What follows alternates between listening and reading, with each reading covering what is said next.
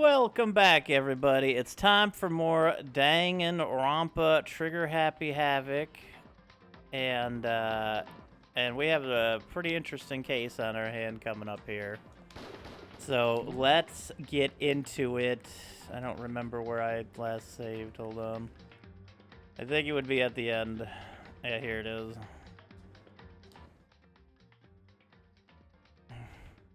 Now that's a name I've not heard in a long time. I love Hootie. Hootie and the Blowfish. Alright. Here we go. Everyone had heard Monokuma's proclamation, and they were gathered by the red door. And as soon as we were all there... What? Monokuma appears! There's two of them! Hello, hello, hello. He's multiplied? What's up, Ralph? Wrong. Nope, not multiplication. It just looks that way because of an illusion. I'm moving so fast it only looks like I've multiplied. Can you guys tell which one is the real Monokuma? Can we just get on the elevator already? Boy, tough crowd. And you're not playing along. Stop talking. We're not here to play with you. Okay. Okay, fine. Hey! And if everyone's here and ready to go, please board the pain train, or elevator. I'll see you guys down there. Let's go. Thank you for the GG, Ralph. Appreciate that. Oh, is it too quiet at the moment? I'll turn it up. And I need to lower my fucking giant fucking head for this game. Tiny Toad. I'm getting tiny me.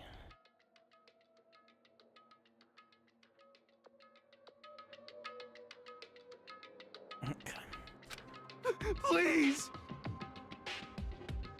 Hold on, I'm not mentally prepared yet. What the heck? You'll never be mentally prepared. You can't run away anymore, hero. You're gonna pay for your sins.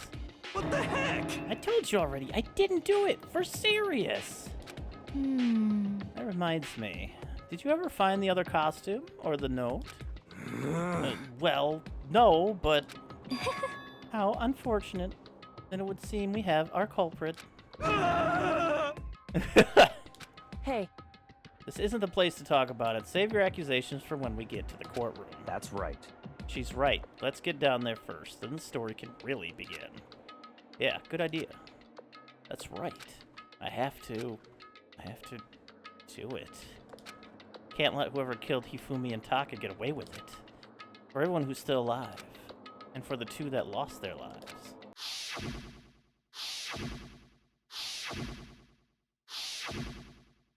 The one who killed Hifumi and Taka. The one who killed two of our friends. The killer is... all of them. Someone right here. Damn. I don't like Monokuma's carefree attitude. Just the worst. Let's hurry up and go so we can make Hiro pay for his crimes. Were you listening? Wait till we get to the courtroom to begin your arguing. It would appear the culprit has been confined. This trial will be over in no time. Oh, I'm sure. Hey. The story begins when we get down there. It wasn't me. You gotta believe me. Yes. Come on, Big Mac. Let's do it. Is there a possible way to marry Genocide Jill in this game? I took one last deep breath and exhaled slowly. I began to walk towards the elevator. Once everyone was on board, or aboard, the doors closed on their own, and the steel box began to move.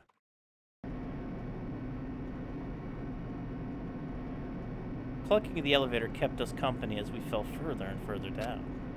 There was no going back. Until we settled all this, we couldn't go anywhere. Up, JP? I'm not sure how long it was before the elevator finally came to a stop. The elevator doors slid open, opening up onto a cruel fate. When I see all of you gathered together like this, I realize just how few of you there are left. Your school life is slowly reaching its climax. It's just the worst. Only 'cause of you.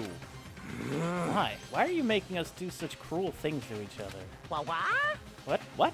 Do you really hate me so much? But I'm so cute. Come on. Stop goofing around and begin the trial. Don't rush me. Of course I'm gonna start. I would never be like, stay tuned for the action-packed class trial after this commercial break. Hey, Nath. I love how some of them are certain it's an open and shut case as if Monokuma would ever allow the... Yeah. I never hold out on you like that. Okay, let's begin. Get to your assigned seats. And so the curtain opened once again. A deadly judgment, a deadly deception, a deadly betrayal. A deadly riddle, a deadly defense, a deadly fate. A deadly class trial. Yes, of course I want to save. Oh, I usually should save it there, right? That's fine. Okay, truth bullets. Monokuma file number 3. The victims were Hifumi Yamada and Kiyotaka Ishimaru. Cause of death for each was a blow to the head. It is thought that they were both killed with a similar weapon. Blue tarp. The tarp was found in the repository under Kiyotaka's lifeless body. It was apparently used to move Kiyotaka in order to avoid leaving any bloodstains. Repository dolly. The dolly was found in the when the body was rediscovered in the repository. This specific dolly has no handles, and blood was found on one of its wheels. It is assumed that this is the same dolly that was in the equipment room where Kiyotaka's body was originally discovered. Hell yeah, Nath. Hifumi's glasses. When they were first found in the nurse's office, Hifumi's glasses were covered in blood. However, when they were next seen in the repository, they were completely clean. Spotless hammer. Hammers of all shapes and sizes were found in the repository. One of them was found wet and had apparently been recently washed. Repository door. The door connecting the art room to the repository was designed to open only from the repository side. According to Aoi, it was locked during the search for the missing body. However, when the body was rediscovered, it had somehow been unlocked. Equipment room. Blood stain. A puddle of blood was found in the equipment room where Kiyotaka's body was initially found. A tire track had been leading behind in the blood, but there's 2 tracks. Unless that's one big wheel that only has the sides left down. Glasses cleaning cloth. The cloth was found in the trash can in the nurse's office. It is branded with a popular cartoon character. It was found with blood on it. One has to wonder if someone used it to wipe some blood away. You've left us hanging off a cliffhanger right before the trial. Celeste account. Hifumi's body disappeared when Celeste and Aoi left the nurse's office to use the bathroom. Apparently, they weren't gone for more than a minute or 2. Meeting in the dining hall. Yasuhiro's message.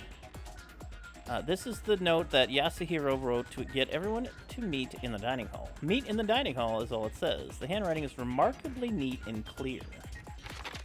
Robo Justice blueprints. These are the blueprints for Robo Justice, which were found in Yasuhiro's room. But you notice that they, whoever drew on this didn't do that. This is much messier than this handwriting. Have the arms bend like this. Robo Justice costume. No one but Yasuhiro could have possibly fit into the costume. In addition, anyone wearing it would not be able to see their feet or bend at the waist more than 90 degrees. Yasuhiro's account. Apparently, Yasuhiro received a mysterious note last night. The note reads, I found a hole maybe we can use to escape. Monokuma can't find out, so don't tell anyone else for now. Let's meet in the rec room at 1 a.m. Broken wristwatch. Kiyotaka's wristwatch broke, with the hands pointing just past 6 o'clock. It was confirmed that as of late last night, the watch still worked, which means it must have broken the following morning when he was attacked.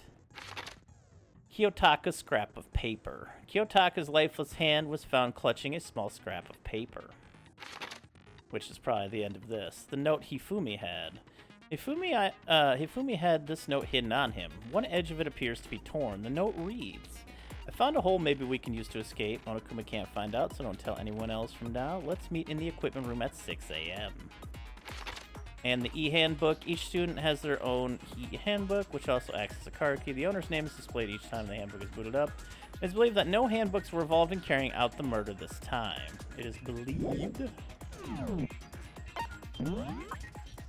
Right now we're looking at presents.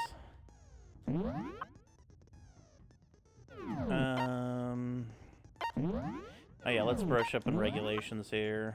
Students may reside only within the school. Nighttime is from 10 p.m. to 7 a.m. Some hours are off limits.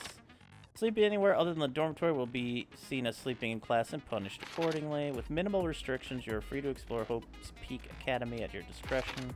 Violence against Headmaster Monokuma is strictly prohibited, as is destruction of surveillance cameras. Anyone who kills a fellow student and becomes blackened will graduate unless they are discovered. Once a murder takes place, a crash trial will begin shortly thereafter. Participation is mandatory for all surviving students. If the guilty party is exposed during the class trial, they alone will be executed. If the guilty party is not exposed, everybody else gets killed. Loaning your e-handbook to another student is strictly prohibited. The guilty party may only kill a maximum of 2 people during any single killing game. Additional school regulations may be added as necessary. Okay. So nothing really new there.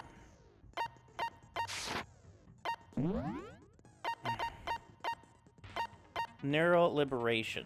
The focus gauge decreases more slowly during concentration and fever time. Effective during the non-stop debate, the Hangman's Gambit, and the bullet time battle. Handiwork. Allows you to reload 2 bullets at once, effective during the bullet time battle. Decrease bullet capacity effective during the battle time. Increases damage to the opponent when a statement is destroyed, effective during the bullet time battle. Increases the speed of memorizing a statement, effective during the non-stop debate. There's a lot of abilities in this game. I think I'll go with the Neo Liberation first for now. Alright, let's go. All rise!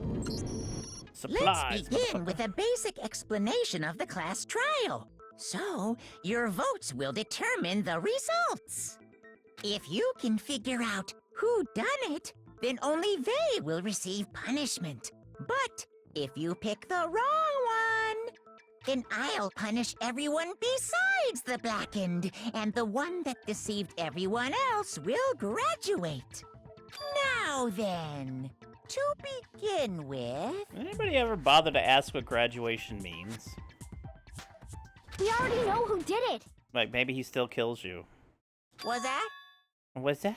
It was Hiro. He does not have an alibi for when the murders took place, and we found him in that suit. Don't try and deny it. You killed them. I didn't! Someone knocked me out! I was asleep the whole time! I don't know anything about it! Shut your murdering mouth, murderer! Well, her tongue has a loop-de-loop in it. Who are you calling a murderer? I am sorry to say, Hiro, but we do have evidence. Blueprints for the suit. Parts we assume were used to build it. You're being really pushy about this, Celeste. And all of it was found in your room. You have to admit, the evidence is quite compelling. I got mine. It points to you as having created the suit and wearing it while committing crime after crime. How many times do I have to tell you? I don't know, I don't know! Is Hiro really a killer? Or anything else, we have to make that clear. Just by Hiro being punished? You know they were knocked out. Yasuhiro's message is what we're doing with first, okay? Everything we found in your room. The blueprints, the suit parts, they are all proof enough that you are the culprit. I don't know anything about that stuff! It's Wait, not no, I didn't true. want to It's a shoot that. Oh wait, I have to remember my there we Hiro, go. why? Why did you kill them? No! Just hold on a second! Alright, I had to remember my controls there for a second. Everything we found in your room. The blueprints, the... No, that's wrong. No, that's wrong! Fucking. Are we sure Hero really made those blueprints?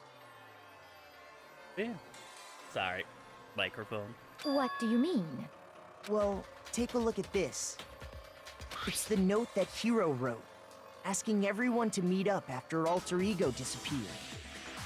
The handwriting's obviously different, wouldn't you say? When you compare it to the blueprints, There's no way you could think the same person made both of them.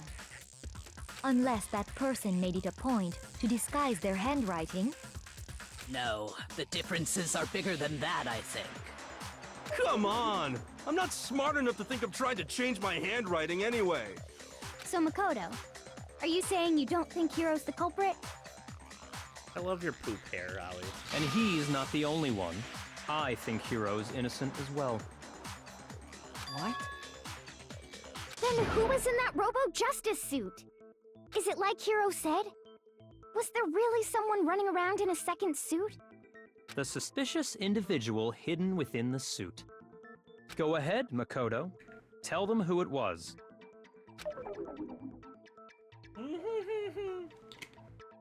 And of course he passes it to me. So, who was in the Robo-Justice suit? Soup. Just an invalid question. The one that must have been in the suit. The Illuminati. Nina. Oh wait, no, Shoot. no. He's in the fucking suit. I really gotta think these things out ahead of time. The Illuminati. I got it! Other than Hero, Yakya's on our I side. can't think of anyone else Yeah. it could have been. Obviously, he was the one in that particular suit, and we never found any kind of second suit. Then there can be no doubt. Hiro is the prime suspect. That doesn't make any sense. You just said Hiro didn't do it. It makes perfect sense. Hiro was the suspicious individual in the suit, but he's not the culprit. So what you're saying is... That's right. The culprit in this case has nothing to do with being in the Robo-Justice suit. What? Now that's a bold assumption. And what reason do you have to make such a statement? You do have a reason, yes? Of course. But before we get to that, there's something else we need to clarify first. So let's get that out of the way. Hey, stop trying to boss us around. All things have a proper order. So what is it? What needs to be clarified? We must clarify the method of transportation for Taka's lifeless body. It would seem that his corpse was moved using certain particular items. Makoto, can you tell us what they were?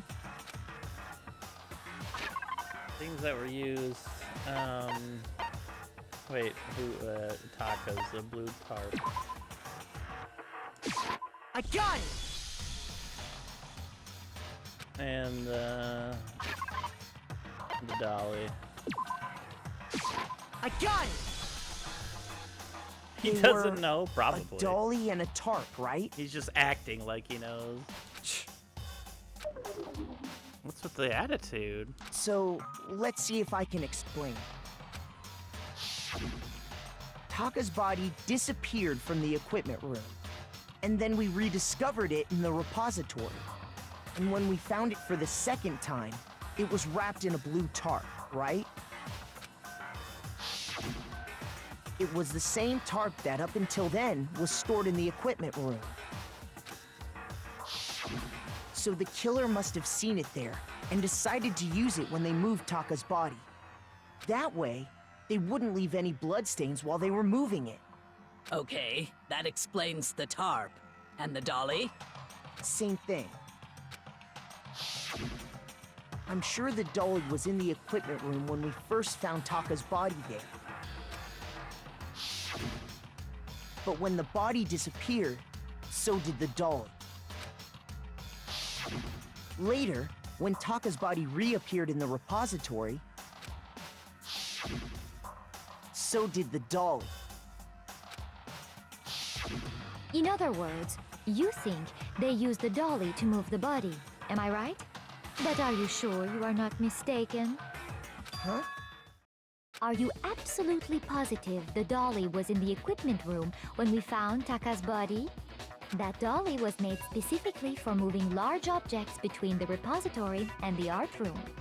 It would be very strange indeed to discover it had made its way to the equipment room.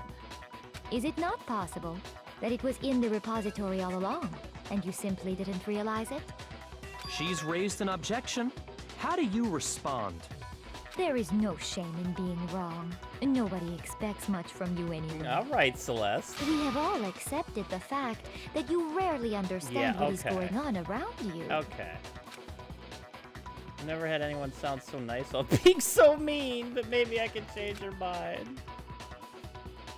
How does she know it was made for that specific purpose? They have been there. Yeah, Squid! If I could just explain to them why the dolly must have been moved from the equipment room to the repository. New element has been added.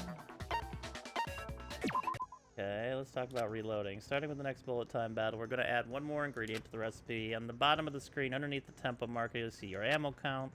Up until now, there hasn't really been a limit on how you destroy your opponent's statements, but from now on, just locking on and pressing the Y button won't be enough to handle them. Now it will cost you one bullet to destroy a single remark. Once you run out of bullets, you can't destroy any more statements no matter how locked on you are. However, you can reload by pressing X. Just like locking on, you'll have to press the X button in time with the tempo. Ah, okay. What's up, Deeber? Basically, just remember that the X button now has a function along with the A and Y. Yeah. You will automatically reload at the start of fever time, and your ammo will not decrease. Oh, but if your action difficulty is set to gentle, you won't have to reload at all. In which case, you can ignore everything I just said. Good luck and have fun.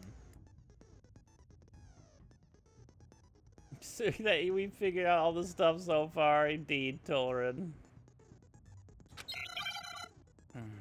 Bullshit.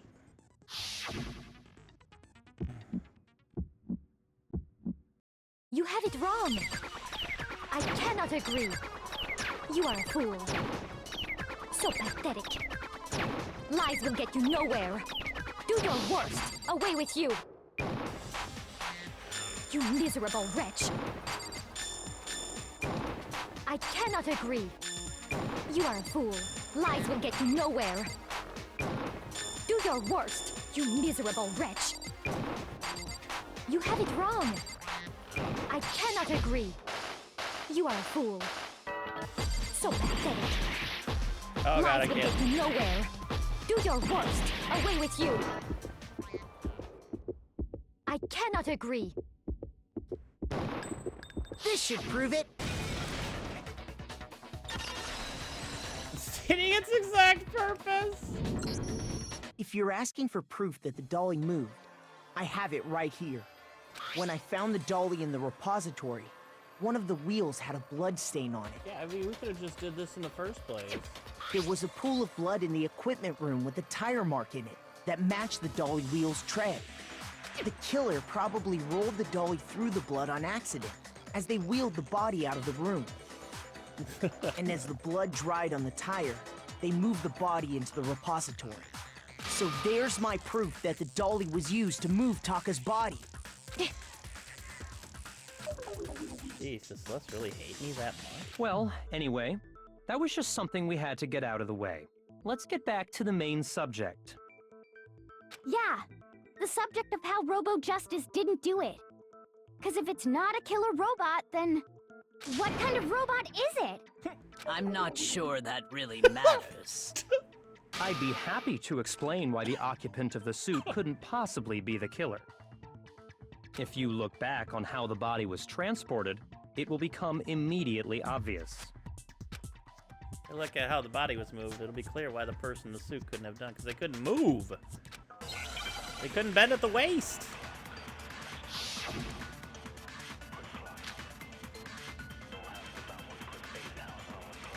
As we know, Taka was killed in the equipment room. And from there, the body was moved to the repository, correct? Yeah, the culprit wrapped the body in the tarp, then loaded it onto the dolly and wheeled it off, right? Now, keep in mind that the dolly doesn't have a handle. Well, yeah, but even without a handle, All you'd have to do is bend over. There it is. Then you could push the dolly no problem.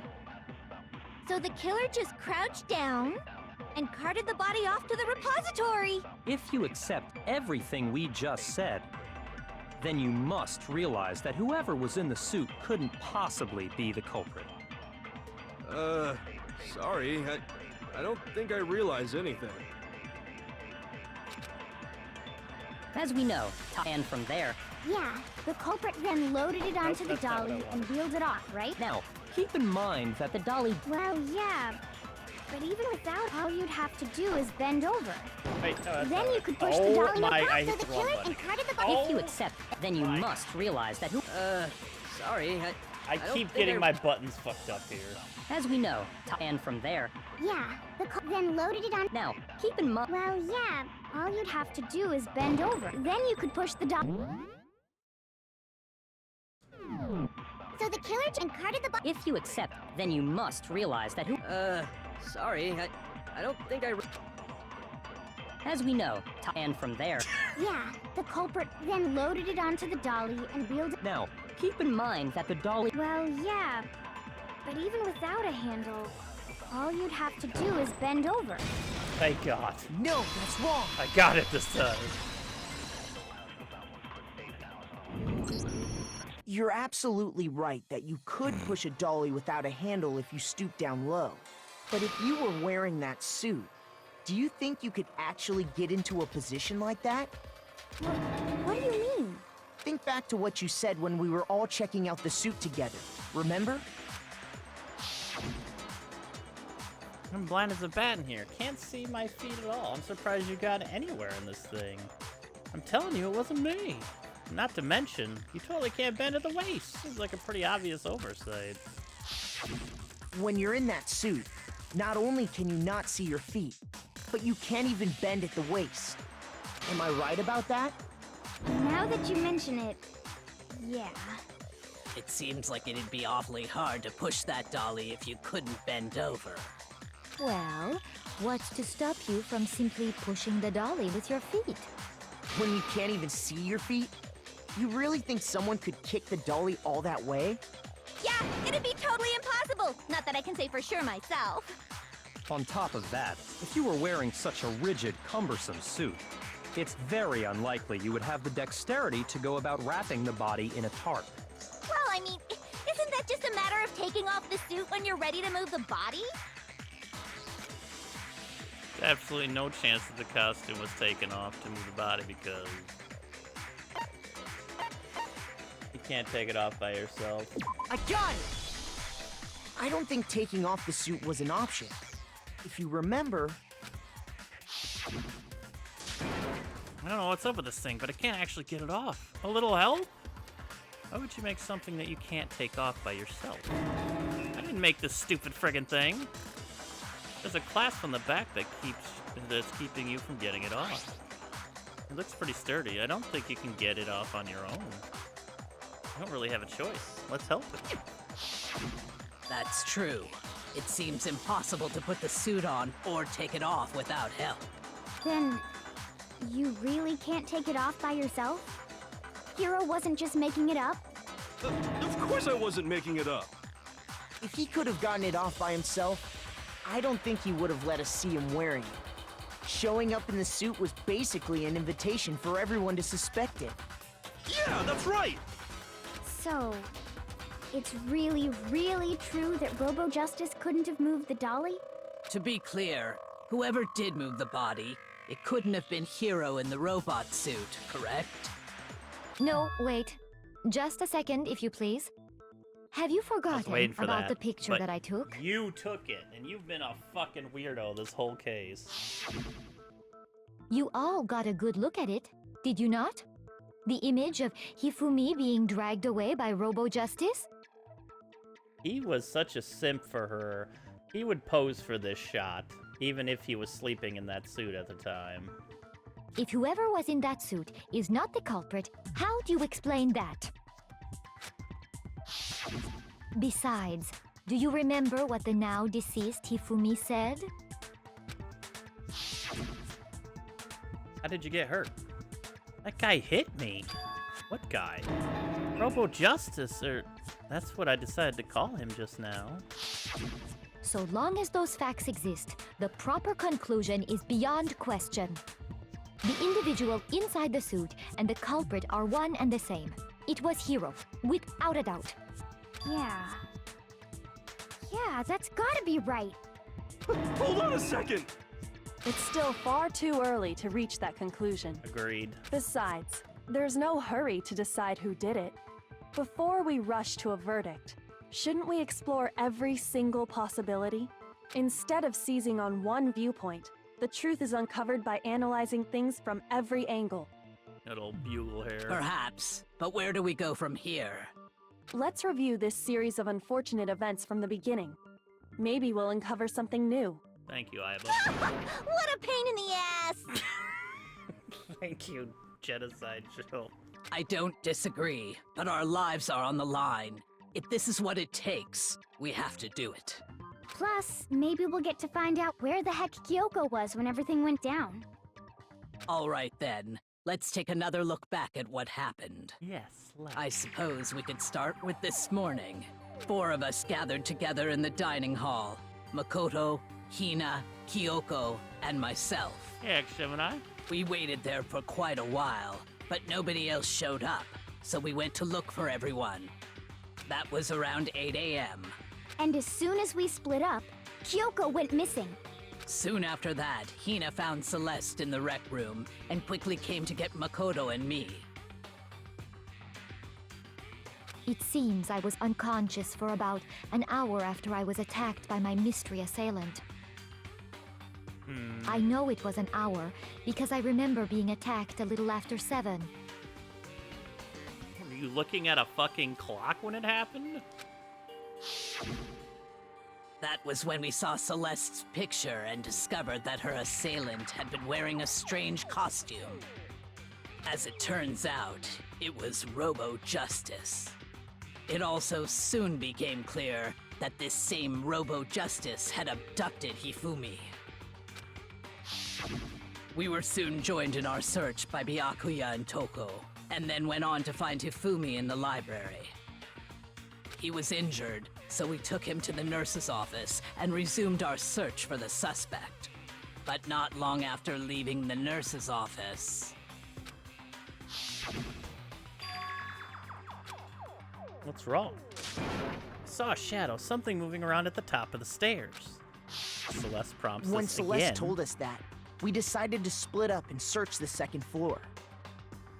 And soon after that, I saw someone moving around on the 3rd floor, and I yelled out to everyone as soon as I did.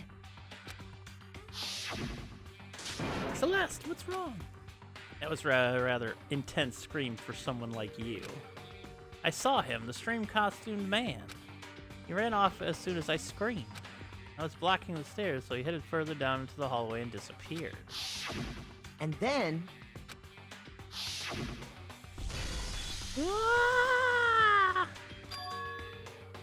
Huh? What was that? That came from downstairs. It must have been Hifumi. He's in the nurse's office. This is bad. Come on, we have to go back. at that point we decided to divide up into 2 groups. Is Monokuma the nurse, or are they left to fend for... I think they left to fend for themselves. Celeste, Hina, and I went back to the nurse's office, They didn't get the ultimate nurse, though. while Sakura, Byakuya, and Toko chased after the suspect. When we got back to the nurse's office, we found Hifumi, dead. And that's when we heard the No. body discovery We announcement. saw Hifumi knocked on the ground with blood all over them. They still said something later. They were not dead here. I left Celeste and Hina there and headed back to the 3rd floor to let the others know what had happened. True Kit. Meanwhile, we had just discovered Taka's body in the equipment room. Howdy, Kit. We must have found both bodies at almost exactly the same time, because we heard the same announcement not long after we discovered his body. And that's when I told you guys about Hifumi. Then the 3 of us headed for the nurse's office. But right after we left the physics lab, we ran into Celeste, who'd arrived after us. And she told us something very surprising. Hifumi's body has disappeared. We rushed back to the nurse's office and saw that she was right. Then we remembered we'd left Toko passed out in the equipment room, so we hurried back again. This can't be happening. Are we hallucinating all this or something? But when we got there, we discovered that now Taka's body had also gone missing. Next thing we knew, we were searching the school for 2 missing dead bodies. And after some time... Celeste informed us that she'd found the bodies, and we all headed to the repository, which is where we rediscovered the corpses. I think that about covers it. I see. The whole thing sounds exceptionally complicated. It certainly seems to me that these are not a simple series of connected events. Okay, well, if that's true, then what? Rather than a single series of events, I think we have to consider each murder a separate situation. It's possible. Hifumi could have murdered Taka, but whoever Taka murdered, maybe Hifumi figured it out, so they murdered Hifumi. And from there, we can uncover the contradictions surrounding all of them. Now then, let's get started, beginning with what happened to Taka. Contradictions hidden in what happened to Taka. In order to uncover the truth of this case, I have to find them no matter what. Make your argument. Monokuma file number 3. So, regarding Taka's death, I wonder if he died before Hifumi, or perhaps it was after?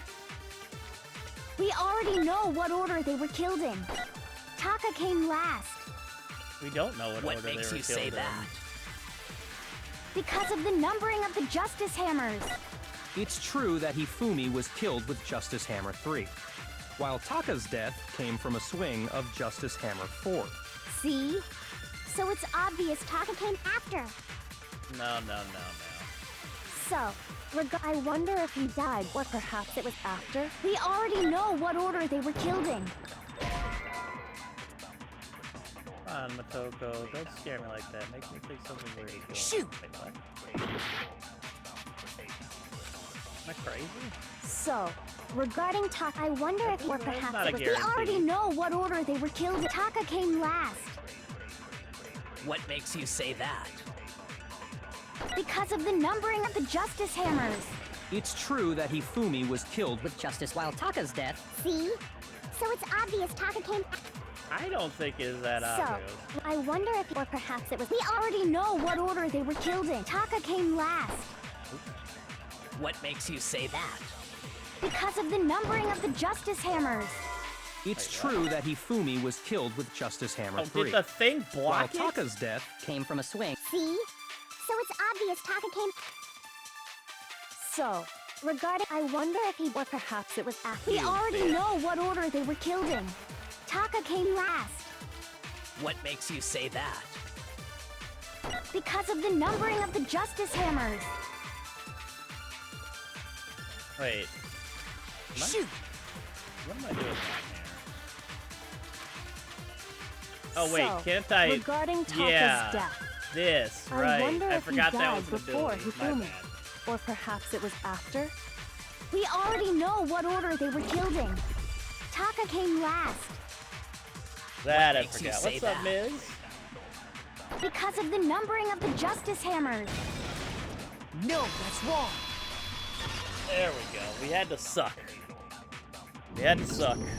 Hold on. There's no reason to assume that the hammers were used in the same order as their numbers. If anything, that's just another way the killer tried to disguise their actions. So you're saying the culprit wanted us to think the hammers were used in order, but in reality, Taka was killed before Hifumi? The fucking watch, man. Okay then, let's see the proof.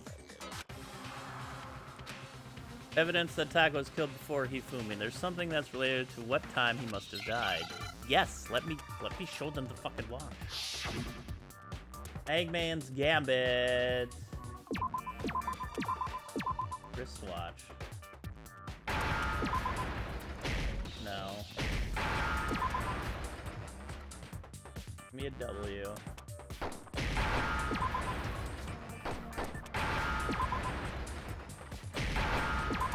There's an H. Now I understand. Could be anything. I've got it. Taka's wristwatch. Yes. See? Look. It broke with the hands pointing just past 6 o'clock. It must have gotten broken when he was attacked by the killer. Because as of last night, Hey, you! How long were you going to keep us waiting? Taka's irritated voice pierced the air as he stared pointlessly at his wristwatch. It's almost 10 o'clock, you know that? Bedtime for all the little boys and girls. so if it wasn't broken after 6 last night, then he must have been attacked around 6 this morning.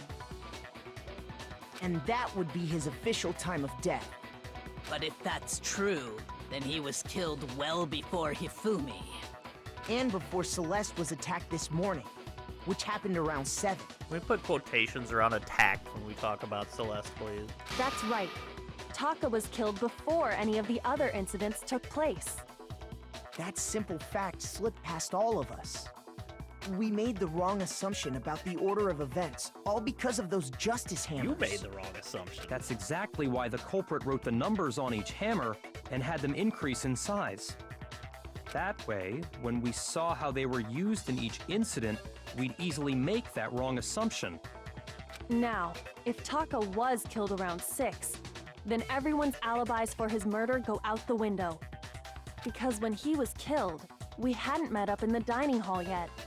That may be true in the case of Taka's murder, but all of our alibis still hold true for Hifumi's death. That's right. With him, at least, we're all safe.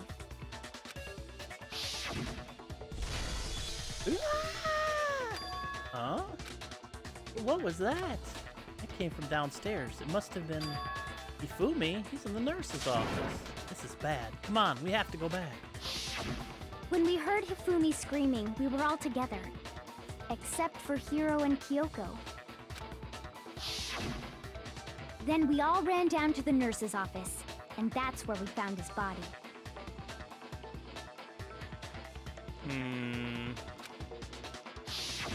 That's totally true. We're all in the clear. Oh, I know! They must have recorded him screaming on a tape or something, then played it later on! If that's true, where's the tape? I don't know. Don't just go making stuff up. Anyway, we all have rock-solid alibis for when we heard Hifumi scream. Since all of us were there together, clearly none of us could have killed him. And it does not stop there. There was also the moment when we discovered his body had disappeared. When his body vanished from the nurse's office, Hina and I were in the bathroom together, while everyone else was in the equipment room, correct? And then there's the disappearance of Taka's body from the equipment room. At that time, we were all gathered together in the nurse's office because of Hifumi going missing. Well, don't forget, I was passed out in the equipment room the whole time. Wait, then what if Allegedly. Genocide Jill did it? She could have dragged Taka's body out of there right then! Even if she could pull that off, there's no way she could have done the same with Hifumi's body. Because, as we just established, she was passed out in the equipment room when his body disappeared. Besides, I didn't do either of them anyway. In other words, it is impossible that any of us could have killed Hifumi or moved either of their bodies. On the other hand, Hiro and Kyoko had disappeared, so they most certainly could have done those things. So what now, Kyoko? For now, we can't get fixated on who did it, or we'll just keep going around in circles. So instead of who, I propose we start talking about how. In particular, I think we need to figure out how Hifumi's body got moved. That's true. We searched everywhere, but we couldn't figure out how to explain his body disappearing. And according to what Celeste said,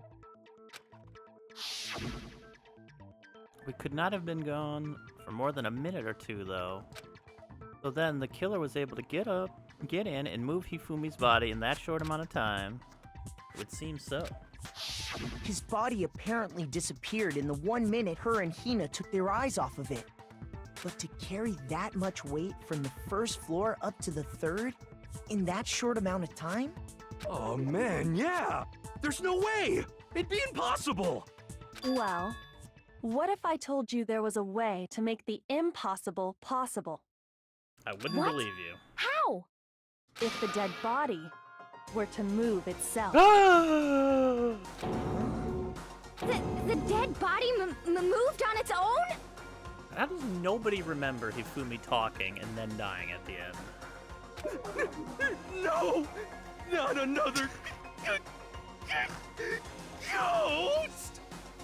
I don't think it has anything to do with the occult. I think what she's implying is, we thought Hifumi was dead, but perhaps in reality he was still alive. He was alive? Thank you for the bits. To the rest of the world. Are you saying Hifumi wasn't carried out of the nurse's office, but simply walked out on his own? I've But I been mean, saying this we for found so his long. body. He was dead. No, we literally heard him talk. Perhaps he was simply playing dead. That It's true, Sneak it Dog. isn't possible. What's up, Sneak Dog? Hey, that Hifumi was still alive. Is it really possible? Bruh.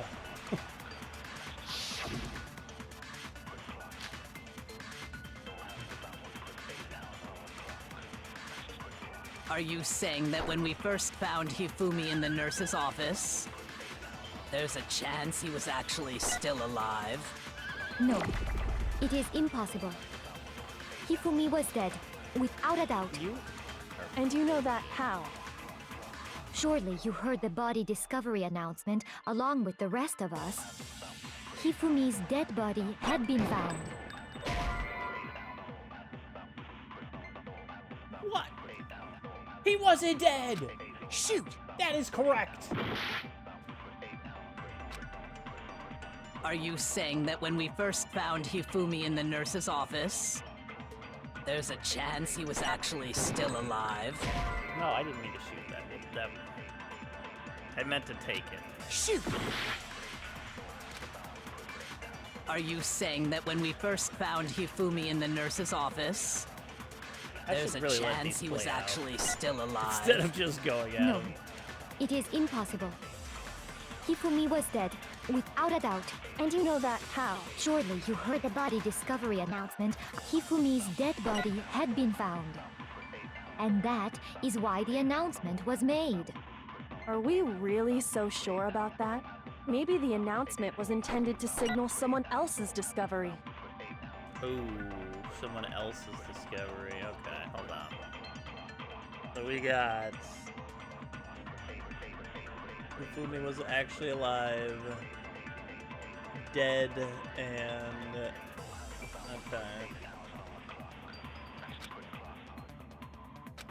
Never checked for a pulse. Are you saying yep. that when we first found Hifumi in the nurse's office, there's a chance he was... No, It is Hifumi was dead. And you know that how? Surely you heard the body discovered. Hifumi's dead body had been, and that is why the Are we really? Maybe the announcement was intended to signal someone else's I discovery. meant to grab that, but I hit the wrong button again. Are you saying that when we first found I don't think I can Hifumi in keep the that nurse's for rounds. office, there's a chance he was actually still alive? No, I swear to God, these controls fuck me more Shoot!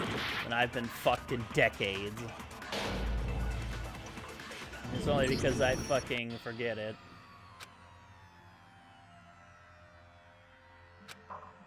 Yeah, we're...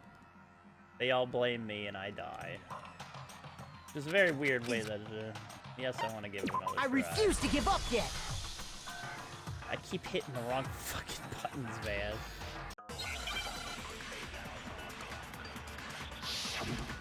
Like, I want to take it. Nope, I accidentally shot it. Nope, I accidentally... Are you saying that when we first found Hifumi in the nurse's office, There's a chance he was actually still alive. No.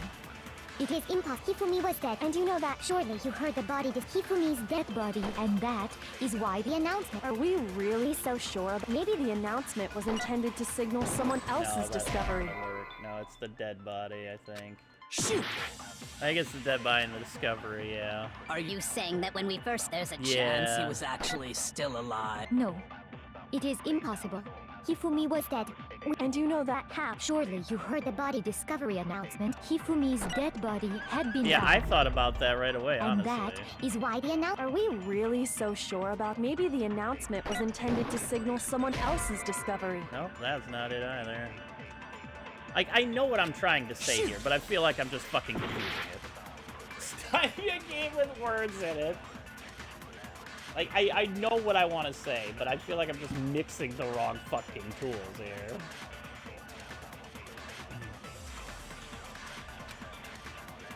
Are you saying that when we first found Hifumi in the nurse's office, there's a chance he was actually still alive? No. It is impossible. Hifumi was dead, and you know that how? Surely you heard the body discovered. Hifumi's dead body had been found. And that is why the announcement. Are we really? Maybe the announcement was intended to signal someone else's discovery. Not it. I feel like I'm just shooting in the dark here.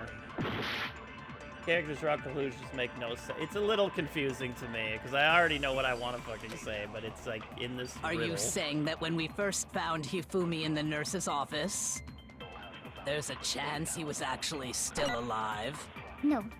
Hifumi was dead. And you know that how?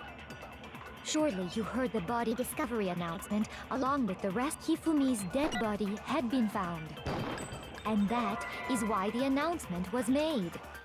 Are we really so sure about that? Maybe the announcement was intended to signal someone else's discovery. No. Shoot! Are you saying Yeah, that when exactly. we first found Hifumi Like, I in want the to nurse's say it, office, but I'm just mixing things up. there's a chance he was actually still alive? No. It is Hifumi was dead, and you know that how? Surely you heard the body discovery announcement. Hifumi's dead body had been found. And that is why the announcement was made. Are we really so maybe the announcement was intended to signal someone else's discovery. Yeah. Are you saying that when we first there's a chance he was No. It is Hifumi was dead. And you know that how? Surely you heard the body Oh, yeah, I discovery should probably announcement. look at that to see Hifumi's if I dead, can and do that. that I is why. tried Are that. we really? Maybe the announcement was intended to signal someone else's discovery. Can that stay between rounds? Oh, it Are you can! saying that when we first found Hifumi in the nurse's office, there's a chance he was actually still alive? No. Oh. It is impossible. Hifumi was dead. Okay, that makes it a little without more. a doubt. And you know that Okay. how? Surely you heard the body discovery announcement. Along with the Hifumi's dead body had Yeah, been that. found. Yeah, that. No, that's wrong! I didn't know you could keep it. Ugh. Was the body discovery announcement that was made really intended for Hifumi? Of course it was. The announcement played right after we discovered his body. Maybe. But that was also the same time that Taka's body was found. That's right. It wasn't long after finding his body that we heard the announcement. So there's a good chance we've made a mistake in there somewhere. I think we've confused whether the announcement was for Hifumi or Taka. First of all, if two bodies had been found, there really should have been two announcements. Maybe Monokuma simply got lazy and rolled them together into one. What do you say, Monokuma? Any There's comments? got a second one. Well, it's a very sensitive issue, so I can't go into too much detail. But what I can say about the body discovery announcement is that it's only broadcast when 3 or more people find a dead body for the first time. First time. You see it right there. That didn't answer our question, man. Yes, We're it did. asking if you're a lazy bum. No, actually, that was plenty. Huh?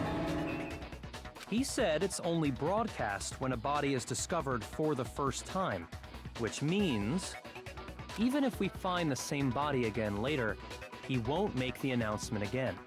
If that's true, then why was the announcement made again later on? Thank you. I'm starting to like you more than everybody else, Byakuya. Huh? Later on? Exactly. We heard the body discovery announcement twice. Second body discovery announcement. The first time it played was when we found each body in the nurse's office in the equipment room.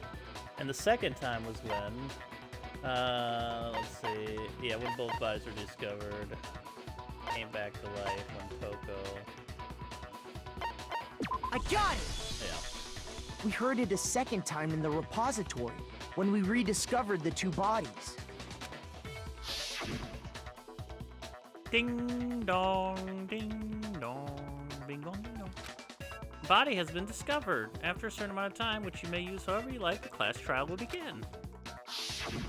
It didn't seem weird at the time. Although Hifumi still but it wasn't dead yet. contradicts what Monokuma just told us, doesn't it? Exactly.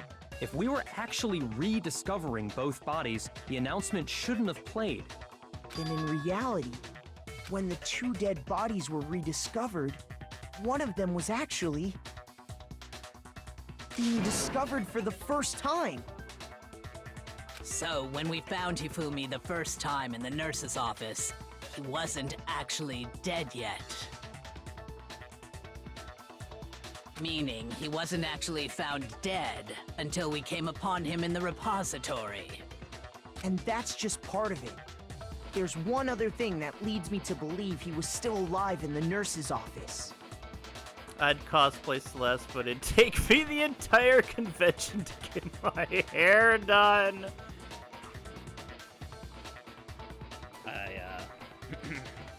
What are we seeing that cosplay? Oh, I know!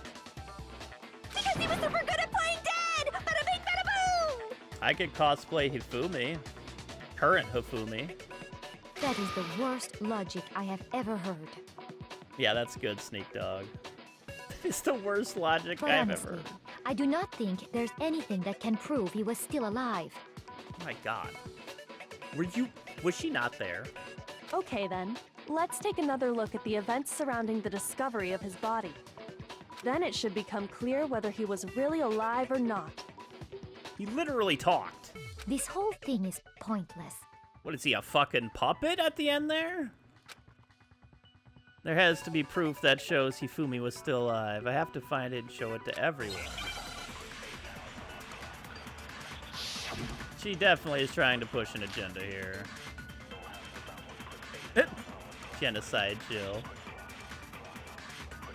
Well, here's one thing we do Alright, know. let me just watch this time. The first time we found Hifumi's body was in the nurse's office. Correct.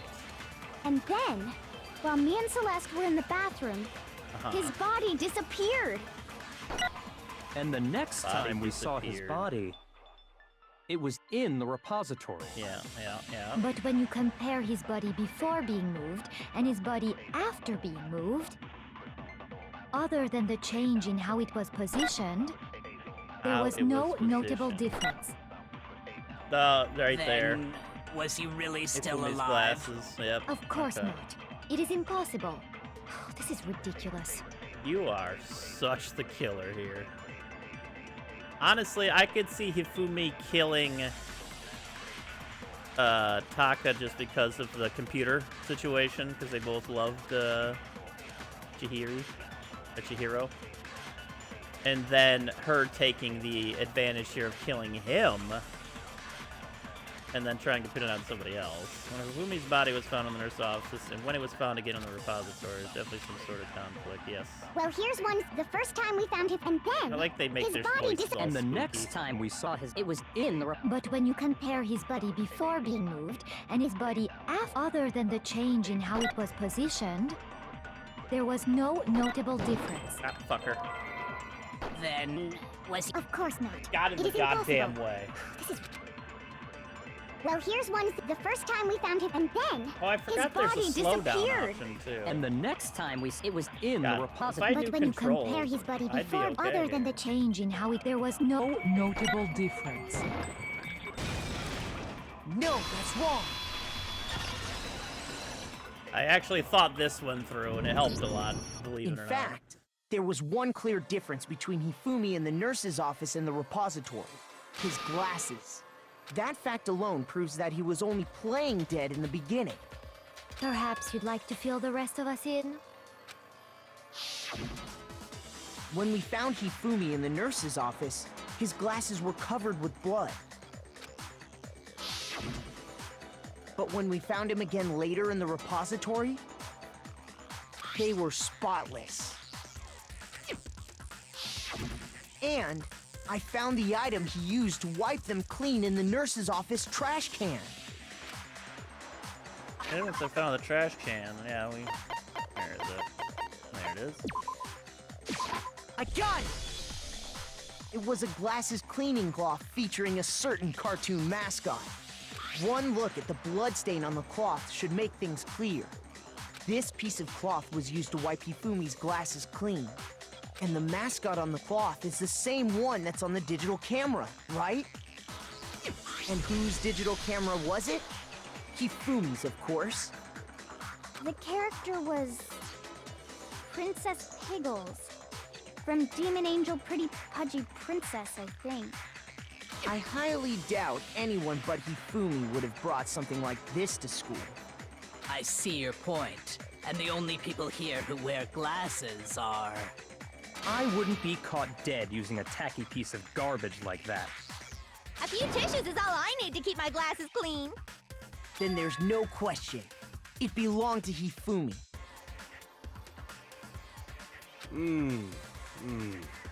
So what you're saying is... what exactly? What I'm saying is, the blood on his glasses was wiped away using his own glasses cleaning cloth. Even if that is true, it does not mean he wiped the blood off himself.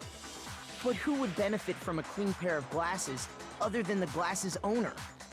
That's a good point. Then it must have been him, right? So let's assume that Hifumi was still alive in the nurse's office. He pretends to be dead. Then when he's alone, he wipes his glasses clean so he can see. Then he stands up and walks out on his own 2 feet. And with that, the impossible task of moving his copious corpse becomes possible, wouldn't you say? But then, if he was just pretending to be dead, what was with all that blood? Was it paint or something? The fridge in the nurse's office contains packs of blood for emergencies. He probably used one of those. He figured if he was gonna play dead, he should go all out, so he just dumped it everywhere! But he got crazy with it and had to wipe his glasses off when he was done! God, what an idiot! And if Hifumi was still alive at that point, the disappearance of Taka's body is easily explained. It should be perfectly obvious who must have moved Taka's corpse.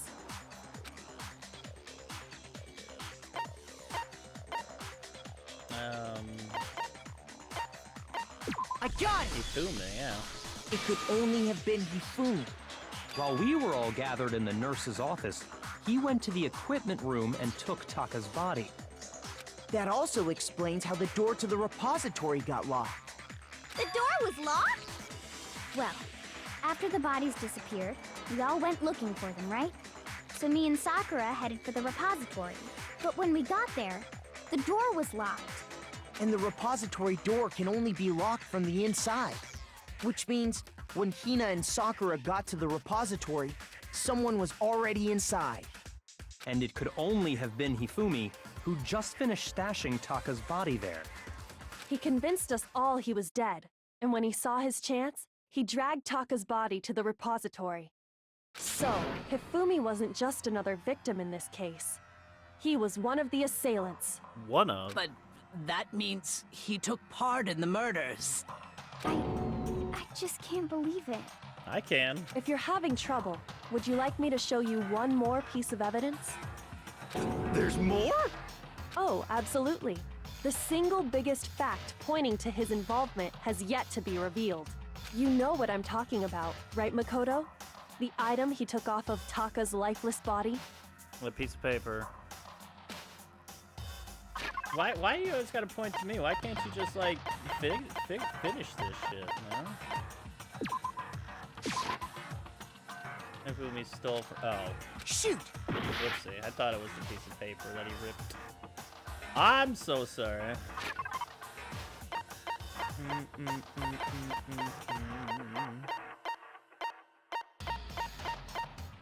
The note Hifumi had. Oh, this maybe. I got it! You're talking about the note Hifumi I had added the hidden wrong away, order. aren't you? Hidden note? That's right. We found it stuffed in his pants. What? In his pants? Yes, his pants. That's a good screen cap right there. Okay, well, forget about the pants for now. Take a look at what the note says. I found a hole maybe we can use to escape. Monokuma can't find out, so don't tell anyone else for now. Let's meet in the equipment room at 6 a.m. Ah, that's the note I was telling you about. The one that told me where to go. Yes, his pants. Huh? Wait, this one's a little different. In my note it said, Monokuma can't find out, so don't tell anyone else for now. Let's meet in the rec room at 1 a.m. I see. Then this note isn't the same one Hiro got. It's not the same? In other words, the killer got in touch with another person besides Hiro. And that person could only have been... Hifumi's pants! I got it! That's right! Taka! The killer used this note to draw out Taka and murder him. Hello? Over here! Objection! Objection! I don't really understand what's going on, but Hifumi had that letter, right? So whoever wrote it wasn't drawing out TikTok, they were drawing out Huffy! Just to be clear, TikTok is Taka and Huffy is Hifumi, right? Ugh! Yes! Why must you ruin it every time? Besides, Jack is seriously scary, but still, I can't let her get to me. I mean, why not? Broken wristwatch, Hifumi's glasses, cleaning cloth, okay. Huffy had the note, right? How do you change ammo again? Then the I person it forgot. was intended for There it is. must have been Huffy! But remember what the note said. What time did it say to meet? 6 a.m., I believe. The time doesn't matter! The note has nothing to do with TikTok! That's not true. Huffy had the note, right? Then the person it was intended for must have been Huffy! But remember what The note, what time did it say? say to meet? 6 a.m. The time doesn't matter! The note has nothing to do with TikTok! Oh. Okay, game.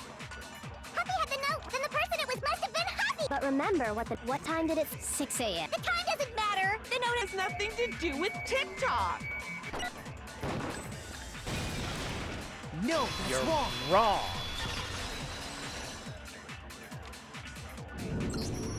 No, there absolutely is a connection.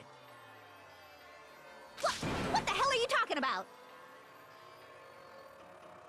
Get her out, yeah, Snake Dog. The note said to meet at 6 a.m., which is the same time Taka was murdered.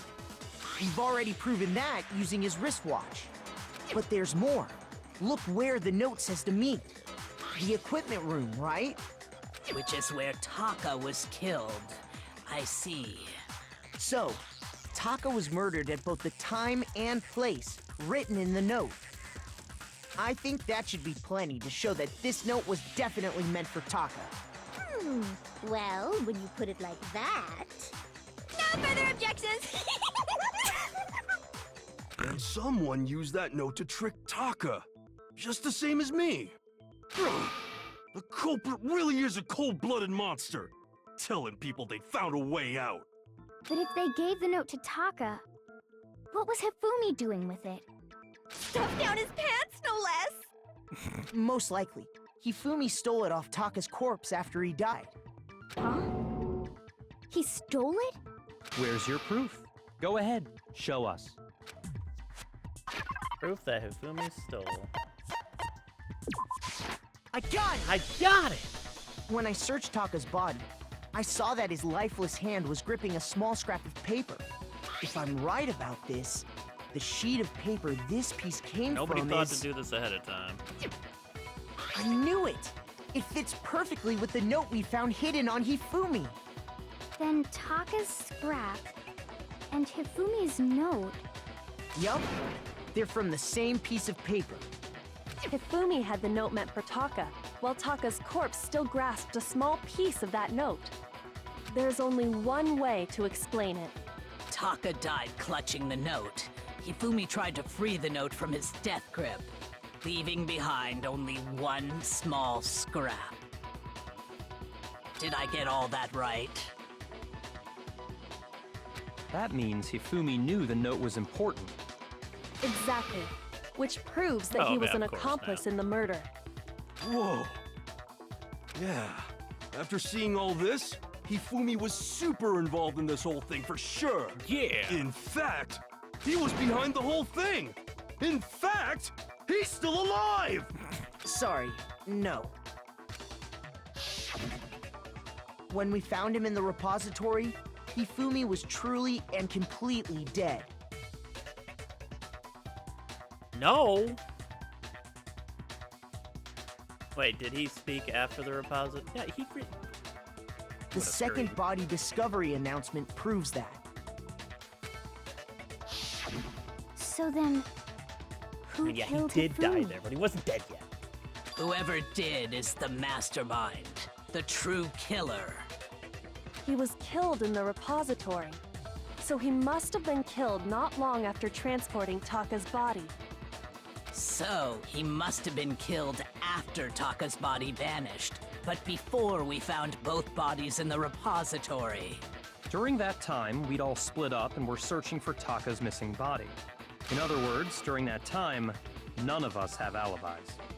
Wait, but me and Sakura were together. Stop trying to steal the spotlight, you stupid walrus! What? Who are you calling a walrus?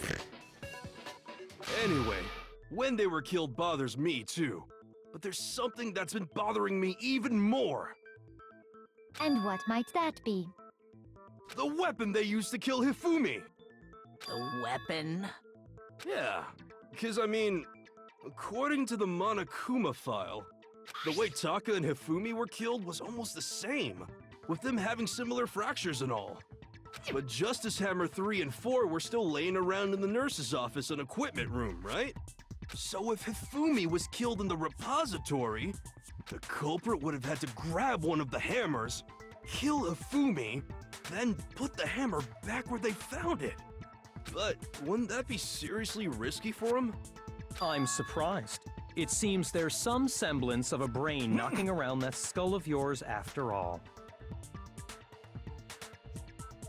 Hell yeah, it's packed in there good and tight. Yeah, she got the blessed He's chested. right, though. I don't understand it either.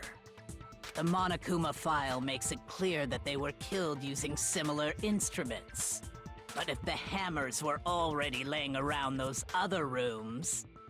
So the question is, how could the culprit have gotten their hands on either of the hammers? Personally, I haven't a clue. Yeah, I bet you don't. So which hammer was used to attack Celeste? Number 1 or number 2? Those were accounted for in other rooms too. And I don't think either one is big enough to kill someone. Then... Well, it depends on who's wielding it. Is it not possible they used a different weapon?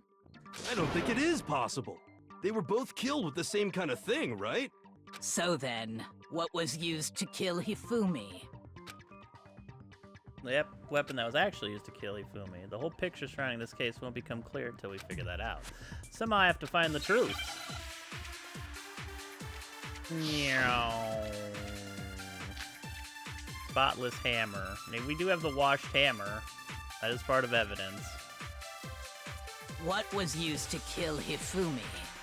Was it Justice Hammer 3? Maybe Justice Hammer 4? Well, whatever it was, There's one thing we have to figure out. How was the culprit able to move around so freely with the weapon? How did nobody witness them carrying it? Sounds like a Justice Hammer 5 is about to make its appearance! Check out murdergear.com/hammertime for more info. Well, one thing seems pretty clear. The murder weapon had to be one of the Justice Hammers. And That's correct. No, that's wrong. Wrong. Wrong. The murder weapon wasn't a justice hammer at all. No, it was something completely different. but seriously? A different weapon? Specifically, a hammer from the It's repository. not a completely The different killer weapon. could have easily Still used a that fucking to kill hammer. Hifumi. Now, all the hammers in the repository were covered in flecks of grit and debris. But for some reason, one of them had been scrubbed clean. Huh? And the reason it had been scrubbed clean was most likely because it was used to commit murder. If the hammer got covered in Hifumi's blood, of course they'd have to clean it off. I'd also like to point out that the repository has all kinds of hammers. Big ones, small ones, and even some flat mallet-like ones. I think whoever made the Justice Hammers used those as a basis for their design. If that's true, that would explain the Monokuma file's note about the wounds being similar. So Hifumi moved Taka's body to the repository, where someone then used a hammer to kill him. And whoever did that is the true killer. The one Hifumi was working with. And the one who betrayed him. Hold on a moment. I still think it's strange to assume someone was working together with him. The way the graduation rule works, there is no benefit to helping someone else carry out a murder. So the idea that anyone would work together like that is simply ludicrous. We talked about this, did we not? We did talk about how there wouldn't be any reason for anyone to work together. At least that's what we thought at first. But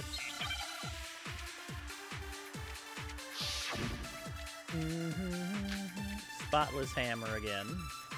Okay. Gotcha. Based on the rules that have been laid out for us, even if more than one person is complicit in the murder, only the one who actually carried out the act can graduate and survive. Assuming the rule holds true, it is simply impossible that two people work together on this. That is how the rule was explained to us. But that only really applies if there's one murder, right? In this case, however, there were two murders.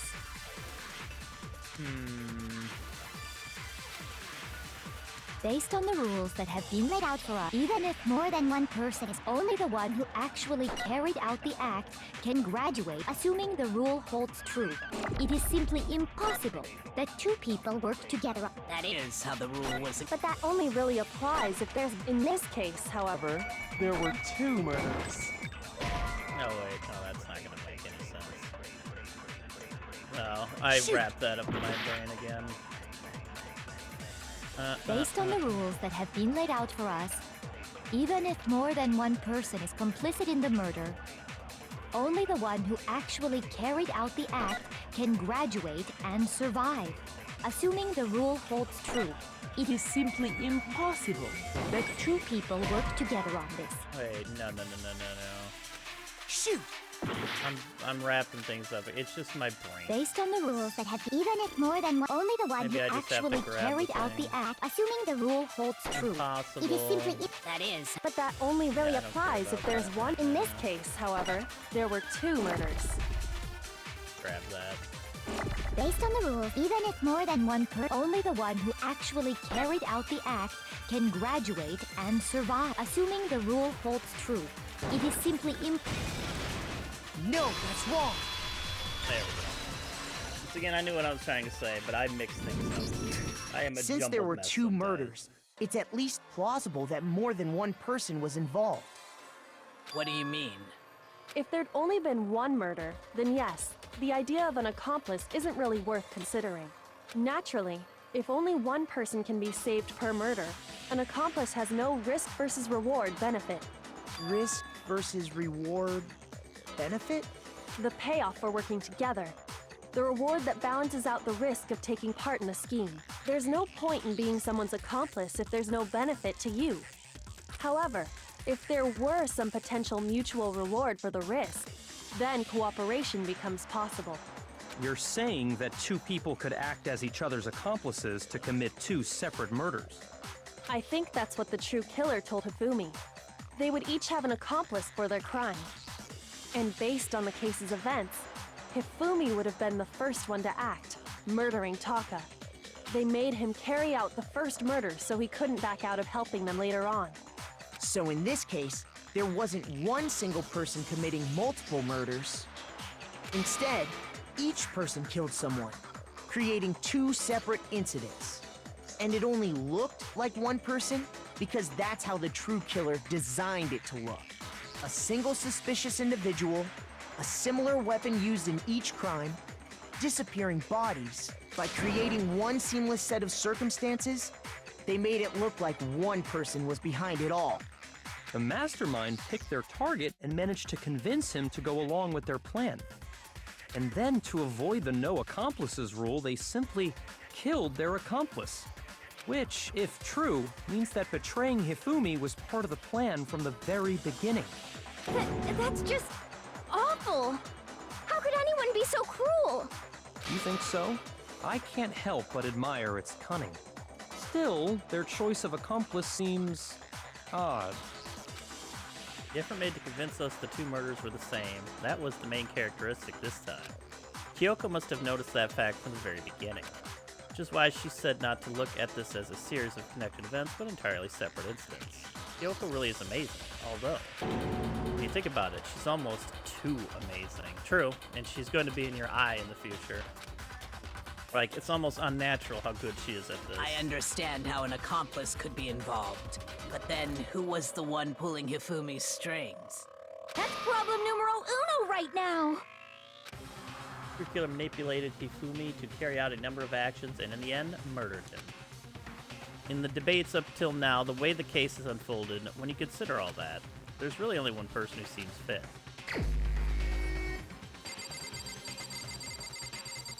I didn't think it would be, so obvious, but... Here's my I'm answer. Sorry.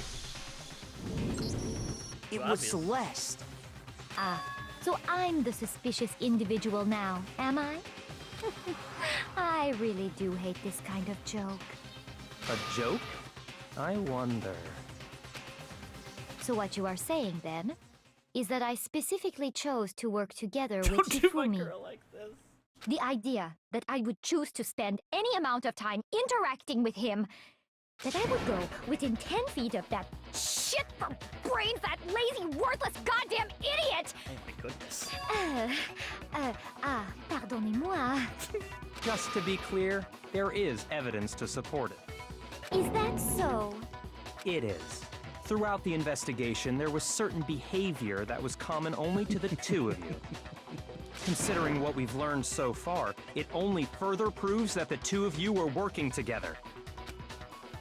What is it that only Hifumi and Celeste had in common? The paper hidden in Hifumi's pants, encountering the suspicious individual, the screaming. Oh Shoot. no, not the screaming. I'm a dumbass. They both scream very similarly though. I got it!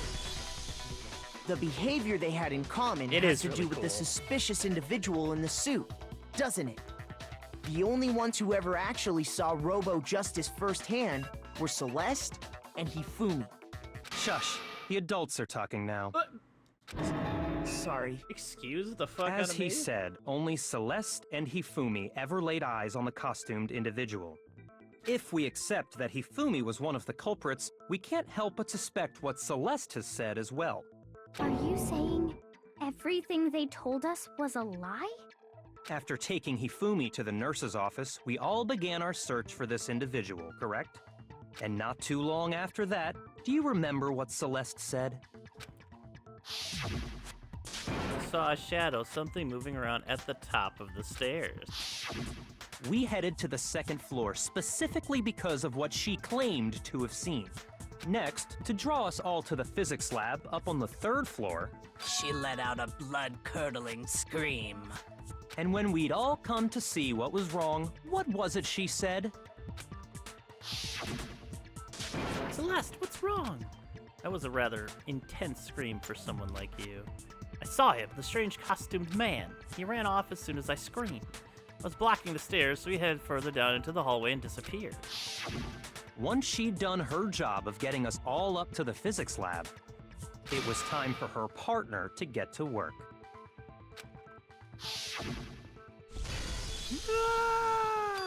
Huh? What was that? That came from downstairs. It must have been Ifumi. He's in the nurse's office. This is bad. Come on, we have to go back.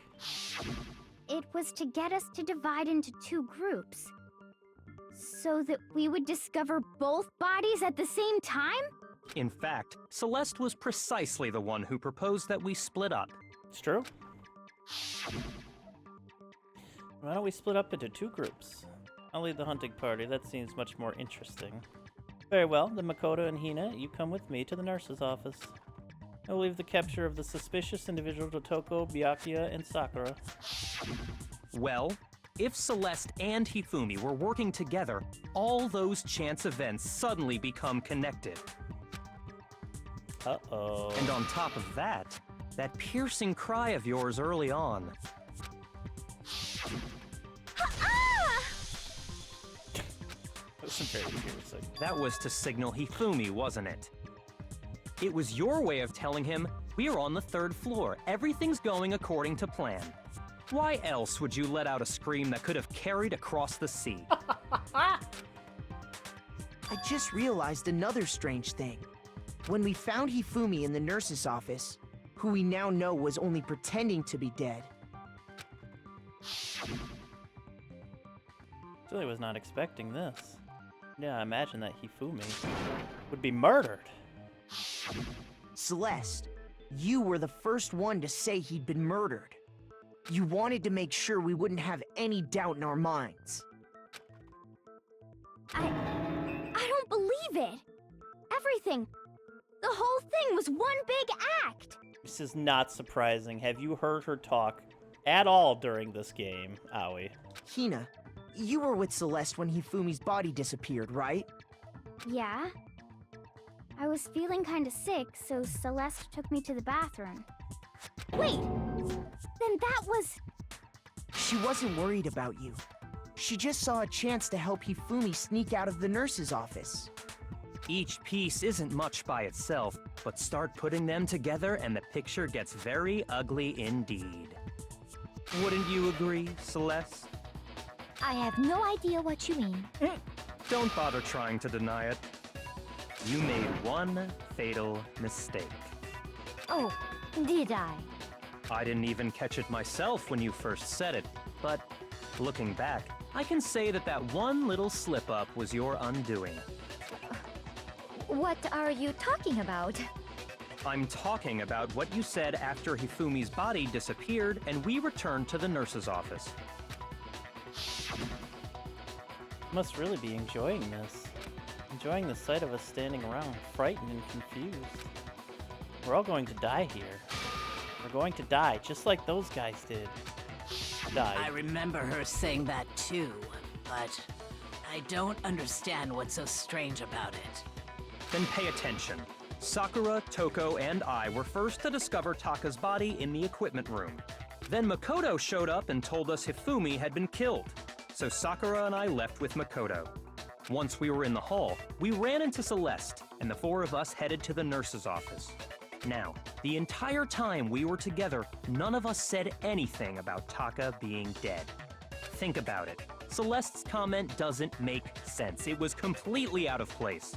Yeah, I see what you're talking about. Although I don't really get what it means. You hear that, Celeste? Everyone's having some trouble understanding. Could you repeat what you said? If you're really not the culprit, you shouldn't have any problem repeating it, right? Byakuya said that Celeste's comment doesn't make sense, but what is he alluding to? Make your argument. Monokuma file number 3. All I said was, they must really be enjoying this. Enjoying the sight of us standing around, frightened and confused. They must be positively elated. We are all going to die here. We are going to die, just like those guys died. And that is all I said. And that's all it takes to finish this. It's obvious, isn't it? What was so strange about Celeste's comment? When she said that, she should only have known about Hifumi's death. True. All I said was, they must really be enjoying this. Enjoying the sight of us standing around, frightened and confused. They must be positively elated. We are all going to die here. We are going to die, just like those guys died. That's not it. Shoot! Oh god, I game over it again. Man, what order am I doing this in?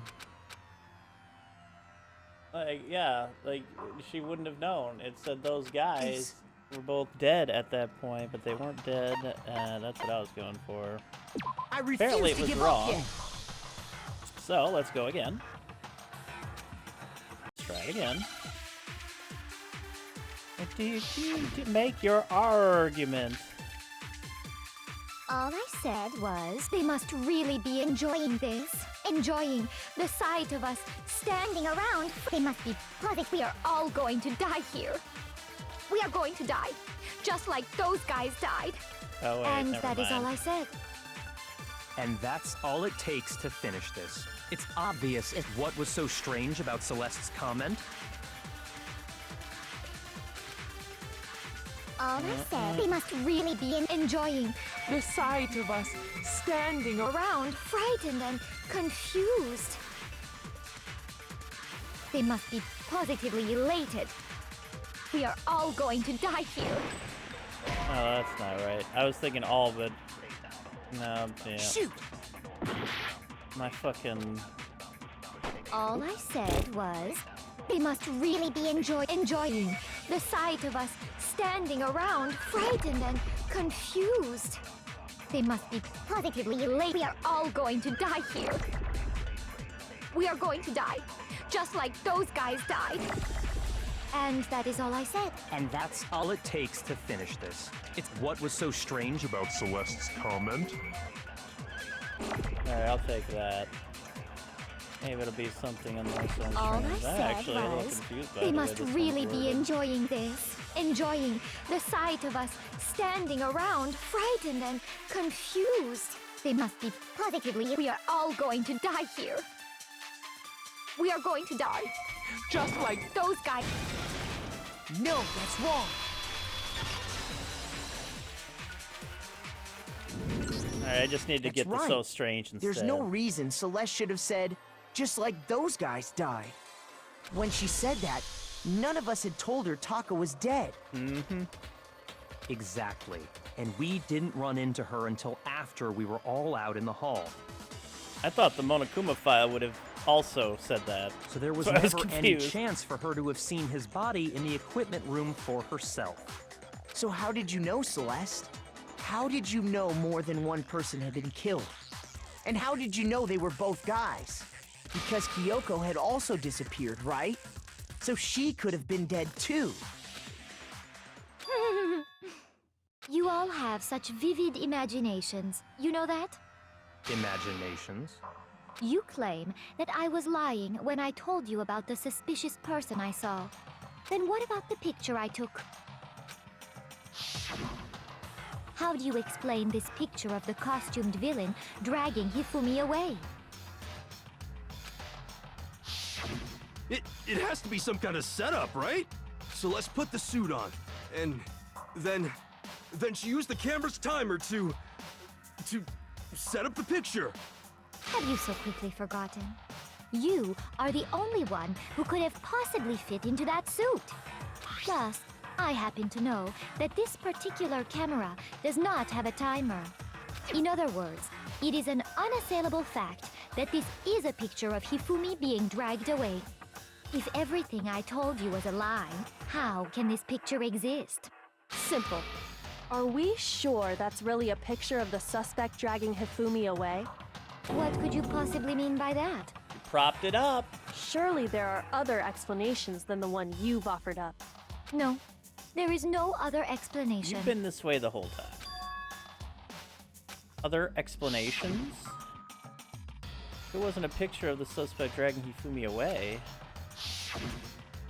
The only other possibility is Hifumi and the suspect been drinking, dancing. Hifumi is dragging the suspect away. Hifumi was in the suspect are dancing. I got it!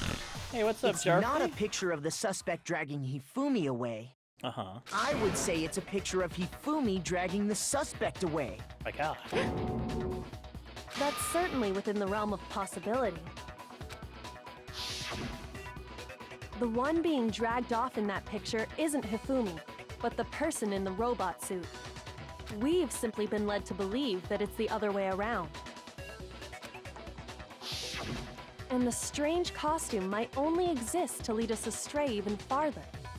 If you saw someone wearing something like that in this situation, of course you'd notice and be suspicious. That's what happened! You put me to sleep and made me out to be the bad guy in all this! Such a thing is utterly impossible.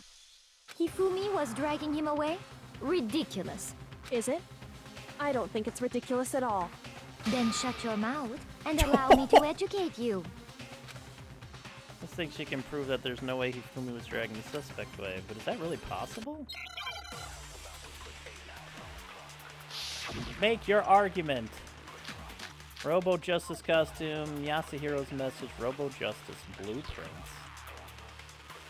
You dressed me up in that suit after I passed out!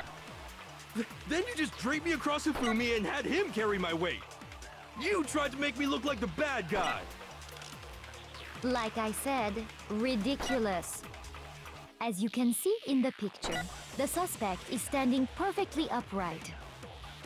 If the person inside the suit was unconscious, there's no way they could stand up straight like that. Nope. Then the That's it fortune-telling right there. idiot is the culprit after all! Suit doesn't bend No over. way! You dressed me up in that, then you just draped me. You tried to make me look. Like I said, as you can see in the picture, the suspect is standing. If the person inside the suit, well, there's no way they could stand up straight like You're wrong, No, bitch! it's wrong.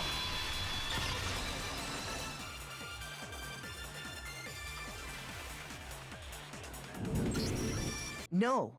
Even if the person inside the suit were unconscious, they could still stand up like that. Because that Robo Justice suit had a certain characteristic.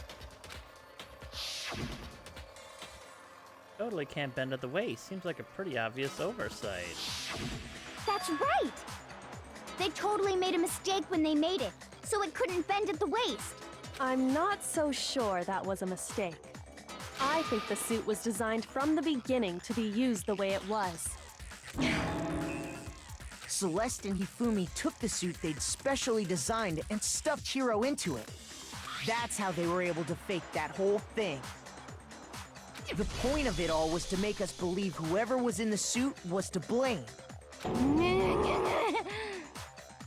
Well then, I suppose this is checkmate. You have to make that noise all the time if you're gonna cosplay as her, Polly. checkmate.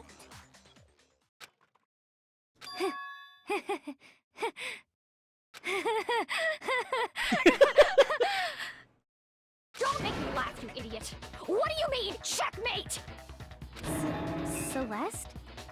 Clearly, you want to cram me into your little guilty box. Well, there's one little problem. Have you already forgotten what Hifumi told us as he lay dying? Hey, Ifumi, who was it? Who attacked you? Who tried to kill you? Who killed me? That's right. I remember their name. Yasu. Hiro. When When we asked him who had attacked him, his answer was quite clear, was it not? So angry she He lost the said, accent. and I quote, Yasuhiro. In other words, Yasuhiro Hagakure! Right! But my name isn't really Yasuhiro! It's actually Taro! Your confusing statements don't make any sense. You're only making things more complicated. He did say Yasuhiro, but are we sure he was really pointing the finger at Hiro? What the hell are you talking about? I'll burn you alive! Well, that's kind of, Kyoko, what do you mean by that? Think Aggressive. back to how Hifumi used to talk to us. How did he refer to each of us? He said for serious a lot. I got it! That's right! Our last names! He called us all by our last names! Exactly. I know I heard him say Mr. Naegi more than once, for example. So if Hifumi did mean to say Hiro's name, he would have said his last name, Hagakure. I'm sure it was just incidental. By chance, his first name. Indecent? Don't talk. Random chance. Now isn't that a convenient explanation? No, Christ. there's no reason to think he would have said the name any different than normal. But he must have run out of energy before he could say any more. So Hifumi was trying to tell us the last name of whoever killed him? But the name he said doesn't apply to anyone here. Well, no. Hold on. There's one person it could apply to, and that's Celeste. She never actually told us what her real name is. What did you just say? To think you'd take your false accusation so far, I don't know whether to laugh or spit! Come on! Enough with your idiotic blather! Yasuhiro is a loser's name! Do I look like a loser to you? You look like a dead motherfucker to me. Well, do I? What? I think I've earned the right to be a little on edge. Yo, Flannel Cat, thank you so much for the raid. Welcome everybody from Cat Stream. A big boob supermodel. That's what I'm talking about. What's up, Karma? What's up, Flannel Cat? What's up, Hiccup Truck? How y'all doing today? Now you came just at the end of case number 3 in this. Okay, then fill us in. What's your real name? Fine. Make sure your ear holes are wide open and listen up! Yo! Happy birthday, Cat! That's right, it was your birthday yesterday, wasn't it? Happy birthday, Cat! Having a total normal one. My real name is Celestia Ludenberg. Could you please stop making me repeat myself over and over again? Oh my goodness. But still won't give up. So then, I have to do something to make her accept it. This is where we basically browbeat her into confessing. E-Handbook, Spotless Hammer, Yasuhiro's message. Hifumi was trying to tell us something. He wanted us That's to know right. the killer's last name, Yasuhiro. If there's one person here who might have that last name, It would have to be you, Celeste. You haven't told anyone what your real name is. how many times do I have to tell you? My name is... Celestia Ludenberg, god damn it! How long do you plan to go on pretending? I'm not pretending. It's Let's the see your truth. handbook, bitch. And since you have no way to contradict me, Nope, that's not That's what I the wanted only to do. truth there is! Moron! Hifumi he wanted us to know the killer's last name, Yasuhiro. if there's one person here who might have that... It would have to be I you, want that Celeste. squeak How many times do I have to... name. Celestial Ludenberg, god damn it! How long do you plan to go on pretending?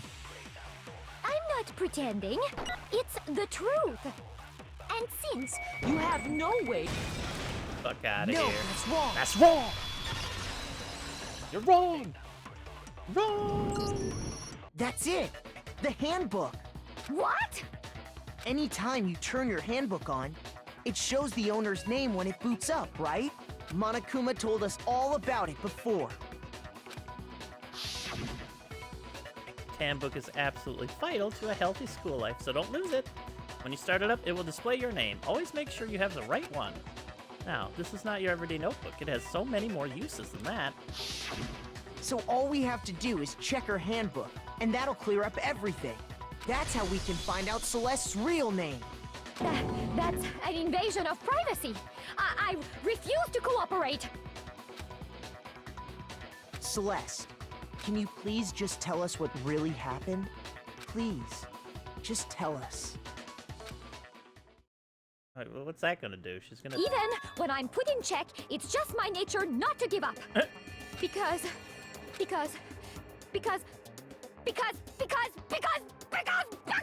Oh my goodness. Until the game's over, you never know what might happen. Fine then. Let me settle it.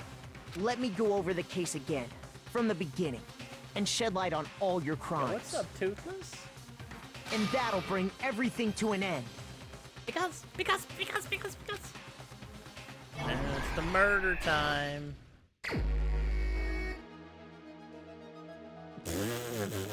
That face right there. Holy shit. Alright, let's see here. I think one just kind of hits the best out of the gate.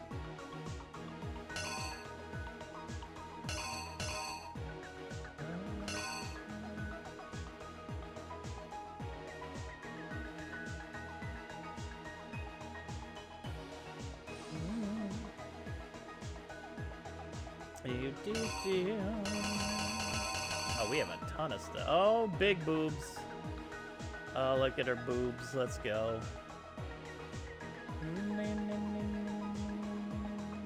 This is when they're planning the whole thing.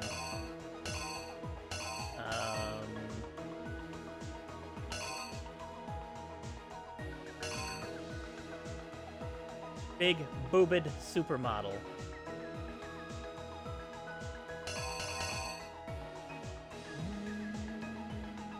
Where they stuff them into the costume. Take the picture.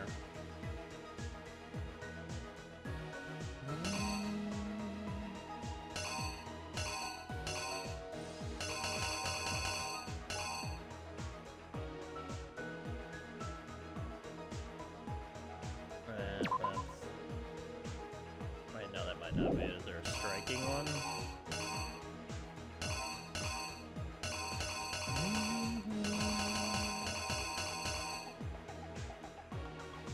That doesn't look like a Justice Hammer, though.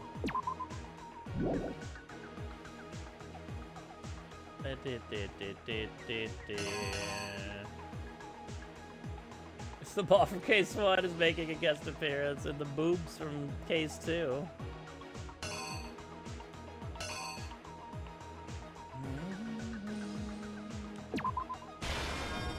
Watch there.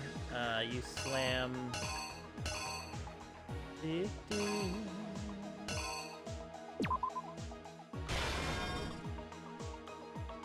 that there. Boobs for Case 2, yes. We all think fondly of boobs. You could have just stopped there, to be honest. Picture.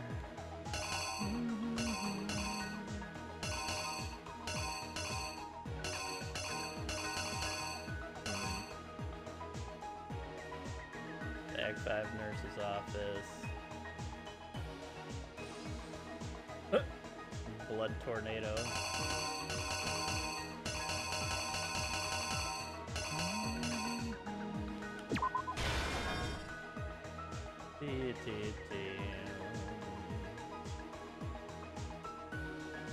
They all find him there, quote unquote dead. They find Taka. He brings it over to there. There we go. And crack. He crushes him at the end.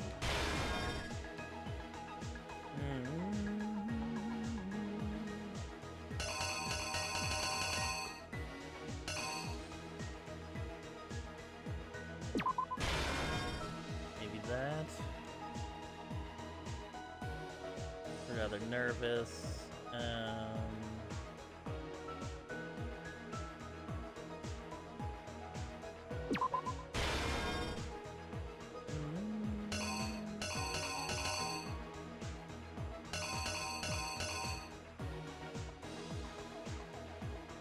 Oh wait. No. Use this blood tornado as an interest, I think. Yeah. They're pretty great, all things considered.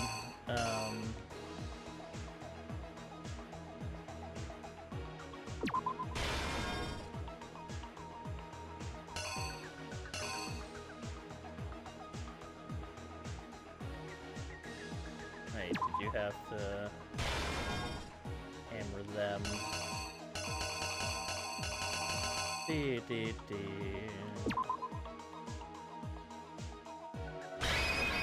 No, that doesn't feel right. That seems more right. The killer is you! See if I fuck this Before up. anything, the killer persuaded someone to help carry out the murder. And that person was... Oh. Whoops. That person was nobody.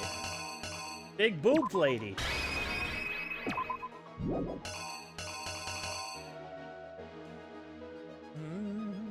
It was the big boobed lady. Do we even have a picture of? Wait, what?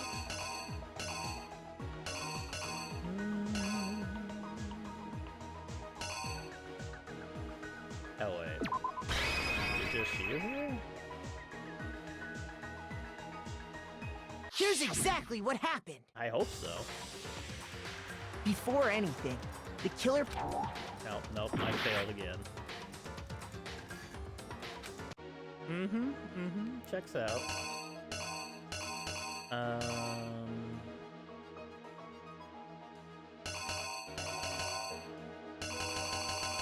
That person was the backpack. There's no crazy one.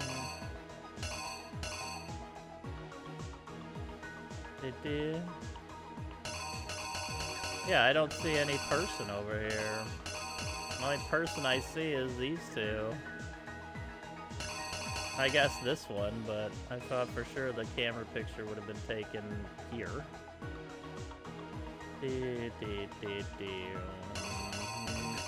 Everything else is just hammers and objects.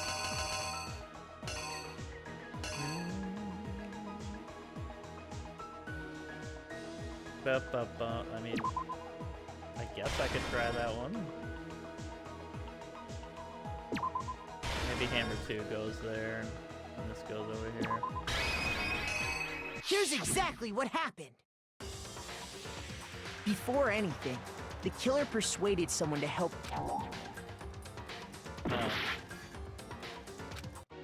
Killer laid out their... Oh, laid out their reasoning? Is that what they said there? Am I just looking at this wrong? And that person was... Was it Hifumi?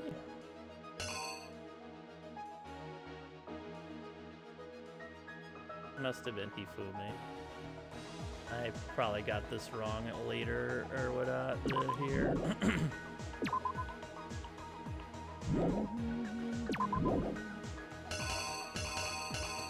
Wait, does that mean I got the hammer wrong when I put that in that spot? I mean, it was your fault anyway. If that's the case, then,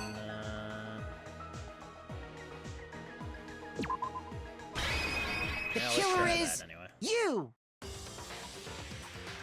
Before anything, There we go. Hifumi, with an accomplice, the killer was able to execute a number of otherwise impossible schemes.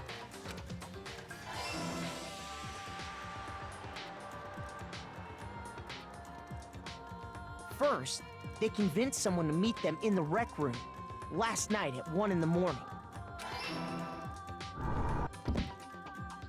That someone they met with was Hiro. The murderous duo intended to pass Hiro off as the prime suspect. So when they met up with him, they drugged him, knocked him out, and stuffed him into the Robo Justice suit.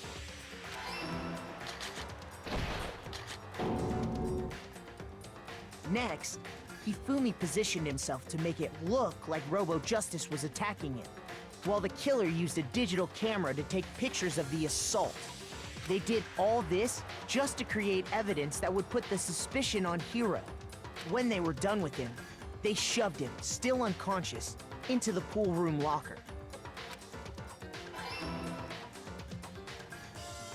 And then finally, at 6 a.m., they moved into the murder phase of their plan. They called Taka to the equipment room.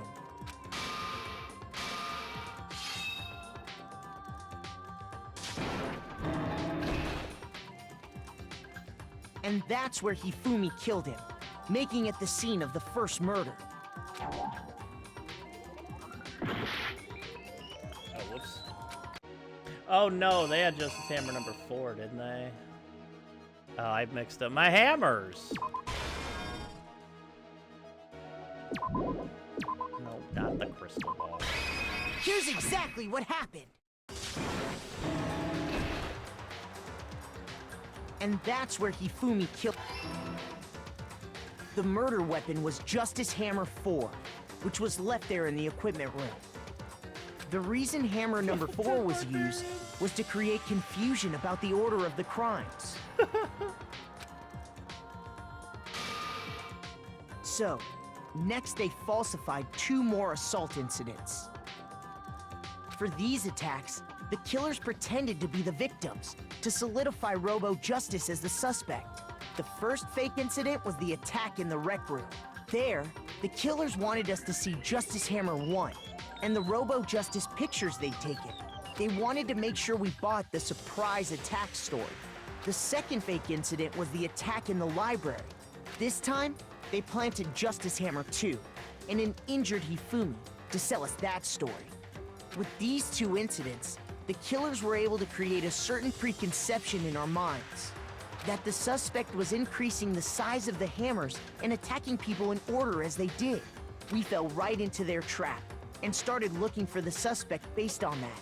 But Oh, whoops. I fucked up again. Oh god, did I oh, yep, we lost. It's me this time. They're blaming me now. All this insurmountable evidence, and they're blaming me. is this... It is me. I did it. I refuse to give up yet! But you can just say you refuse to give up. So, you're innocent after that. All this evidence? Fuck you, Makoto. Oh, I gotta do the whole thing over again now. Okay.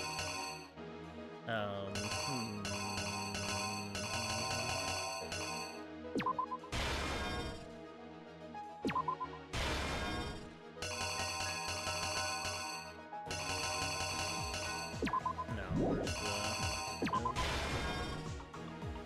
Knock that ass out. Picture is what? Justice Hammer number 4.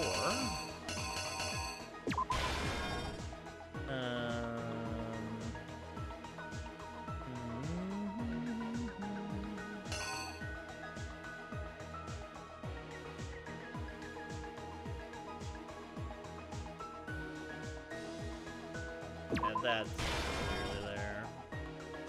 Make sure I wasn't losing anything. Let's see here, the library.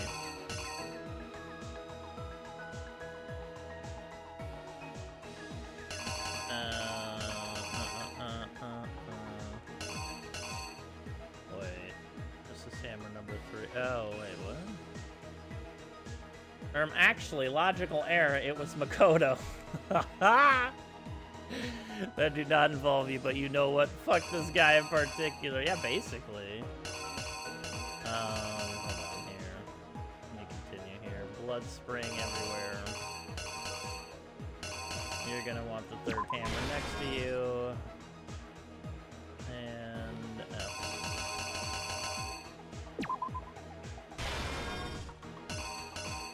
it's not Big Booba. Not backpack, it's not crystals. So it's either number 2. Here's exactly what happened.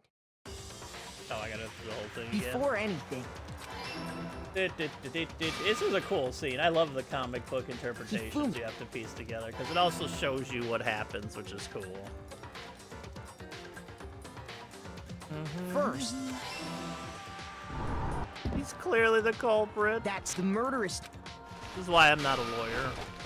They drugged him.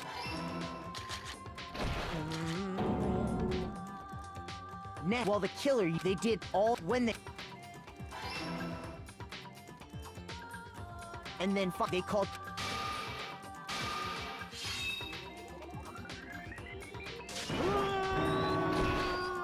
Bam.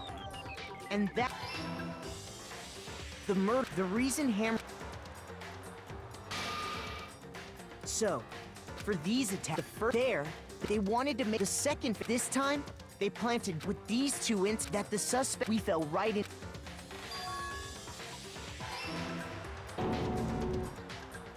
There we are. While we did that, we left Hifumi alone in the nurse's office. This was exactly what Hifumi was hoping for.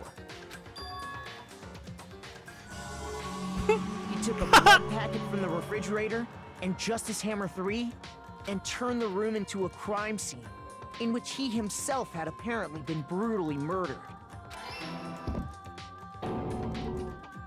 He let out a scream to draw us back, and when we returned, that's what we found. Meanwhile, the other group that had been out searching found Taka's body at the same time. So when we heard the body discovery announcement, we naturally assumed it was for Hifumi.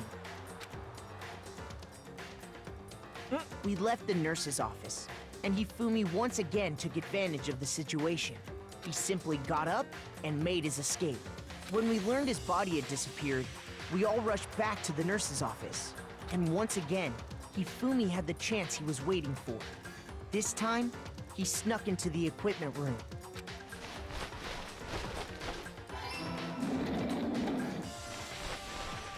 He wrapped Taka's body in a tarp and used the dolly to move it all the way down to the repository. That explains how each of the bodies disappeared. But even Hifumi didn't know what the true killer had in mind for their final act.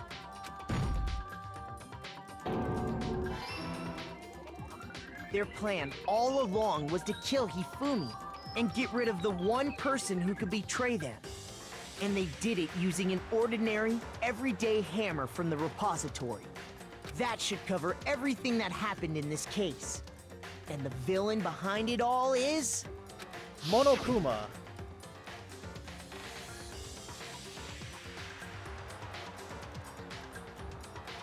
What the? Yeah, it is. I've never seen that. Celeste! Sorry, you lose. It's actually Chihiro. I lost? I lost? When was the last time I was forced to utter such words? They hang heavy around my neck. Then you admit it? You're the killer? Listen to you, trying to take charge, as if you're my private instructor. I, Celestia Ludenberg. Actually, no. Taiko Yasuhiro is fine. Taiko? So, you finally accepted it. I'm the kind of person, once I've lost, I don't like things to drag on. Interesting.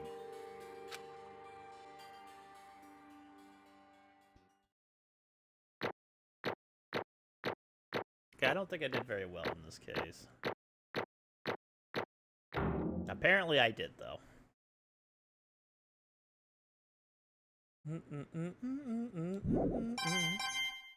Hey, we got 91 mono coins.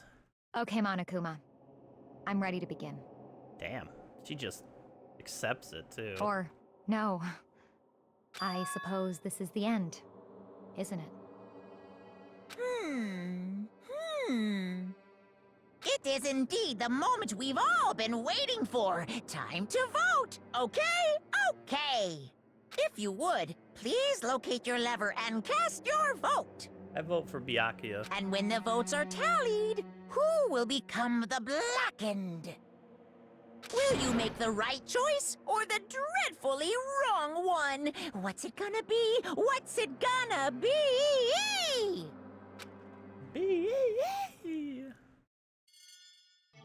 Who is found guilty? Monokuma vote. Guilty! Oh my goodness. What? Basically a formality at this point, but once again, you're totally correct. The Blacken this time, the true killer devised the whole stinking scheme was...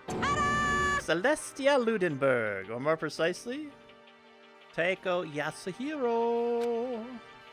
Honestly. I lost. Well, that sucks. I guess trying to work with someone else was a mistake after all. Hifumi's ineptitude was beyond all my calculations. I knew it. But you really did approach Hifumi with this plan. But how did you get him to agree? I can't imagine you would have happily agreed to commit murder.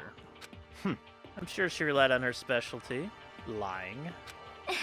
My specialty? Don't make me laugh. I didn't have to lie to get him to agree. So then... And did you use... you know. I knew you'd figure it out, Kyoko. You're absolutely right. To get Hifumi to act as my accomplice, Indeed. I used her.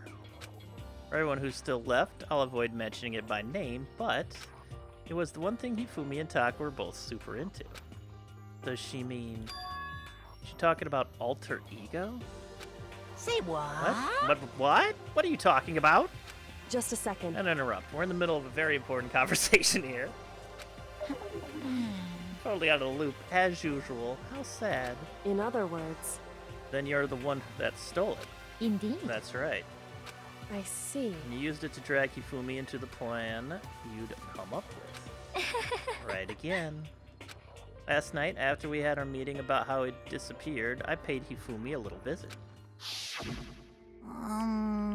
What are you doing here?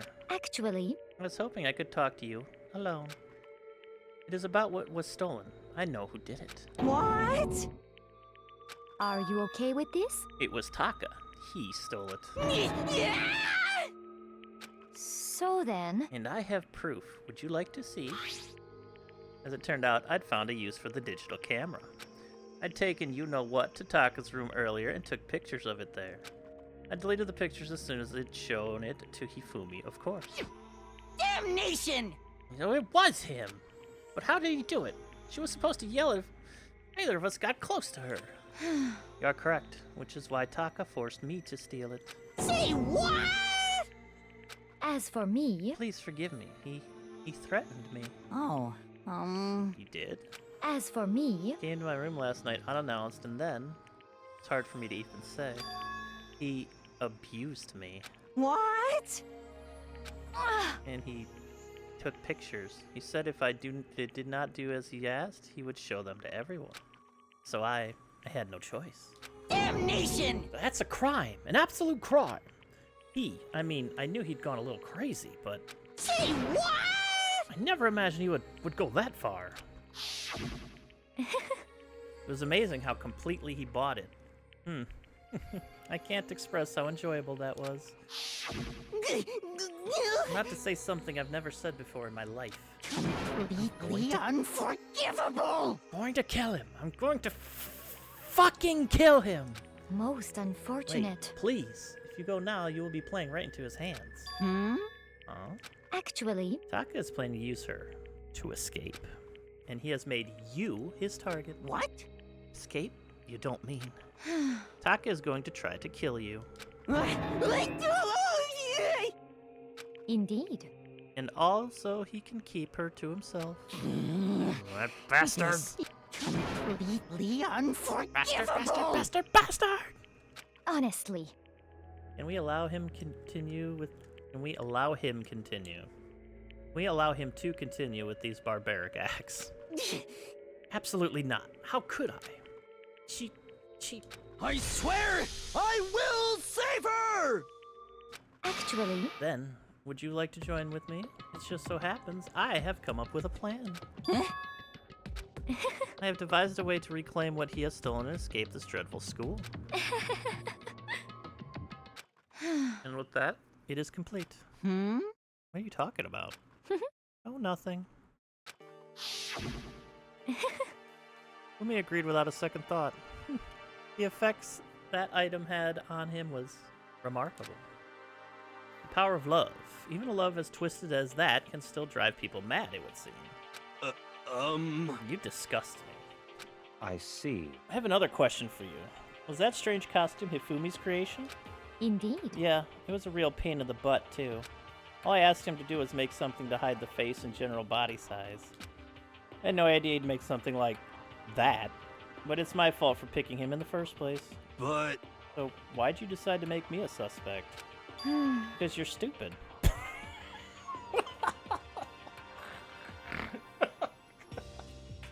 There's another screen capper for you. Holy shit! I need to make this a reaction image.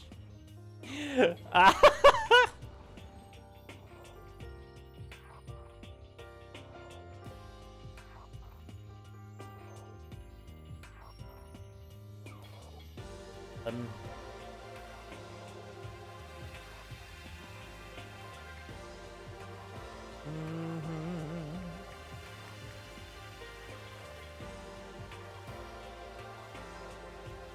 Oh my god, I love this because you're stupid. That's it? Let's see. And in that regard, I made the right choice. I'm so glad your stupidity surpassed my every expectation. Life must have been tough on your parents, though. My god. I feel like I could cry. Well, When you were explaining your plan to Ifumi, how did you explain the part about him playing dead? What she's asking is, what was Hifumi supposed to do after that, assuming you had actually let him live? Are you okay with this? That's simple. After he did his part and pretended to be dead, once someone showed up, I told him to say he'd been seriously wounded, he was on the verge of death, but he just barely held on. And he really believed that?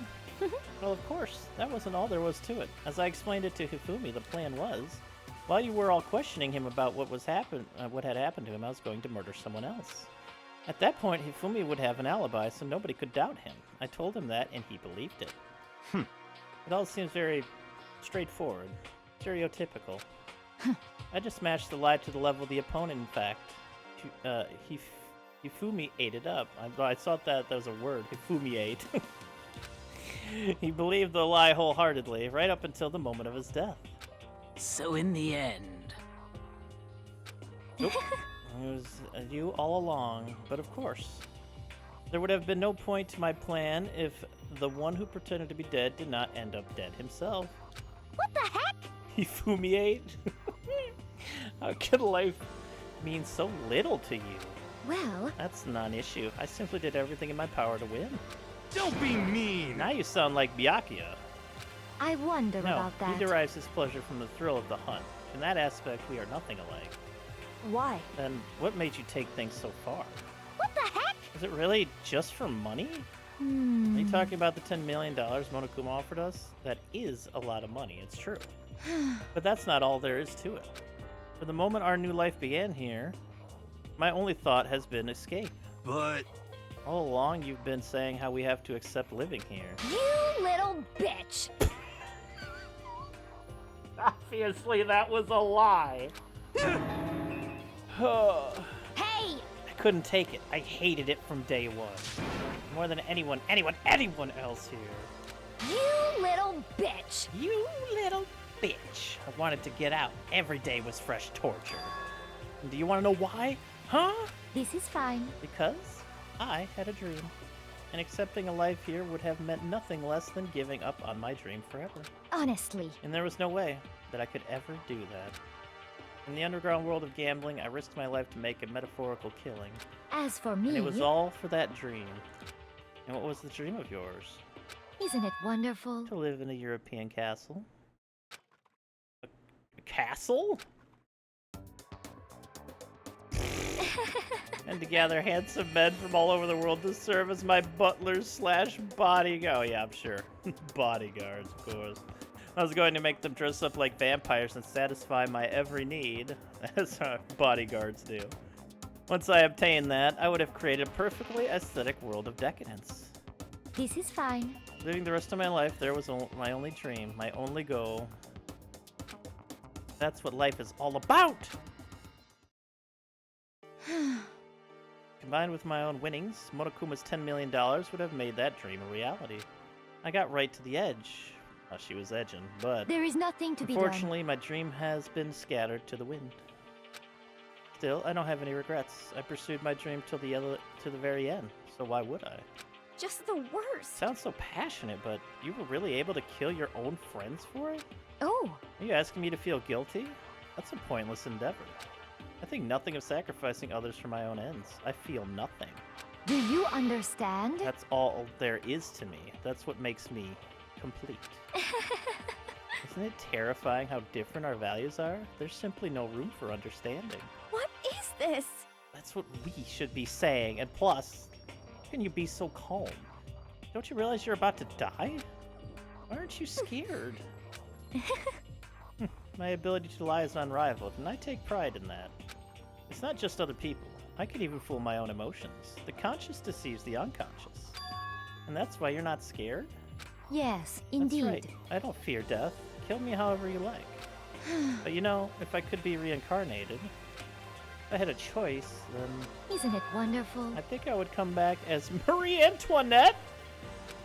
Hey! You just...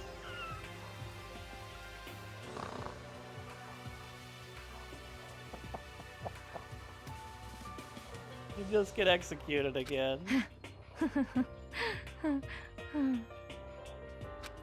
Celeste smiled then. And when she did, it looked to me like a poor effort to force it. She claimed she could fool her own feelings, but that statement itself must have been her final lie. At that weak fake smile, in that weak fake smile, is what betrayed her.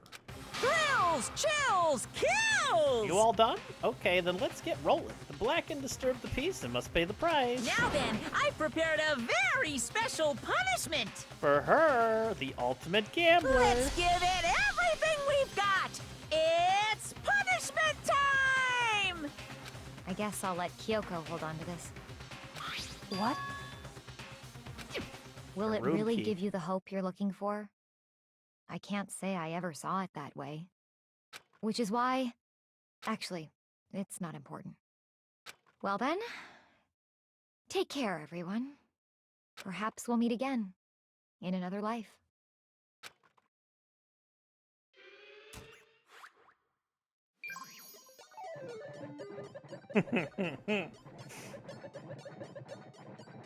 These cute little pixel things. Oh boy.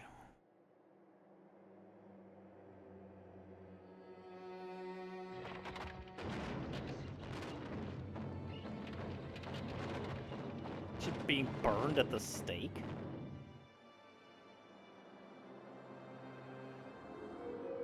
Burning of the Versailles Witch. Okay.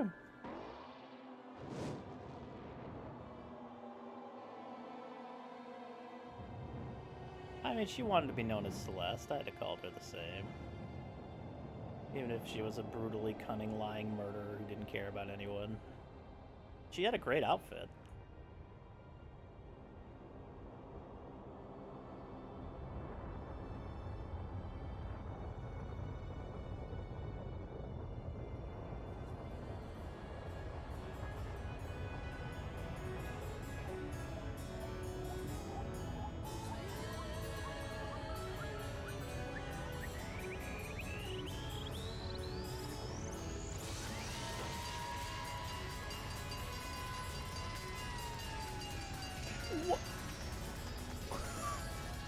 she gonna get plastered by a fire truck?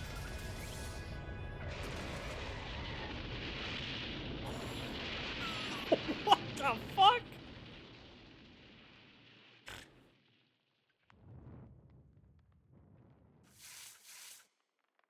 Oh, true, true.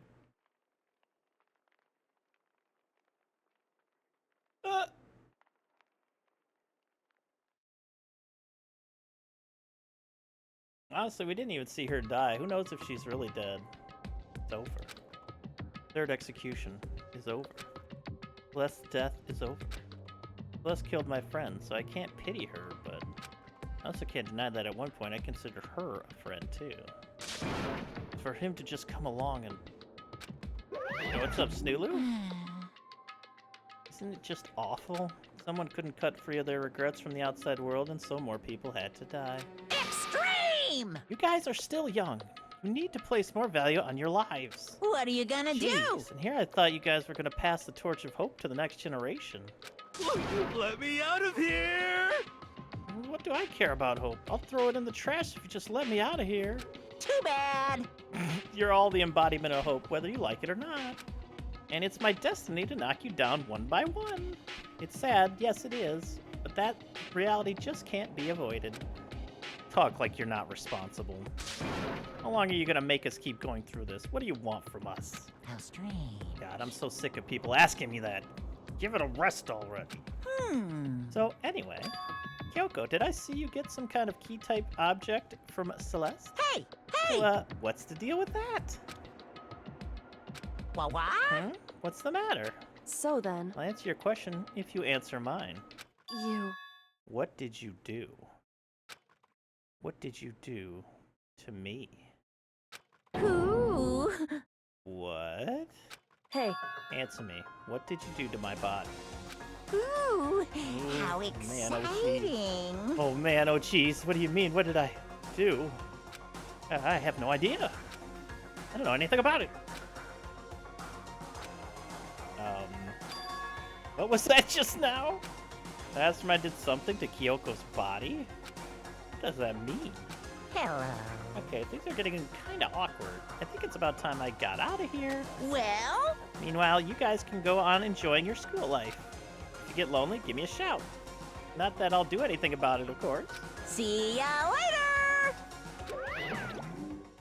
Monokuma disappeared, leaving us all depressed and in despair. Although, it wasn't all despair. There was one small hope. Hey, Kyoko. Monokuma already mentioned it, but what's the key that Celeste gave you? so... Most likely, it's the key to one of the dressing room lockers. Huh? What? And that means... Celeste probably hid it in there. Hey, I suppose sometimes it's easiest to miss what's right beneath your nose. Well then, we'd better go check. Indeed. Good idea. Death by guillotine. We left the courtroom and rushed to the dressing room. As we approached the dressing room, Kyoko looked back at us and said, Hey, I'm going to go on alone from here. Everyone else head to the dining hall. I'll check in with you later. What? Why exactly are you going alone? so... You even have to ask? As she spoke, she glanced quickly at the surveillance camera. Come on. That's not what I mean. Why you? There's still the risk of a spy, you know. Then I'll go too. What? You. Please, let me go. Standing here arguing is just going to draw more attention to us. Goodbye. Do whatever you want. Thank you, Byakuya. well then. And it is up to you now. Yo! I'm going to the dining hall, okay? Huh? So Makoto and Kyoko are gonna go together? Aha! Does that mean what I think it means? Okay. Good luck, Makoto. Girls like her are total pushovers when you show a little backbone. I tried to forget what Hina said. Everyone headed to the dining hall, leaving me and Kyoko there alone. Shall we go? Well, shall we? Yeah. So then, We need to get into that locker. Kyoko took the key Celeste had given her and unlocked the locker. And as the locker swung open, we saw... You really came. Good morning! It's been a while, hasn't it? It's safe. Thank goodness. I'd never heard Kyoko sound so relieved. It was like she was speaking from the bottom of her heart. I did just what Celeste asked. I didn't say a word. I stayed quiet the entire time. So, Oh, and I think I might be able to open the last set of files soon. Maybe as early as tomorrow. I'm doing my best, so please wait just a while longer. So, now we can officially say the case is closed. As far as this incident is concerned, sure, but... Can we take a second? Since we have this opportunity, I want you to be honest with me. Kyoko, please tell me, what are you trying to do all of you on your own here at the school? you. Is that why you wanted to come here with me? However, Regardless, that's not something you need to know right now. I don't need to know. That just makes it even more, makes me even more worried. what? Worried? Like what happened during the investigation this time? You disappeared and we didn't see you again. Without warning, without explanation. When you do that, Indeed. it's only natural that they think I'm the mastermind spy, right? And you too. No! I believe in you. What? You believe in me? Isn't it obvious? People believe in their friends, right? That's why I want you to tell me. And I want you to believe in me too. Because we're friends. I understand. It's true. Then maybe I can believe in you. Just a little bit more. Then, That's fine. fine, I'll tell you. I'll tell you why I've been disappearing and where I've been going. You see, what I heard from Kyoko then was, well, frankly, it kind of blew my mind. She's just really horny a lot. Right after I told Kyoko I believe in her, she told me a story that was, well, almost unbelievable. I decided I had to confirm what she told me with my own 2 eyes, so I waited for nighttime to come. And when it did, I went into action. Oh, baby. Bet you did. Correct. The boys' bathroom on the second floor doesn't have a surveillance camera or monitor in it. And in the storage closet there, way in the back, she said it was way in the back of the boys' bathroom storage closet. But could Kyoko really be right about this? Could she really go into the boys' bathroom? Isn't that illegal? I could use the bathroom real quick, burp.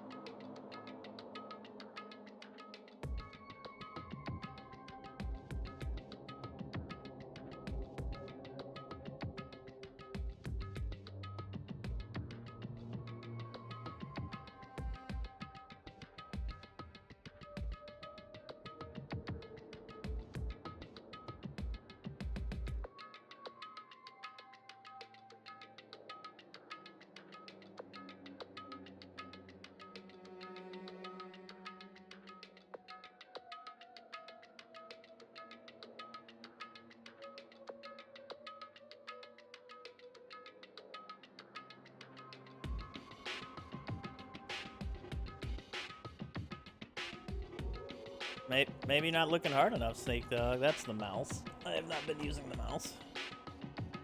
That's Kyoko in the gentleman's waist closet. Alright, where are we at? Oh, it even shows in the map the little extra spot there. I mean, you know, when you gotta go, you gotta go. It's just a normal storage closet as far as I can tell. The secret Kyoko told me about. Could it really be hidden here? Looks like a door in the back. She said it was way in the back of the storage closet, but I mean, seriously? Thinking I placed my hand on the back of the storage closet, and suddenly, as if I were being yanked in... Gashunk! It's a good noise. Gashunk. At the same time as I heard that sound, I fell through the wall. I had no idea what was going on. Goodness, that's such a loud fucking crash. What were you carrying? I had fallen through the back of the storage closet. Huh? Turned out, the back wall was like a revolving door, and I'd made my way to the other side. Just like Kyoko had said. Correct. In the boys' bathroom on the second floor, there's a storage closet. And way in the back of that closet, there's a secret room. So this is the secret room. But what's in here? I'm not seeing any large dildos, but I'm not saying there's not large dildos here.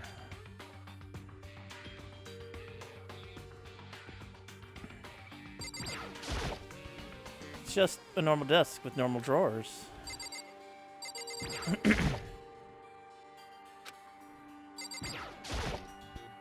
There's a bunch of files and what looks like volume after volume of yearbooks. They're all covered in dust. Looking at everything, one file at the edge of the bookshelf caught my eye.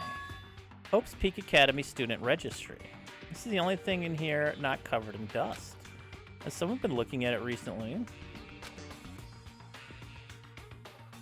I slipped the file into my hand, but before I had a chance to take a look at it, a slip of paper fell out of the file and I turned my attention to it. What's this?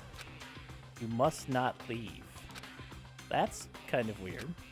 I could understand if it said, like, I can't leave, but you must not leave? What is this? My head feels funny. This strange sensation. Like deja vu. Those words, you must not leave. I've seen them somewhere before, but I can't quite remember. What do I know? What don't I know? A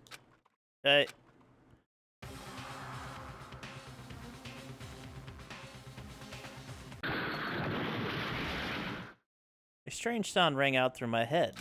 It felt like it was shaking my brain back and forth. And then, I died.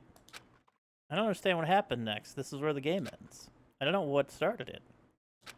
It's all over. Oh, good game. With that, I opened my eyes. I didn't know how long it had been.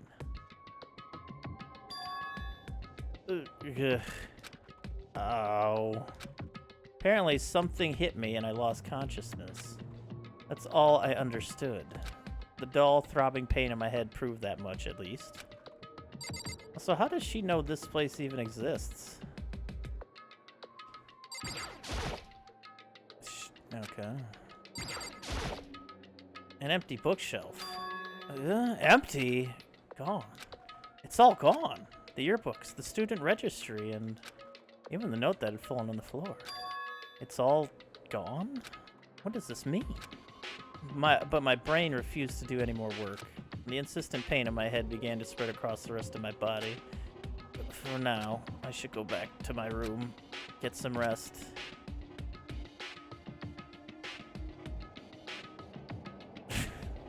My body was heavy with pain, my mind heavy with thought. I dragged myself back toward my room. Somehow I made it back to the first floor of the school. The farther I walked, the more I felt things are getting blurry. Can't see in front of me. Couldn't stop myself from collapsing right there. And after that... Huh? As if from a vast distance I heard a sound.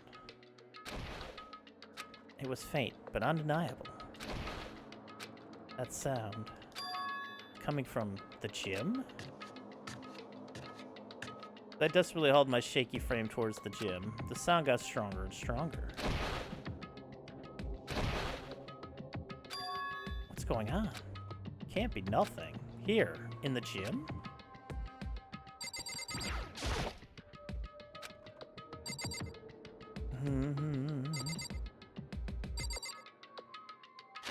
What's go ahead and get ourselves a save here. Been a while.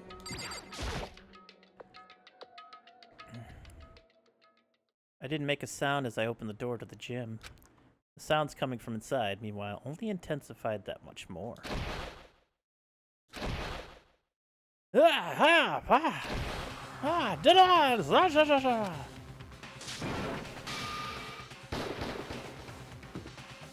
What the? For me, there raged a battle beyond anything humanly possible. No, one side's not human, that's for sure. But, regardless, I couldn't stop staring. I forgot to move, or even breathe. Why, you? What do you think you're doing? I asked you a question. What's the meaning of this? How dare you defy me? This wasn't part of the deal! The deal? I've made a decision. I will no longer retreat, no longer compromise, no longer regret. I've made my decision. I'm going to resist you. Okay. But you do realize what will happen if you go through with this, right? You haven't forgotten, have you? What I'm holding hostage? What am I looking at? What am I hearing? A hostage? Then, could it be? The mastermind spy is Sakura. Next generation legend. Stand tall, galactic hero. Come all over the screen. There are only 7 students left now. That's less than half. To be continued. You received the Super Robo Justice present. Yay! Of course I do. Leon killed Sayaka, yeah. Monokuma killed Junko. Then Leon got executed. Then Mondo killed Chihiro. And then he got executed. Hifumi killed Taka. Then Celeste killed Hifumi. Then she got executed. And that brings us up to now. Next morning in the dining hall, the day after Celeste's case. So now we're only 5 of us here. Only a third of the number of people we started with. Indeed. Loneliness has become commonplace. That's true. Still. What did I see yesterday? I don't understand. Sakura is the mastermind spy? Can that really be true? Makoto, are you okay? No, I'm fine. Can't bring it up in front of the others. If I did that, it would just confuse everyone that much more. Okay. In that case, let's eat till we pass out. Huh? What do you mean, in that case? Cause, Well, because look how scary everyone looks. It's gotta be because you're all fighting on empty stomachs, right? If you feel your belly, I'm sure you'll all cheer up, so let's eat. Okay. Okay, let's fry up some fish and donuts and eat till we can't stand up. What? That's like a deep impact style meteor impact extinction level event combination of foods. Huh? What? Those are both breakfast time top sellers. Still, the till we can't stand up part is a problem. After we're done, we need to go explore. I see. That's right. Since the class trial is over, new areas should have opened up. It's true. Plus, we still have alter ego. We don't have to give in to despair just yet. She's right. We have to plan ahead and think about the future. You got it. Yeah. Think of happy thoughts, not deathy thoughts. You know? Like when we were gonna get out of here, right? For serious. When it's all over, I think I want to get reborn for serious. I mean, reborn as someone serious. Well... Hey, are you okay? That sounds like something someone who's about to die would say. I'm totally okay. I'm not gonna die. Why? Because there aren't gonna be any more murders. Huh? What makes you so sure? According to the spirits, I predicted it last night. Since it revealed itself to me from the ether, there's no doubt about it. However, How accurate is your fortune telling anyway? how about that? I can usually hit 20 or 30% on a good day. That seems really low. It's not like some Well, occult yeah. mystery. It's not like it's ESP or whatever. Of course I'm only going to get it right sometime. The occult is bullcrap. I told you, my fortune telling isn't like some occult thing. So, Fortune telling isn't occult?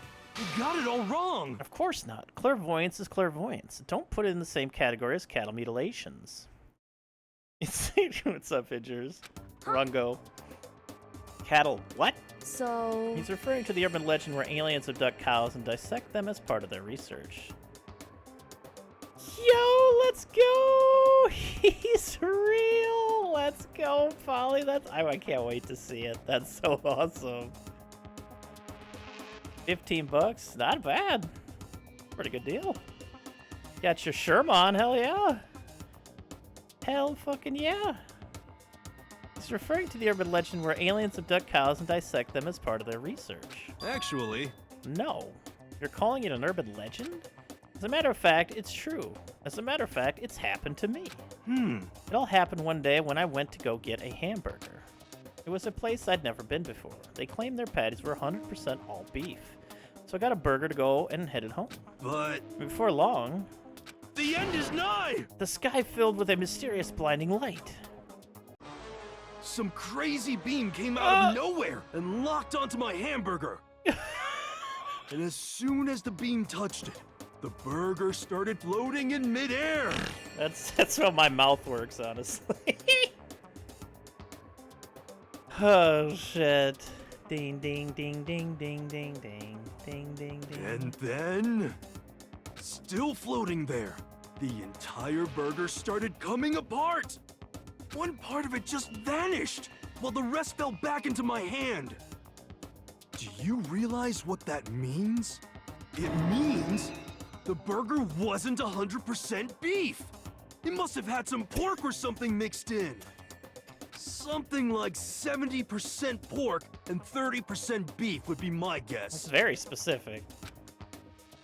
You can't trick me. So I stormed back into the burger place and got up with the manager's grill, or in the manager's grill, and they totally admitted it. It wasn't 100% beef. They totally mixed in ground pork with it. How about that? Now do you see? That is cattle mutilation. I kind of got lost halfway through. I can't tell if you're for the occult or against it. You stink of stupid. God, if I always called you stupid, that's a pretty rough time. Don't be mean. I stink of. How dare you? Well, you do stink though. That's fine. That's fine? Anyway, I hope your prediction turns out to be true. Well, at the very least, I won't murder anyone. yeah, Me either. I mean, I would never. of course. Me either. indeed. Nor I. That goes for me too, of course. I could never kill any of my friends. I felt like those words of encouragement were helping us come together as one. After so much sacrifice and hardship, we'd finally become united. But, Well, to be honest, I wish Byakuya and Toko were here for this too. but They're so hard to deal with. They only think about themselves. Yeah, we're better off without them, I say. That was enough to prove. We were united for the time being, but within that bond, hid weakness and fragility. Chapter 4, All-Star Apologies. Oh, look at the tears. We began our search as soon as we'd finished our breakfast in the dining hall. We had to find out what had opened up, what was waiting for us. Nope, that's not what I meant to do. But we can look at it anyways, right? All the time here already, and yet I still can't shake my burning resentment.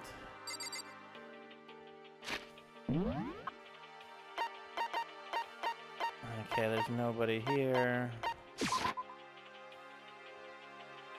Oh, what's up, a flat cap? Celeste said, God damn it! It was great! Wait, what? Oh, that's not open. Oh, she's dead now, too.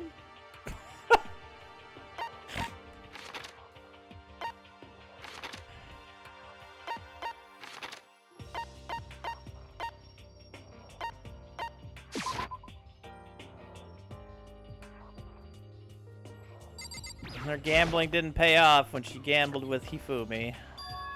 Now we have access to the 4th floor of Hope's Peak Academy. Maybe this time we'll find some kind of clue. No, this time I have to find it. Alright. This is the girls' bathroom. It's pretty obvious just by looking at it. There's no good reason for me to go in. She went into the boys' bathroom on the 2nd floor to find that little hidden closet that she told you about. Your ass got knocked out, and you don't care that that happened? You don't want to talk to her about that a little bit, maybe?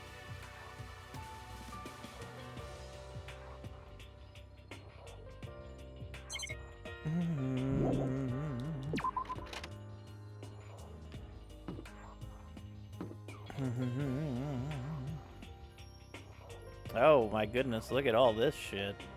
Oh, there's all sorts of cool stuff on that. And there's a 5th floor too. I wonder if another murder's gonna happen.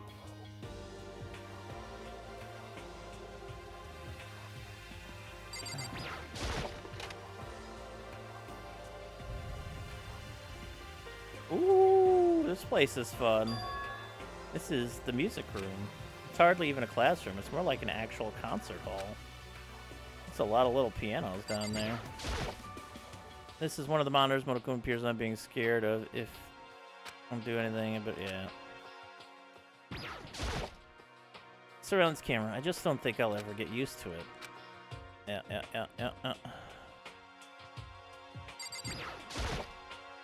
Is this a grand piano? It seems really old. I bet it's worth a lot of money. Of course, without someone around who can play it, it's totally useless.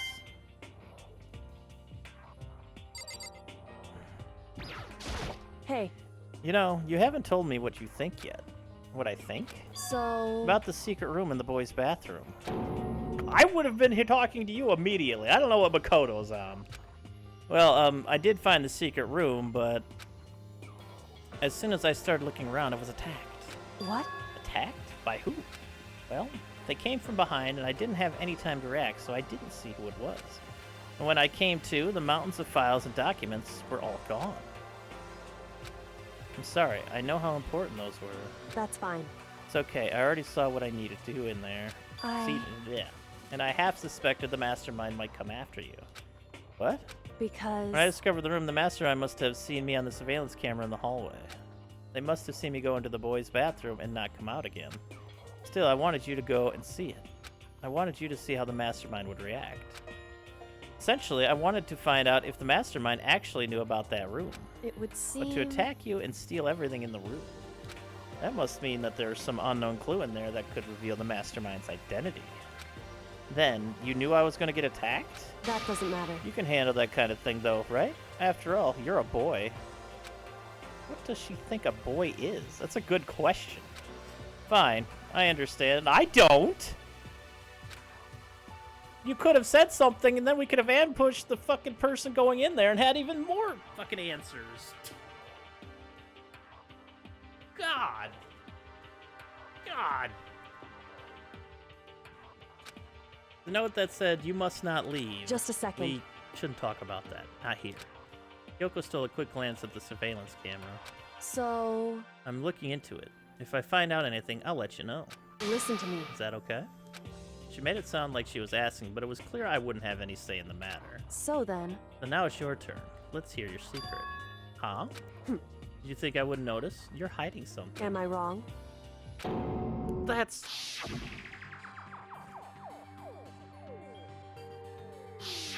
What? What's the matter? If you're worried about the camera, why not just write it down? Well... Hey. We're friends, so you should be able to trust me. Isn't that what you said before? That's... Aiba. You're using some very interesting wording here, Aiba.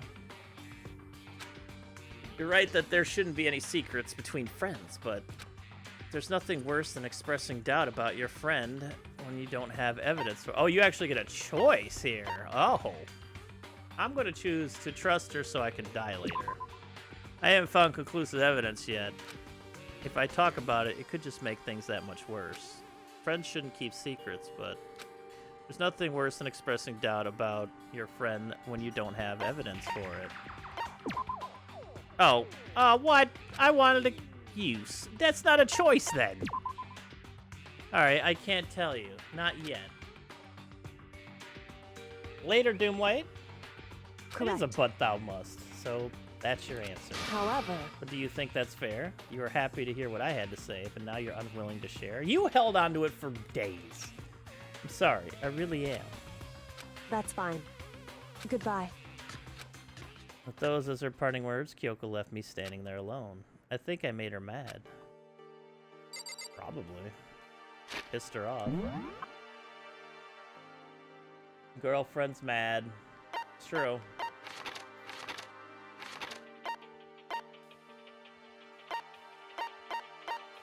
Wait, I can't go down here at the moment. I wanted to go to the shop! Fine. It's fine.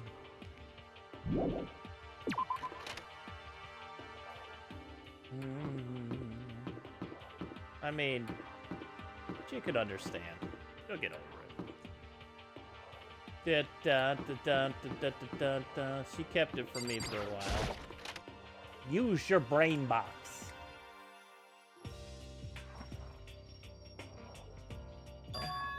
This is the office. But of course, there's no hint of any teachers that we'd normally be able to rely on. The same conversation, yeah. Huh? There's a picture on the floor. Oop.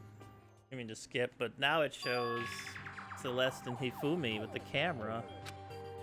And Sayaka as well, or Sayaka. The smiling faces of 3 people who are dead now.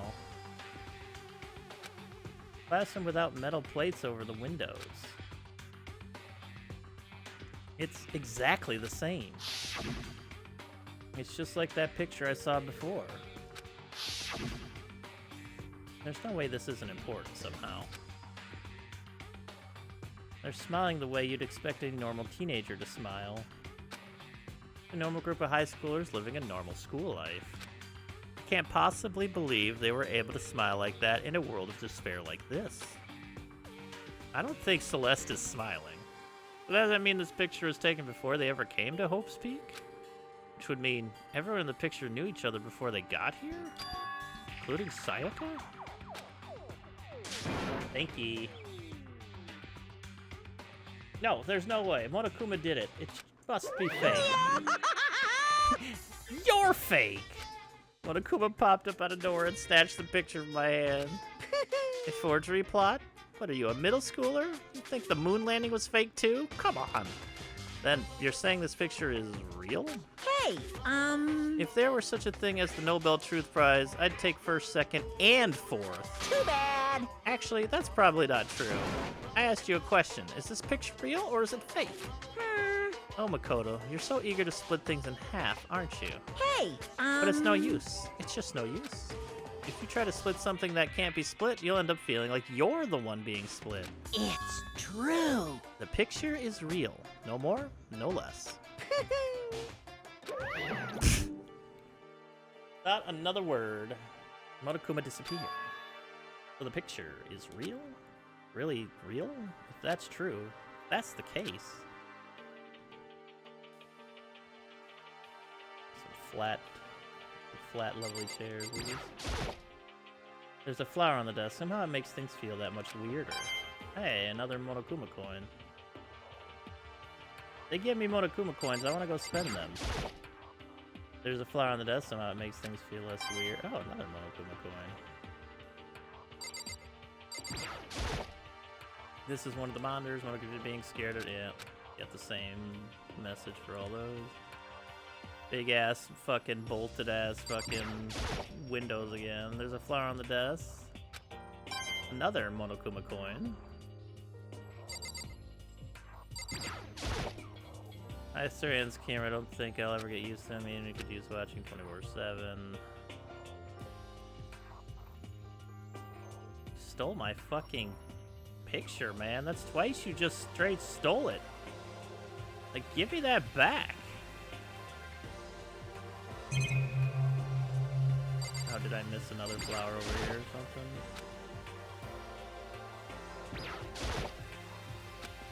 There we go. Alright.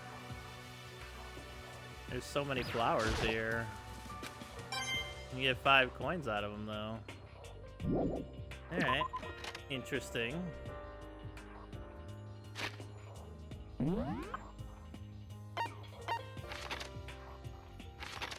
Oh wait, now I can go back to the first floor?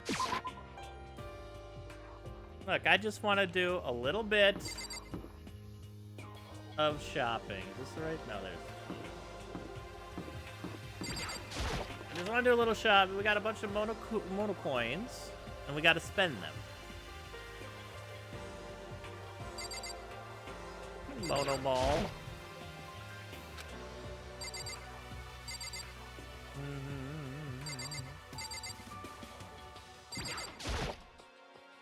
Mono Machina fix. You damn right.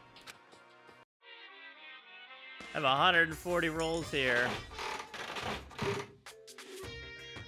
Is that new?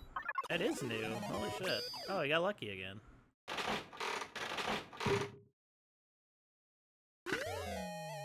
I think that's also new. Holy shit. That's a good one to start off on.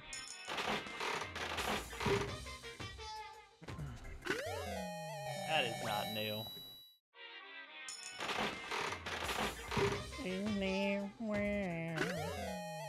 I think that might be new. Nope, we already had that. I don't think that's new. Mono. That's a can of soda. Juan soda, that is. Cute little worm toy. I want new items to look at, game. That is not a new item to look at. There's so many items in this game. It's surprising, honestly. The swimmer does love donuts. No, not quite. That's just what I want to do right now. Thank you, game. Oh, that's a new one. Alright, got about a little over 25% chance. Is that a new one too? No, thought it was.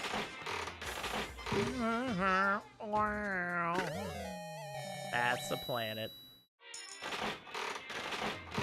Hashtag not my planet.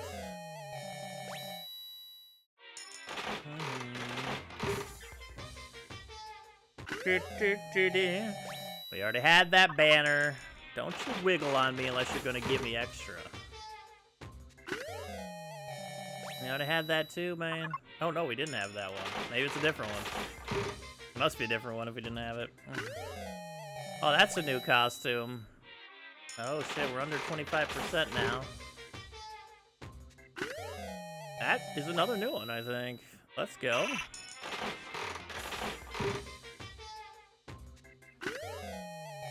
Is that another new one? Oh my god. We're on a streak right now. That is not a new one. Okay, let's go check our... Yeah, maybe. But we have presents that we can gather. There's 114 presents in this damn game. Let's see here.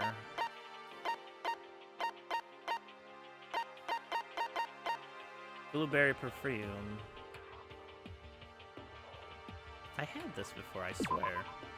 I know the men these days, but to be honest, although it does attract the ladies, most guys hate the smell. Maybe it just counts if I give it away and get it back, it counts. Just getting it again. Bunny ear muffs, one of the most popular items from Gothic Lolita designer Ina Bauer.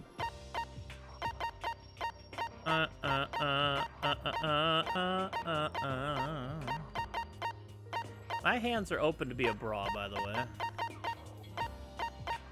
Let's see here.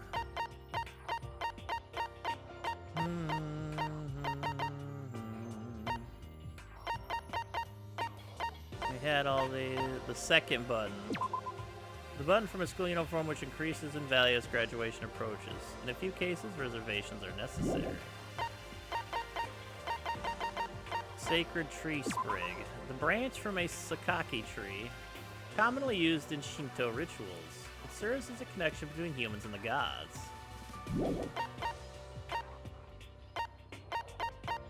Voice-changing bow tie? The originality belonged to a detective who has the body of a child but the mind of a genius. The bow tie lets its user speak in a variety of voices. That's great. Oh, meteorite arrowhead. An arrowhead discovered in some ancient ruins fashioned from a meteorite. They say that getting pierced by it will give you the power to see demons. Green costume. As soon as you put this on, you'll feel like you can take on any challenge. It resembles a stereotypical dinosaur. Red costume. Jump into this and you'll feel like you can support the world. It resembles some kind of Yeti creature. Super Robo Justice. Proof that you've cleared Chapter 3. Hifumi created this costume at the school. The quality is so high, it's hard to imagine it was made solely with materials in the school. Dang, there's a lot of items in this game. It's crazy. Alright, back to it then.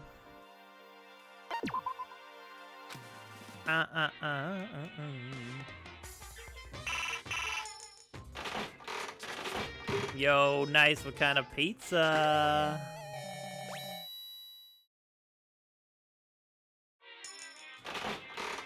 Is that in the game? Frozen pizza? I don't know. I haven't seen any. Pepperone. I love pepperone. Delicious. Oh, hello. Somebody's cheeked up, and I'm here for it. That was a new item, by the way. The thong. So probs high. Last food item in your freezer. Hey, sometimes you need to get down to the last item. Take it out for good.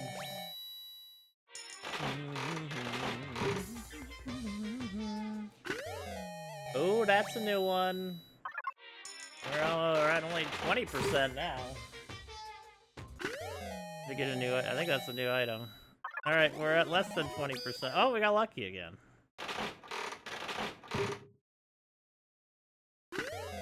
Hey, another radio.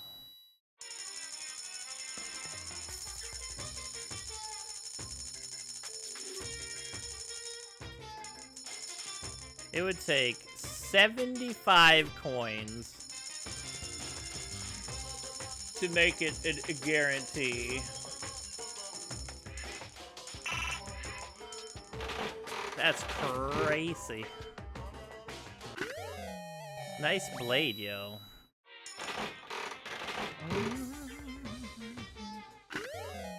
I mean, I guess if you don't really care about getting every single item, it's probably easier to just get new ones. Oh, lucky!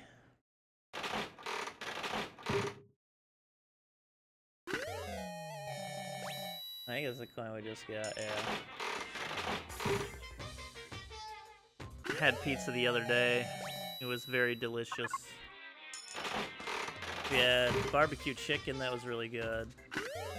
And then we had a couple of meats, like pet mush and sausage pep. God, pizza's delicious. Oh, we're lucky.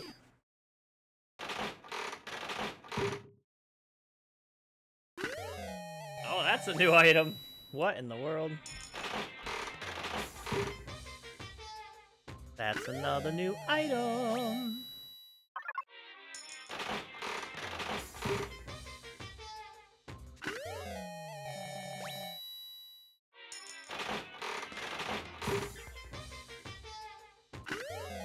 Oh, more donuts. Hey, Owie, you want to come to the pool with me for, you know, a little bit? Show me your form, Owie.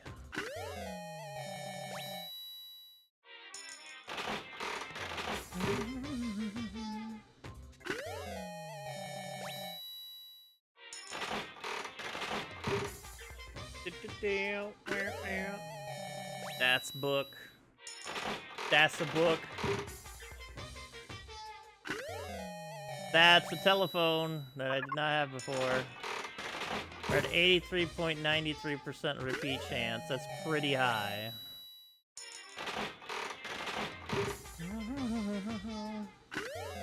Oh, that's another new one. Okay.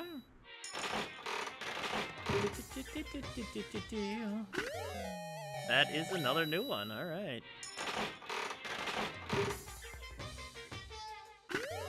That is yet another new one. The fuck? Should I go play the damn lottery today? That is not a new one. Oh, well, we got lucky.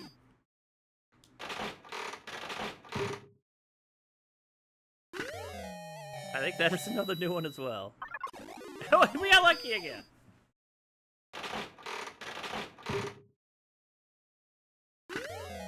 That's the other new one we just got, though. Okay.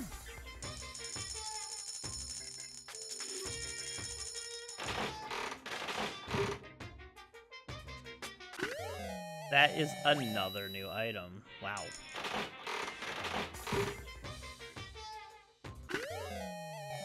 Can we get up to 90% repeatable? Oh, another lucky.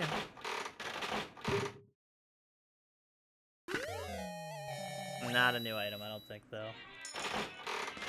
I want to get up to 90, and then I'll probably continue the story from there.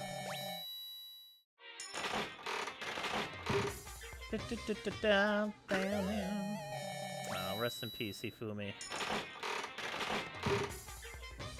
She did you dirty.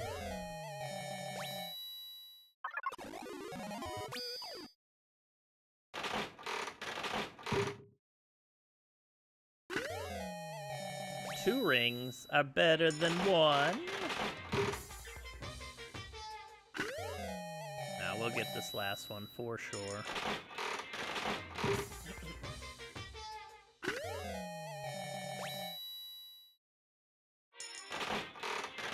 There's just so many of them. I'm surprised there's this many gifts in this game. When did this game come out? Originally. Nice rocket. Nice big golden rocket there. 2010-ish? Okay. 2010? Ah. Well, that answers that question. Interesting. That is a salty cone. I don't need that. I need something new. I guess now that we have so many new things that it's hard to get something new when you're at 10%. But hey, I hit 10% shots all the time, baby.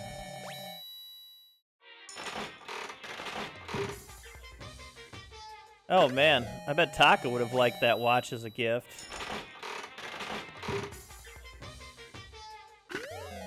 They're dead now, though.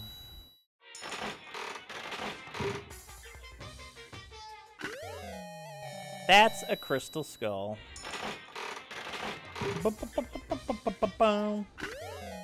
That's another wristwatch.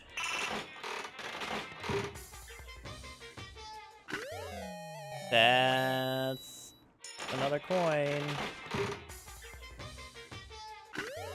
That's a water bottle.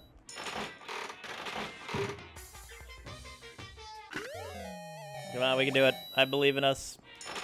We only have a few more tries. 71 more tries after this. Yeah, we're gonna be the coolest kid around with all the cool shit we've got out of this Mono machine. Oh, there's a new one. Alright. Let's see how much we have now in the presents department. We got the first one finally. Mineral water. Drawn from the ocean depths and rigorously purified. Ideal for a modern on-the-go public unsatisfied with the tap water.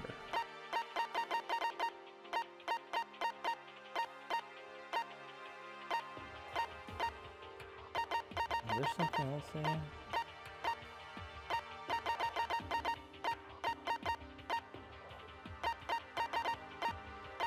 Maybe not. Glasses are new. They say that wearing these while performing incantations will help you better speak with the target of your spell. Roller slippers. Slippers with a small wheel installed in each heel. They were invented to move easily around the house, but there is absolutely no demand for them. Rip. Bunny earmuffs. One of the most popular items for... Oh yeah, we already did that one. Emperor's Thong. Designed solely for those in control of their buttocks. For better or worse, it's unisex. I mean, I'd look at a lot of people wearing that. Water lover. Is this in there? A competition swimsuit for women. Its design concept to become one with the water and it claims to increase swimming speed by 10%. Oh, quality chinchilla cover. Excuse me, a dark red seat cover. Its refined design is intended for only the most elite clientele. The clientele of chinchillas, then. Cherry blossom bouquet, a collection of branches from a sakura tree. In the language of flowers, cherry blossoms present a woman of superior beauty.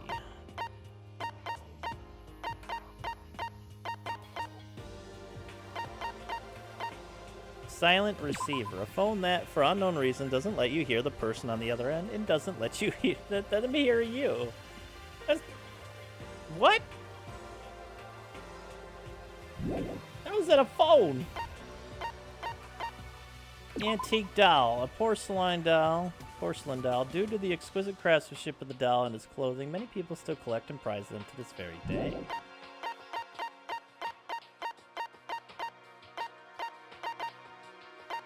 Tips and tips. Hey, Kokeshi Dynamo. Flip the switch on the bottom to set the doll shaking. Apparently it's a kid's toy, but I don't really get the point of it. A vice. A tool used to grip and stabilize materials like metal to shape and fix it. Somehow, just the name conveys a strong sense of power. Pumice. A porous rock formed within a volcano. Many people use these to exfoliate and remove dead skin from their body. It's wonderful.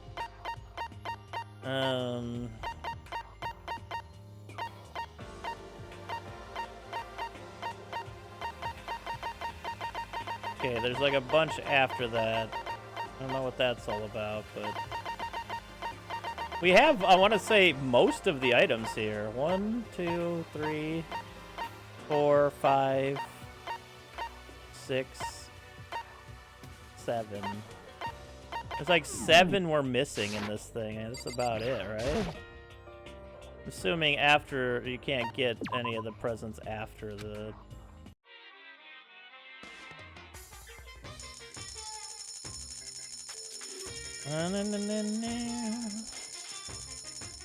Damn, we could put in 70 coins and still have a chance to repeat. Yeah, chapter rewards. Alright, you know what? I'm gonna let that go for now. We could try this later. We've spent enough time here. We have plenty of gifts for later.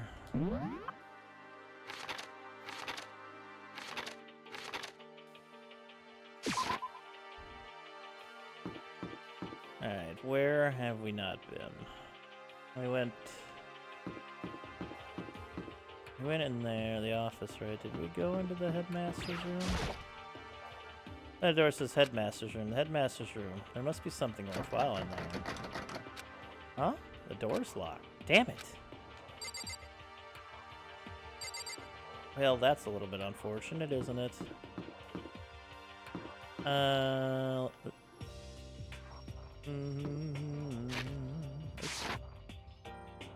Okay, so we only have 2 classrooms in that one. Okay. Let's look at the cam.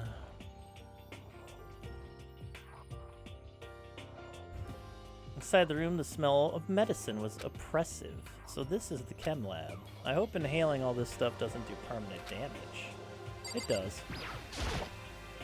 The surveillance camera. I just don't think I'll ever get used to it. Hey, thank you for the Monokuma coin. We're almost done with the Monokuma machine.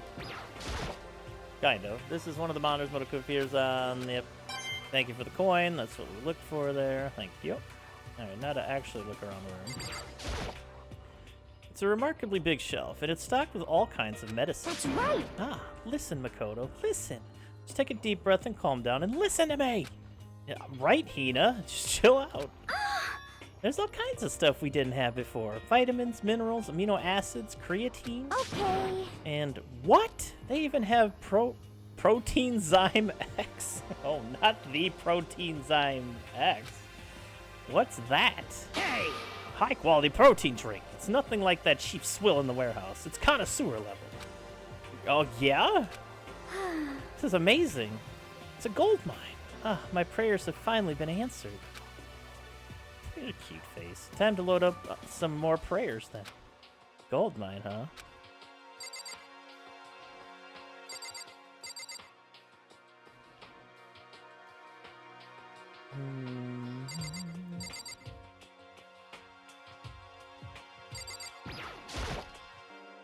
Hina and Sakura seem to be lost in a deep but friendly conversation. I need to find out what's going on with Sakura and the Mastermind, but I can't while she's with Hey, Hina. Makoto.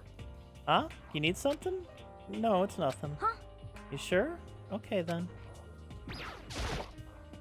Sakura's lost in conversation with Hina. I need to find out what's going on. Yeah. What is it, Makoto? Did you need something? No, it's nothing. So then... Really? Well, okay.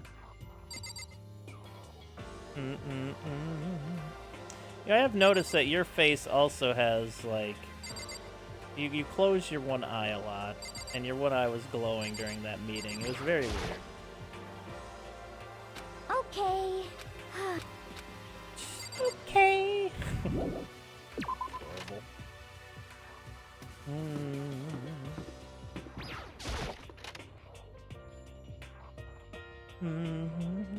Hello, I'm Monokuma from the school store. I'm very kind. Gather up your coins and come play with me, or I might die of loneliness. Peeking. A surveillance camera. Hey, Monokuma coin, let's go. What the fuck is that sound? Even an ultimate couldn't destroy this blade. There's a clock right there, but what use is time in here?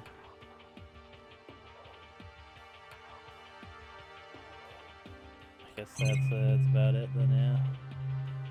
Get to see the chalkboard of Monokuma being a little peaky bear. Oh wait, was this was the one I was in? Oh. One day I saw Monokuma in class. La la la la la la la la, gobble gobble with blood. Uh-oh. Oh boy. Yeah, that's a good point. It looks like snake scales. Hey, a Monokuma coin, let's go. Alright, gotta do my rounds first. We need our coins.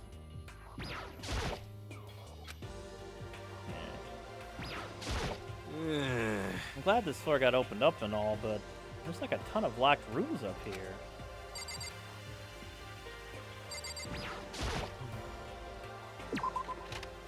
True. True.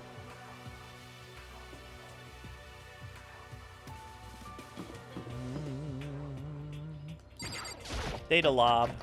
Oh, no good. The door's locked. I guess we won't be getting in here. According to the nameplate, this is called the data center. What's behind the door is a total mystery. I've already taken a good look at things around here. There's a lot to think about, but for now I should head back to the dining hall and talk to the others.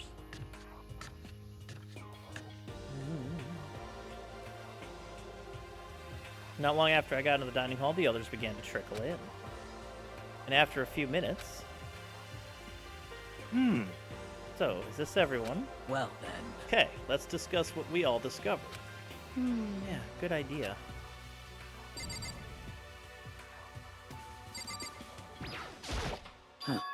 Metal sheets have been attached to all the windows on the 4th floor. None of them budged an inch. In other words, Just like everywhere else.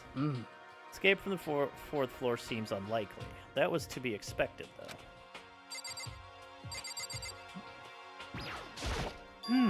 I found a couple rooms on the 4th floor, but they were locked. The data center and the headmaster's room. Ah! The headmaster's room? That sounds like exactly the kind of place we'd find some clues. If we could somehow unlock the door and get inside. But Who cares about a stupid lock? how about that? Should be no problem for the world's strongest missing link to knock down one measly door. What was that? What? Pung, pung. Oh, please, continue. Did you say I've got the nicest butt on the block? The curviest hips in town? Is that what you said? What the heck? Hell no, I didn't. Hey, Then what did you come say? on now. 'Cause I know you weren't talking about tearing down the door to the headmaster's room. Unbelievable. Knocking down your headmaster's door? What kind of war on education are you trying to start here? Your teacher had such faith in you. That's And this my is how room. you repay me? With betrayal? That's my room, you know? It is now, anyway. And you're thinking of busting it down? You seriously don't want to piss me off. You have any idea how much bacteria lives on a single bear claw? No, I was just kidding. Please don't get mad. Damn it! I'm not mad. What? You're totally mad. Emojis. This is kind of depressing. I was hoping I wouldn't have to add a rule for this, but if you're gonna go around having those thoughts, I have no choice but to add to the school regulations. Seriously? Too bad. Breaking down a locked door is prohibited. There, that's a rule now, you jerks. The new rule has been added to the regulations menu. Is he gone? Oof, man, I was scared for my life. I was sure he was gonna kill me for serious. Well, But if he would go out of his way to make up a rule like that, there's no doubt that something important must be hidden in the headmaster's room. But now that it's a rule, there's nothing we can do. Why don't we just pick the lock? No rule against that. There was a big shelf in the chem lab on the 4th floor, and it had all kinds of chemicals and stuff. Okay. And there was an all-star cast of nutrient additives and supplements. You should at least go take a peek. I highly recommend it. We were literally there. I think you and Ogre are probably the only ones interested in stuff like that. Oh, but it's not all good stuff, though. There was medicine and health stuff, but on top of that, there's also a bunch of different poisons. Poison? They were all labeled clearly, though, so it would be hard to grab one by mistake. It's true. Still, we'd better make sure we are careful around there. And we probably shouldn't tell Byakuya or Toko about the poison, right? Huh? What do you mean? Well, Well, just in case. You know what I'm trying to say. Just in case. Yeah, I think you're right. However, It's Byakuya. It won't be long before he's discovered it for himself. Just put something as dangerous as poison right out in the open. That's absolutely the work of the mastermind. Yeah, you know, you gotta add more stuff to intrigue you to kill people easier. Kyoko? He's ignoring me. so, Hey, Makoto. Does Kyoko seem upset to you? that's right. She is, isn't she? She's totally mad. Yeah, it looks like it. What's your deal? I bet it's your fault, isn't it? You must have done something to her. Ugh, this is bad. So, has everyone said what they need to say? I think so. For serious? It looks like nobody found any clues at all, let alone a way out of here. I haven't been this depressed since my house burned to the ground. Someone do something to cheer me up. Can I say something? How about that? It's because my dad was smoking in bed. No, I have something I'd like to report. So, you guys all remember, right? You remember when I found that picture up on the 3rd floor the other day? perhaps. I mean, the one that showed Mondo, Chihiro, and Leon all together, right? Huh? Yeah, I remember. What about it? I found another one. Another picture, almost just like that one. Huh? Another one? But this one, this picture was of Celeste, Hifumi, and Sayaka. Huh? What? And they were all smiling. Again, Celeste is not smiling here. And the classroom in the picture didn't have any metal covering the windows. So the picture of Mondo, Chihiro, and Leon wasn't the only one. Now you found one that had Celeste, Hifumi, and Sakuya? But How can that... Conspiracy! Monokuma must have faked it. But if the picture is real, then everyone who was in it, there would have been some kind of hidden connection there, don't you think? Some deeper truth that we just don't understand. What? Can't be. It's a fake! Cardigan, yeah. But Monokuma said it was real. I know we could just write that off as a lie, but... So Then you trust Monokuma's word over the people who have died? Huh? because That's what you're saying, isn't it? No, that's not it. I'm shocked. You told everyone how we should believe in our friends, but you refused to do the same. That's not... What's going on, Kyoko? Why are you getting so emotional? I don't understand why she's so angry. Hey, come on. Guys, stop fighting, or all your good luck is gonna float away. Anyways, Makoto, you're thinking about it too much. There's no way Monokuma didn't fake that picture. Of course. He's just trying to confuse us. You shouldn't listen to anything Monokuma has to say. You might be right, but still... Are you still so conflicted? What? It looks like you guys have stopped playing nice. Byakuya! You'll have the same sunken look on your faces. You were all so ugly before. You shouldn't let them sink any lower. Wow, when I look at you, it makes me think of a frog sinking into a pile of manure. That's the kindest thing anyone's ever said to me. You know? Sorry. Why is this bitch getting so emotional? Just a second. Why are you apologizing? What the heck? Leave us alone. You're not part of this. That's right. That's true enough. Your problems aren't mine. We are, as always will be, completely separate. So whatever's causing your faces to turn so ugly has absolutely nothing to do with me. And if I happen to discover a vital clue, it wouldn't concern you in the slightest. Huh? Huh? Did he finally say something useful? hey, Byakuya, what have you been up to? That's fine. I don't mind telling you. Perhaps forcing your lazy brains to get to work might do you some good. Such ignorance. I was in the bath. What else would you like to know? Today's lottery numbers? He was taking a bath? Is he saying he's been talking to Alter Ego? Did he tell him something? it would seem... Maybe we should all go take a bath. Ah, good idea. A mixed bath? Okay. A mixed bath? Hell yeah. If Alter Ego really did tell him something, I wonder what it could have been. Oh, we're gonna have so much fun in this bath. Let's go.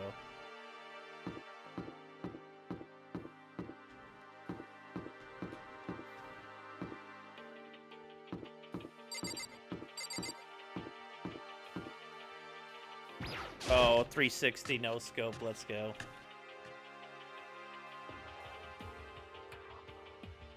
When I got to the dressing room, Toko was sitting alone on the bench, the laptop in front of her. Toko, did you decide to come hear what Alter Ego has to say as well? What's your I problem? already heard it with Master. With Master. Ah. You don't have to keep saying it. Anyway, so what are you doing right now? Shut up. Stop bothering me. How about that? Get out of the way. We have to talk to Alter Ego. Well, No, I made Master promise. Promise?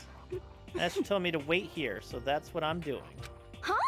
What are you, his dog? If it's what Master wants, I'd do anything he asks. You just love being mistreated.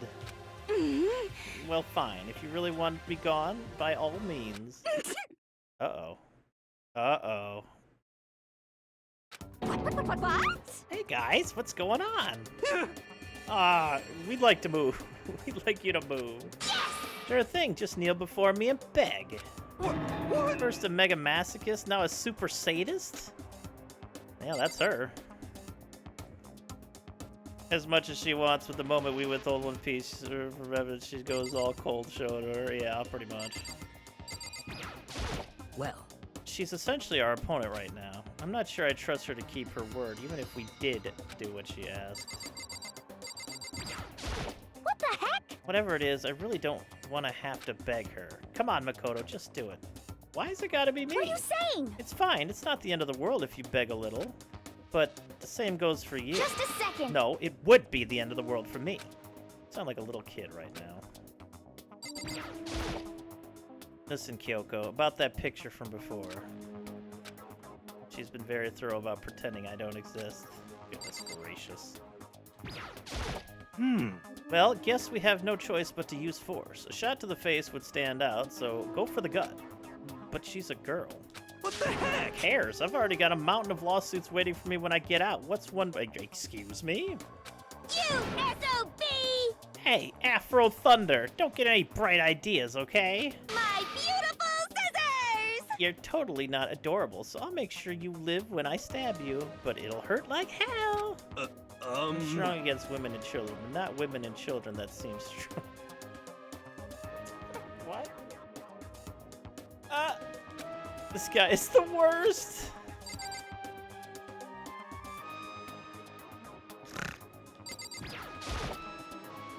Toko, seriously, I'm asking you nicely to let us use the laptop. What? Hmm? You SOB! Didn't you hear what I said? I told you to kneel and beg. How about that? Come on, Makoto. Get her the old 1-2 combo. 1, drop to your knees. 2, beseech. Why are you acting like you're not part of this? I was as desperate as I felt. Finally, I did kneel down in front of her and I said, please, I'm begging you. Will you please let us use the laptop? Oh, I'm on fire! It's such an ultra-miraculous feeling of happiness. All my pent-up anger at Master for abusing me is evaporating. She's honest. So even you realize it's abuse. Hey, That should be enough, right? Hurry up and let us talk to Alter Ego. Okay. You really came! Everyone, come closer. I already told Byakuya, but I was finally able to crack open all the files that were on this laptop. Sorry to have kept you all waiting. correct. Just what I thought. I see. Finally, the time has come. I'm starting to kind of get nervous. I felt the same way. Resting on the keyboard, my hands had started to shake. Just a second. Move. A single word was like a sharpened blade. Wounded, I moved to let her take over. So then, Here we go. Kyoko began typing, the words appearing as fast as I could read them. Can you tell us what you found out? Leave it to me. Sure. I analyzed the files and extracted all the useful information I could find. And one particularly important fact I discovered was that a certain plan had been put into effect here. To isolate the students of Hope's Peak Academy and create a communal life for them. That was the stated goal of the plan. But it was meant to be more than just a normal school life.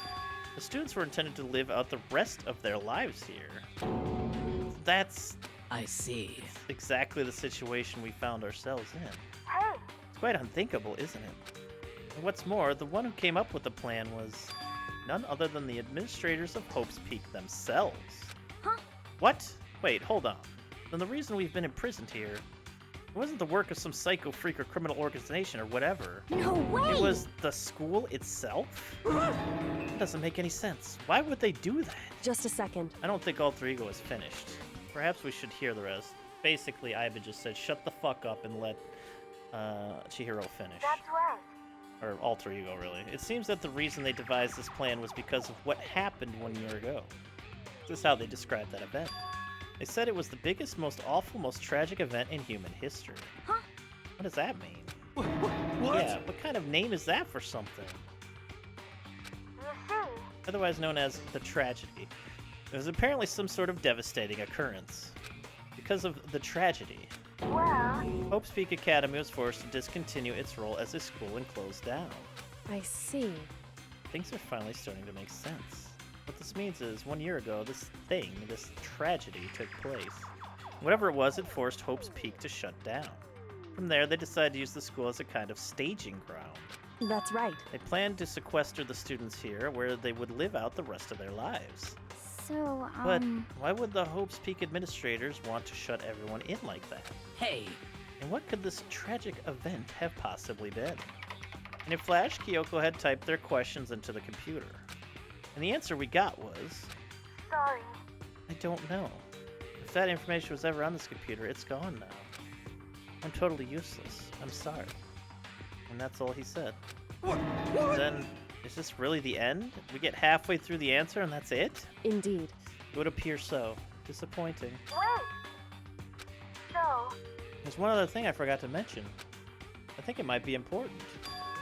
I believe it has to do with the mastermind. The mastermind? Kyoko's fingers moved even faster than they had so far. Did you figure out the mastermind's identity? sorry. No, that I still don't know. But I did find a clue, I think. The one leading the Hope's Peak staff, the one who finalized the plan to isolate you, was the Hope's Peak headmaster. So that same person may very well be the mastermind who planned all this out. And according to the files, the headmaster is a man in his late 30s. It seems possible, even likely, that he's somewhere in the school right now. The headmaster? Is here in the school? Okay. Then that's gotta be the mastermind. I mean, Monokuma's been calling himself the headmaster, right? Perhaps. Which makes the real headmaster that much more suspicious. For serious? But if we break down the door to his room, we're dead, right? So what are we supposed to do? I'll find a way. Oh. Huh? No matter what it takes, I will find the headmaster. No matter what? No matter the cost. So, Yoko, what's going on? I I can't explain why. I just know that I have to find it. Oh, so you gonna get mad at me? And then we're back to you not explaining shit again. She has to? Kyoko, what's going on with you? When she heard about the headmaster, her reaction was almost violent. So then, We should see if Alter Ego has any more information. That seems to be her attempt to regain her composure, and she started typing again. Did you learn anything else? sorry. That's everything I found. All the information on this last stop seems to be pretty old, so that's all I can do from here. Sorry. I'm really sorry. It really is all over. Hey, Wait, Alter Ego seems to have more to say. so, It's kind of a different topic, but I was wondering about something. I haven't seen Celeste, Hifumi, or Taka since yesterday.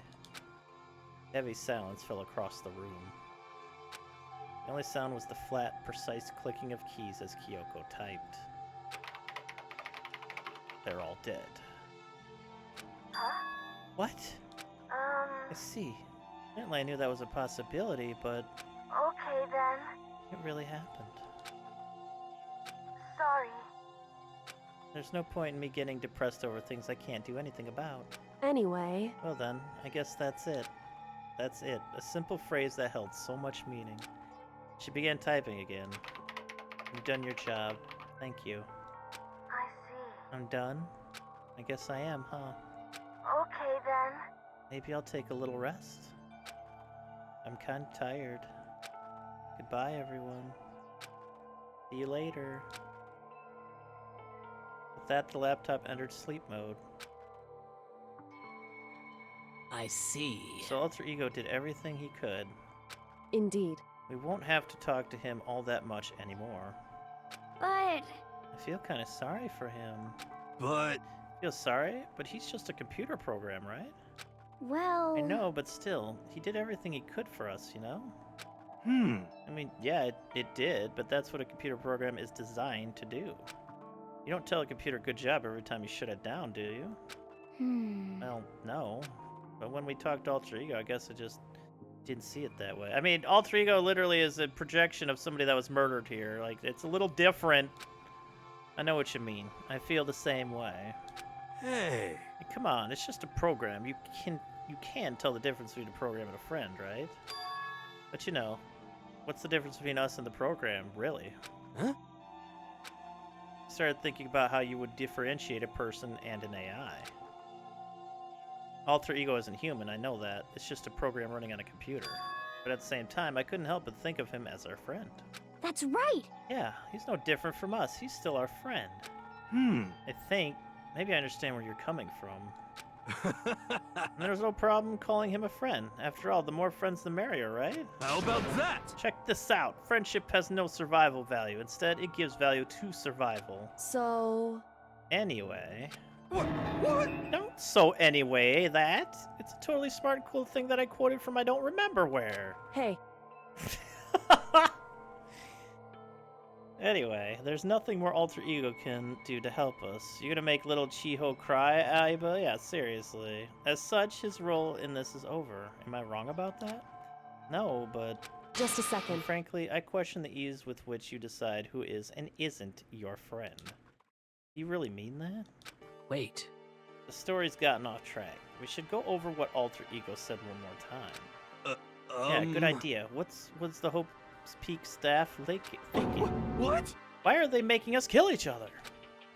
Alter Ego said that what happened 1 year ago is what started everything. Well, Yeah, he said it was the biggest, most awful, most hopeless event in human history, right? Must have been a huge incident, whatever it was. But did something like that really happen a year ago? I don't remember anything happening that you could describe that way. What about you guys? I don't really watch the news, so... I'm sorry. Sorry, nothing comes to mind. Anyway, That event led to the closing of Hope's Peak. at the very least, If nothing else, it must have had some kind of connection to the school. What? Maybe all the students here were killed or something. However, That kind of catastrophe would have been all over the news. At least one of us would remember that. could it be? And maybe they covered it up. That would explain why none of us knew that the school had been shut down. I see. Totally covering up something like that. I suppose it's not totally impossible. What the heck? What's wrong with our government? Our taxes pay their salaries. They should be handling stuff like that. anyway, Anyway, but right now, there's only one path open to us. so... We have to find the headmaster of Hope's Peak Academy. Correct. We have to find him and make him tell us everything. No matter what? As long as we can get our hands on him, I think. Kyoko.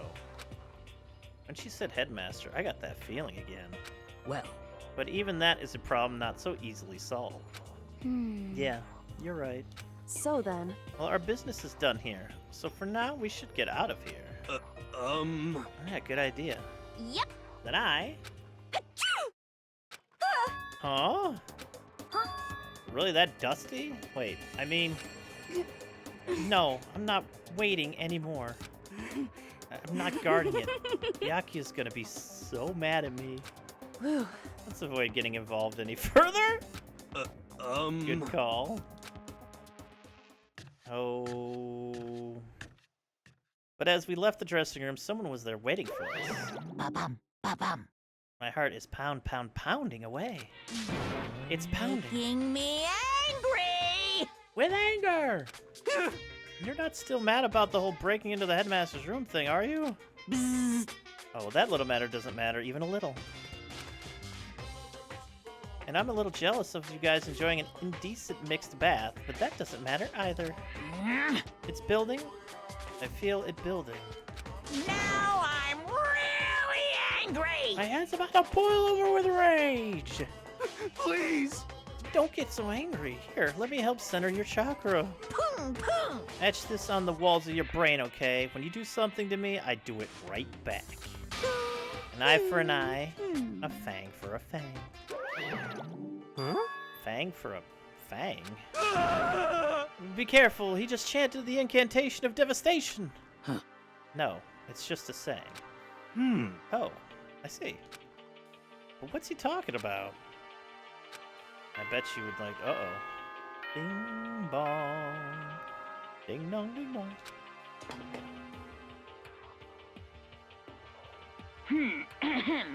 This is a school announcement. It is now 10 p.m.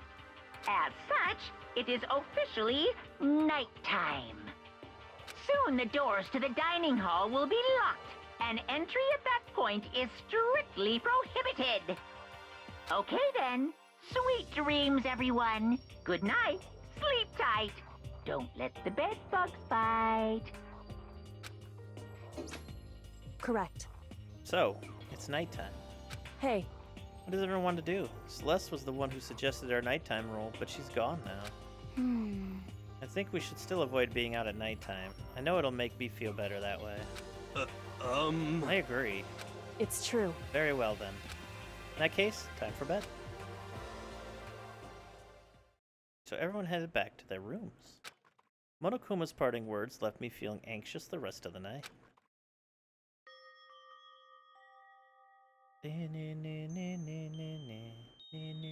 Once I was back in my room, I got lost in thought. What we learned from Alter Ego kept on spinning round and round in my head. The administrators of Hope's Peak had planned all of this. They did it because of the tragedy, which had happened a year before, and apparently the headmaster is the one behind it all. The mastermind. All these mysteries make me worried, but I still have to try and unravel them bit by bit. I'm sure the road will be long and tough, but I don't have any other choice. Too true, too true. Oh.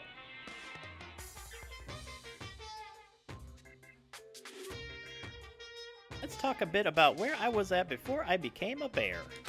At first, I was at a total loss. I just had no idea what I should become. A lady in our tech support department suggested I try being a shrimp. She was like, "Oh, the company's been trying to push for this forever. It's a really incredible offer." But as she laid out all the details, it turned out it wasn't a tiger prawn like I hoped, but a little popcorn shrimp. It's totally tiny. I would have been the world's smallest mascot. I liked eating shrimp. I didn't want to be one myself, plus someone might come along and step on me. Then the lady totally started laughing at me. She was like, "You think we can do a tiger prawn on our budget?" So ultimately, I decided to become a bear instead. And that's the secret origin story of Monokuma.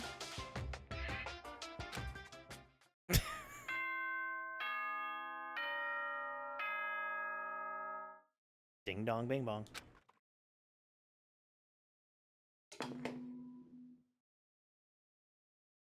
Good morning, everyone!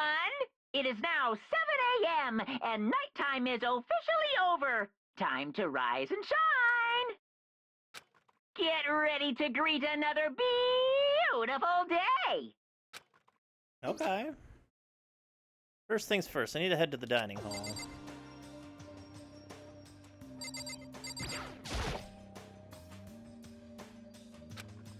Ah, Monokuma coin found in the trash can. Right here is where Sayaka. How long are we going to be stuck here living out? It's your bathroom, man! It's my lint roller. I haven't used it since then. Why don't you put it away or something? Get it out of your vision. Sayaka used this notepad to try and lure Leon to his death. There's no point in thinking about that now. I have to admit, I've kind of gotten used to sleeping here. Nerd. Ba-ba-ba-ba-boom. Like, I get it, but doesn't make you not a nerd. Oh, there's somebody out here. Who's that? Oh, hey. Oh, there's multiple people out here.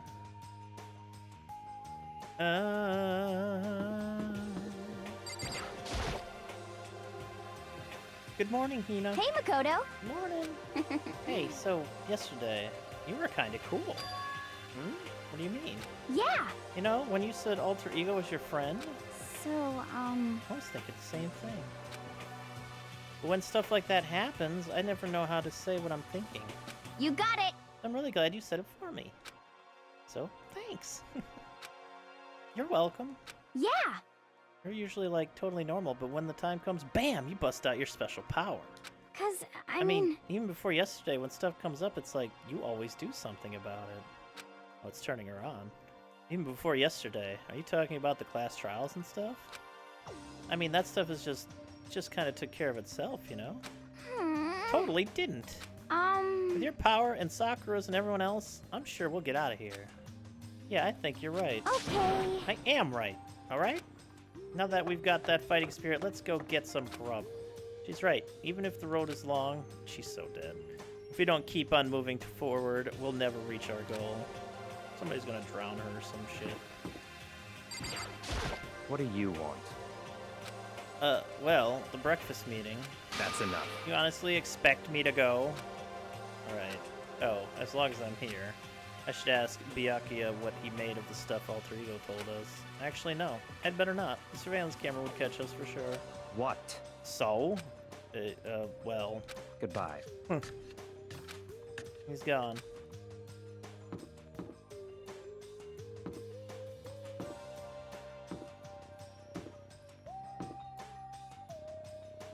Ah! Burp.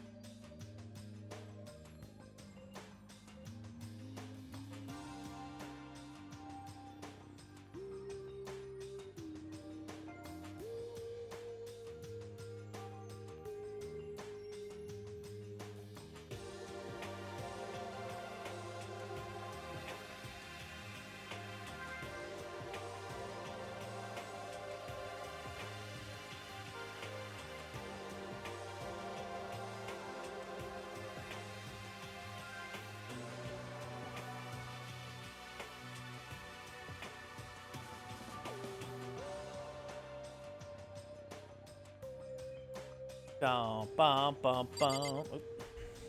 Oh. I am back.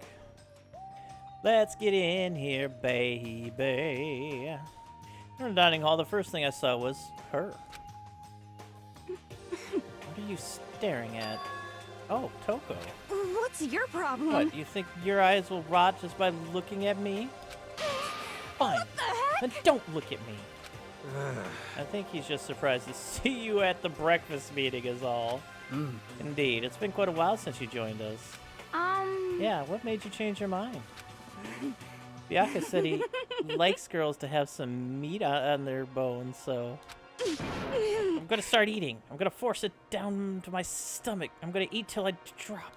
Okay. I refuse to lose. Hina. I wouldn't do that if I were you. Well, other than that, it looks like Kyoko isn't here. It sounds like a whole lot of poisoning to me. You know? Oh, she said she'd come by later. Later? You know? Yeah, after you leave. She's not even trying to hide it anymore. I know I said she wanted you to show some backbone, but you didn't need to show her that much. Just a second. You're dirty, Makoto. Dirty. President Dirty of Dirtlandia. You don't understand. Just the worst. You're the type who takes the stairs of love 3 steps at a time, aren't you? I'm telling you, it's not like that. Just shut up already, Hina. You've been running your filthy mouth like that all morning. Filthy? Me? Don't make me repeat myself. I'm not filthy. It's no use denying it. We can all see how disgusting you are. Shut up. You and that lusty body of yours. Oh my. Now there's another good reaction image. Can I just like forward that to like a lot of people? Night after night, you go out for your illicit club meetings. Hey, knock it off. I can't deal with dirty stuff like that. Your midnight sextracurricular activities only put us in even more danger. Please. Stop it. You'd like me to stop, wouldn't you? Your sweaty hands gripping the big, fat chalk tight. Going for all that extra credit. Oh my god. Is she gonna come? Your screams are like the screech of a violated blackboard. And it's amazing. Indecent ideas are coming to me one after another. Oh, now here's a girl after my own heart. Bastard! So, would you rather have your black eye on your left or the right? Ah! Sorry. Hey, come on. Let's leave Toko alone. She's gone a little funny from all her pent-up frustrations. I can help her. You know? Anyway, you and Kyoko need to make up already, you know? Yeah, I know. I mean, of course, I want things to get better as soon as possible. With everything that's been going on, I haven't had a chance to talk to her about what I saw. Before anything, I need to talk to Sakura about it. Sorry. Don't hit me. If you want to hit someone, hit Master. Please hit him. Oh, please let me watch you hit him. I think it's best if I stay far away from her. I want to hang out with her. What are you talking about? Sakura? What is it? Can you make some time later? I was hoping I could talk to you. Now that Kyoko's dumped him, Makoto's trying to win Sakura's heart. Are you in heat, Makoto? Don't care who they are as long as they've got the right equipment.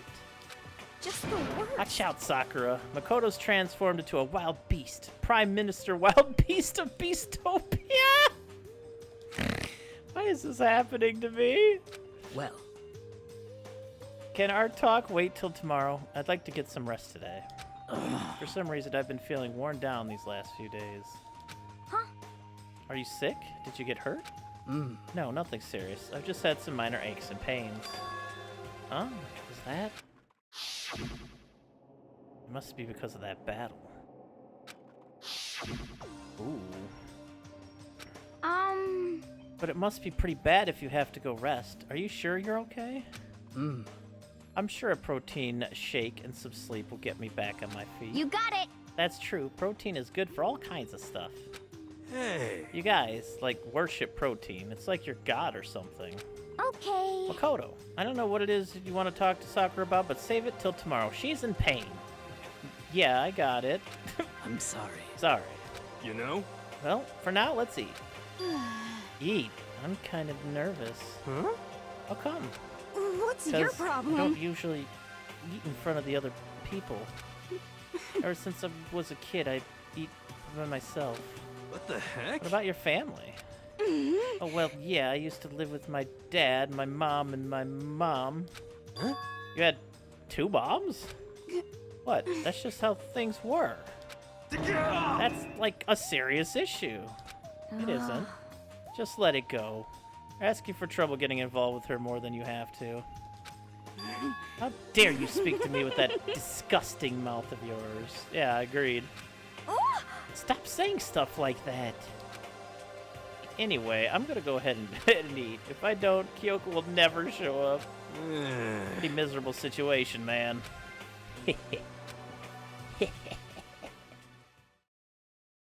I scarfed down breakfast as fast as I could and immediately headed back to my room.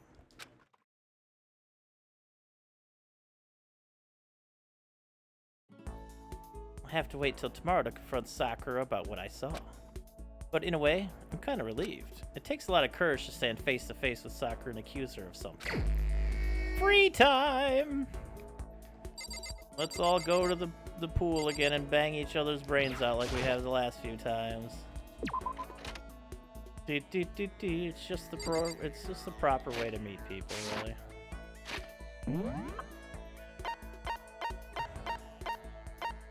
Oh, Sakura's in her room, that's true.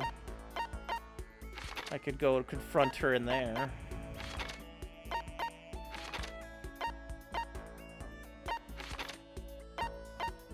Yeah, you two up there. Ah, of course you two would be together up there. Alright, Sakura. I guess I should press the doorbell. It's you. I'm sorry. Is it okay if we talk more tomorrow? Right now, I need to rest. Oh, is she gonna die? Alright, fine. Like, who the fuck is gonna mess with Sakura? She looks like she's like a 30-year-old grizzled war vet. Who the fuck? She's got muscles on her boobs. Have the biceps. Yeah, true. She's got boobceps.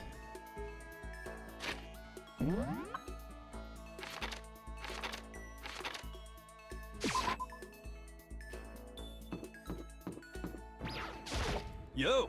Did you need something? Oh wait. It's better not be my life. Don't kill me. Help me! Afterlife, protect me. Makoto, kill someone if you must, but don't kill me! Did I spend time with Hiro?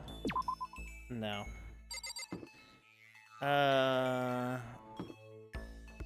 Big dummy. Can I try? Will you let me? Anyway. I'm busy. I don't have time to waste.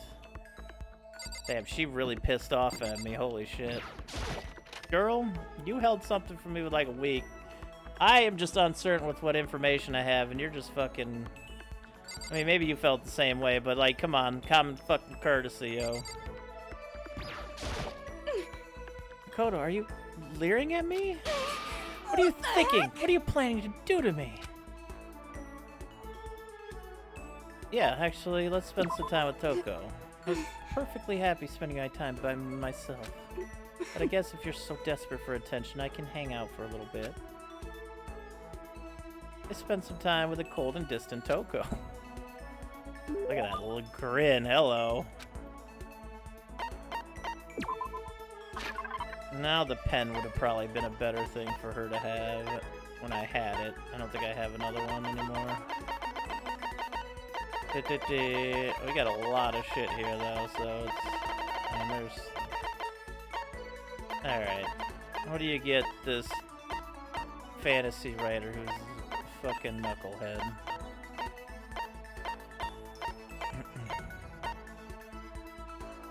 One of these?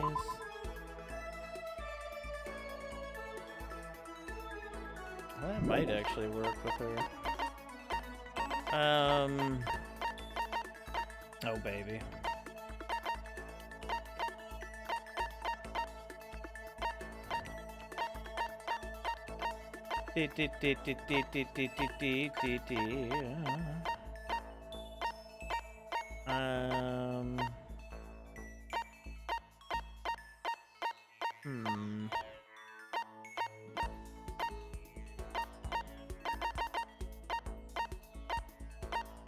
Someone's graduation album.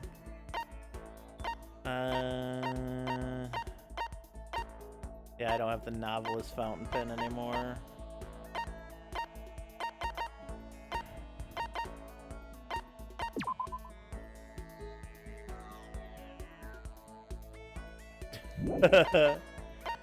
Alright, what do we want to give you? Toko, let's give you... I'll give you those glasses. Why not? What the I can't forgive this! I'll never forgive you for being this nice to me! Seeing Toko so pleased with something I gave her makes me happy. She'll never forgive me being nice to her. It's from Byakuya! I have plenty of time. I don't feel like just sitting here. I should go somewhere. Well, we made her happy briefly. I didn't get any experience or anything from it. But, that was nice. I assume we're still in the same areas here. We are not. Dining hall.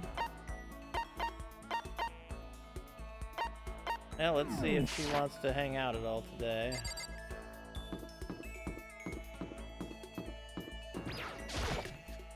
She's still gonna be, I'm busy. Big bully. Go away. She won't even look at me. I guess she doesn't even want to see my face. Yeah, dang, you fucking mean, lady. Yeah, what up, Smoking Bill? How's it going? It's fucked up, is what that is. Fine, I'll go hang out with, Actually, who haven't I hung out with here?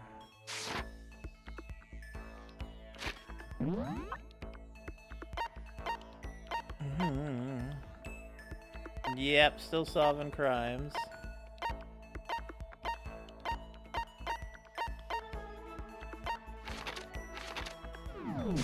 Alright, you know what? Let's either talk to Hina or the royal butt face, Byakuya.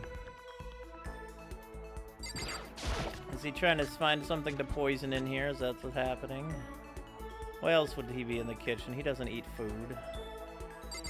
Oh no, he's not in the kitchen. He's in the... fucking dummy. He's in the... I always think they're connected, but it's not. The storage space, so...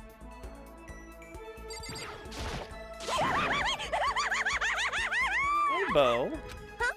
What's up? You want to go on a murder spree with me? Kinda, yeah.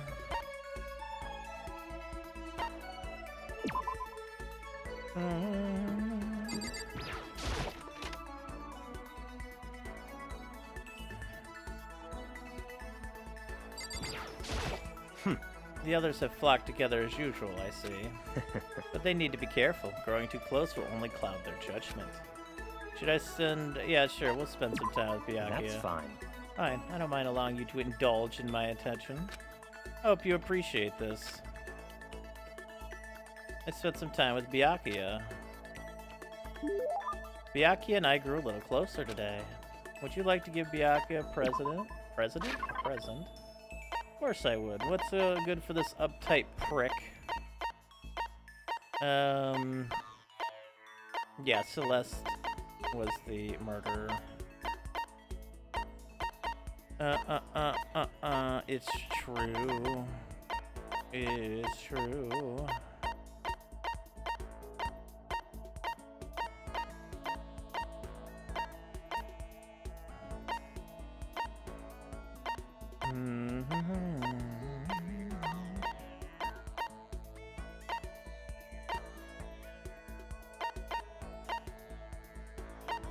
I am The fun plane.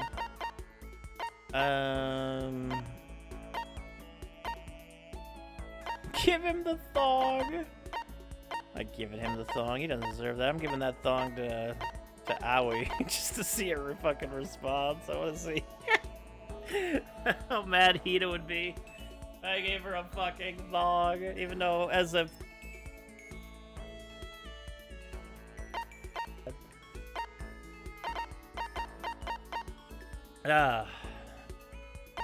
let's see here.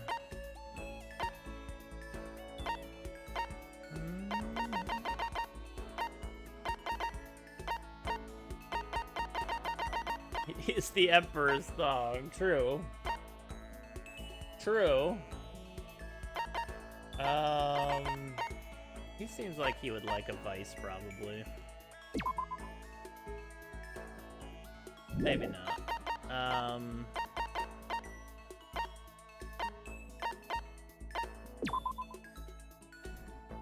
That's a games book, never mind. Secrets of the Omoplata. That's Brazilian Jiu-Jitsu. Prince Shotoku's globe. It is an oop art since it depicts a round earth despite being many centuries old.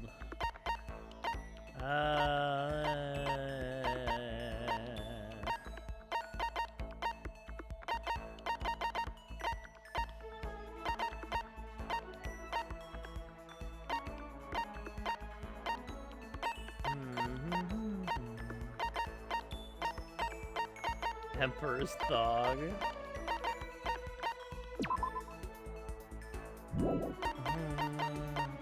Oh, Neko's fan.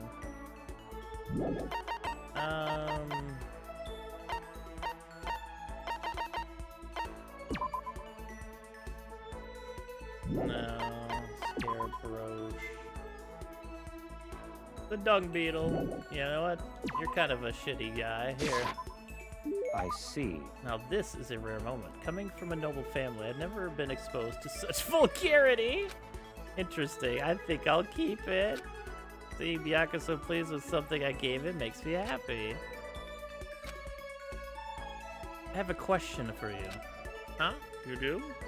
That's right. Something's been bothering me for a while now, and I can't take it anymore. So to answer my question, I need you to explain to me what exactly your ultimate lucky student title means. Oh, well, I don't totally get it myself, but what I do know is that I was picked at random from a pool of normal students. So in other words... So you just got into Hope's Peak by blind luck. I see. Well, that answers my question. What was the question? How a commoner like you with absolutely no unique talents or abilities could get into this school.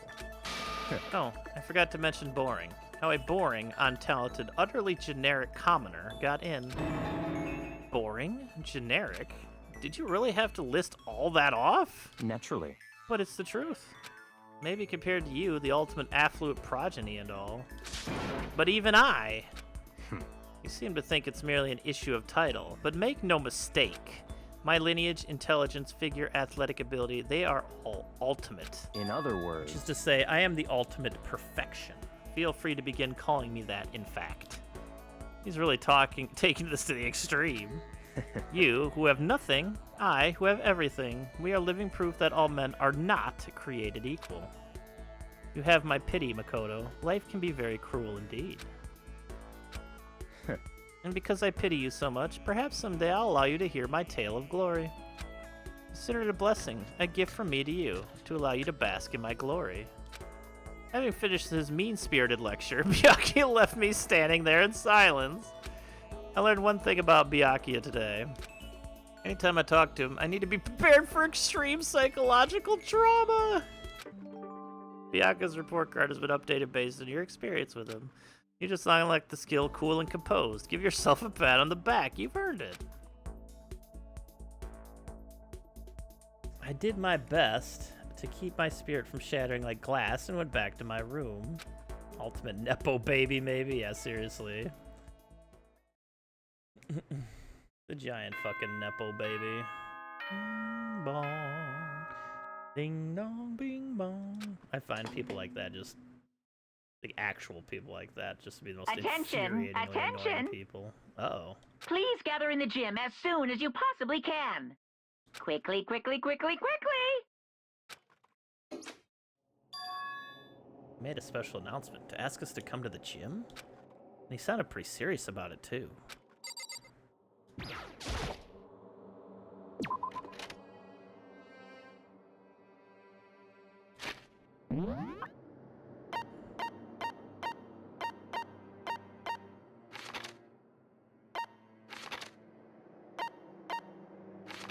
Sakura's there beforehand.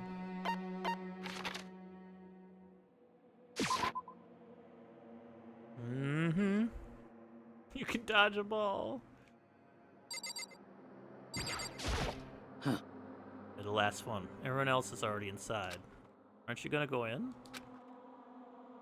However, I have a bad feeling about this. More than just a feeling, probably.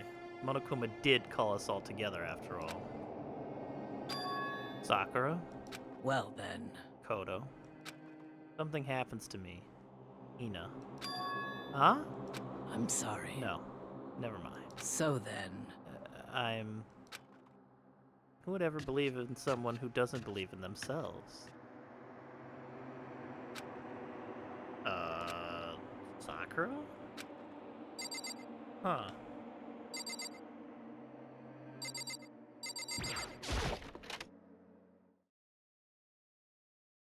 Everyone must have heard the announcement, and once we all gathered at the gym, began. No, nobody knew it was died yet.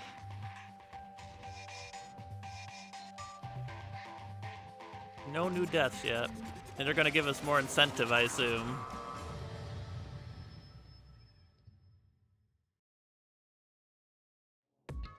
Well? Okay, let's get this show on the road. You're about to give us your next motive presentation, aren't you? That's right. You got us all together to present another motive, right? Easy, right? Huh? We have to go through this again? No, not again. I can't take it anymore. I see. I'm impressed by your level of dismay. You finally see just how low on the totem pole of life you really are. No. No, no, no.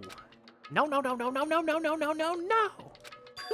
That's not it at all. We're not here to talk about motive. Today, The reason I'm feeling black. The reason I gathered you all here is so that I could get rid of my grudge. Your grudge? Why? We have a grudge against you, of course, but I don't recall you ever having a grudge against us. I told you yesterday, didn't I? An eye for an eye, a fang for a fang. Stop beating around the bush. Just tell us what you're talking about. Well, Byakuya, you've already told everyone how one of you might be working as a spy for me, right? Come on. Yeah, so what about it? In other words... Well, today I'd like to tell you about that spy. What? Hey, But guess what? The spy is actually Sakura Ogami. He said it so openly, it made it sound like it wasn't that big of a deal. Even though he just revealed a huge secret. What? What did you just say? He said the spy is Sakura. What is this? What are you talking about? You're a liar! There's no way Sakura's a spy. Right, Sakura? Huh? Sakura? And I might just make Sakura fulfill the promise she made sometime soon. And if she doesn't, I can't be responsible for what might happen to that hostage of mine. Anyway, that's all I wanted to say. What do you guys choose to do with that information is up to you. Thrills, chills, kills! Roast her, boil her, kill her, don't kill her, whatever. I can't wait! I can't wait! Either way, I can't wait. And just like that, he was gone. Finally, I understood what you had been talking about. An eye for an eye, a fang for a fang. In other words, betrayal would be met with betrayal. Huh? What the heck? So, what does this mean? What? Is it true? Has Ogre really been spying on us for the mastermind? What are you saying? What are you saying? There's no way. But that is what the stuffed animal said, right? Wrong. No, You're he's wrong. There's just no way. Hey, Well, Sakura, if he's wrong, all you have to do is tell us. I'm sorry. I'm sorry I didn't tell you earlier. Huh? What? Oh, And he was being serious. no! We're serious. Ogre's been working for the mastermind. I'm sorry. You've been lying to us all this time? Huh? It's not true. Sakura was probably being controlled. There's got to be some reason. She didn't have a choice. She was just forced to do it. Yeah, I'm sure Hina's right. Mastermind probably threatened her somehow, and Sakura had no choice but to do what she was told. What? You're talking like you know that was for a fact. Because I do know it is for a fact. Because I saw it.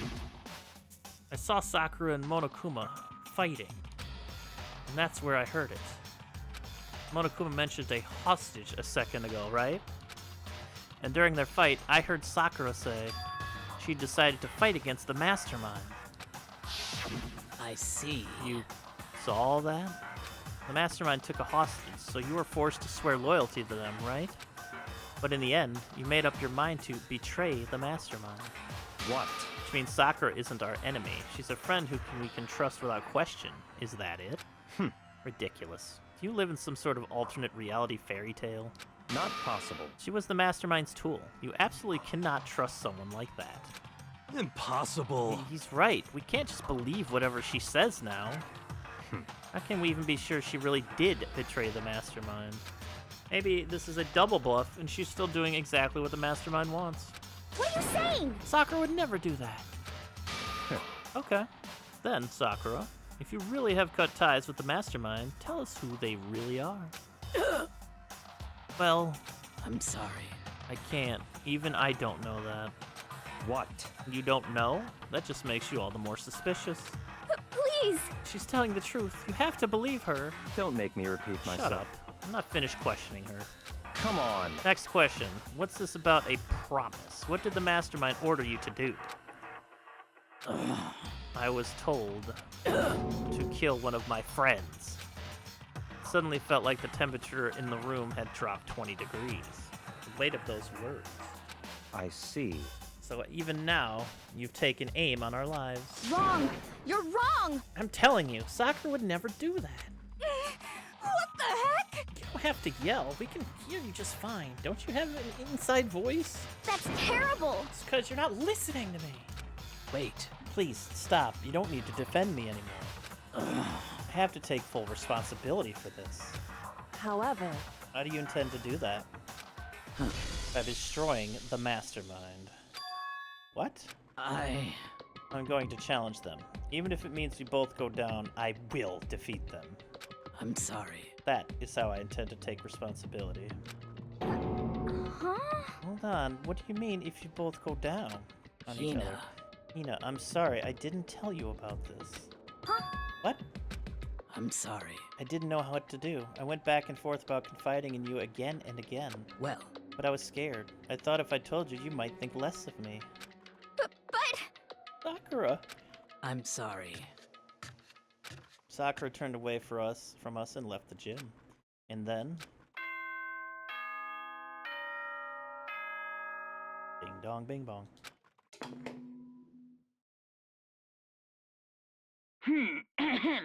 This is a school announcement. It is now 10 p.m.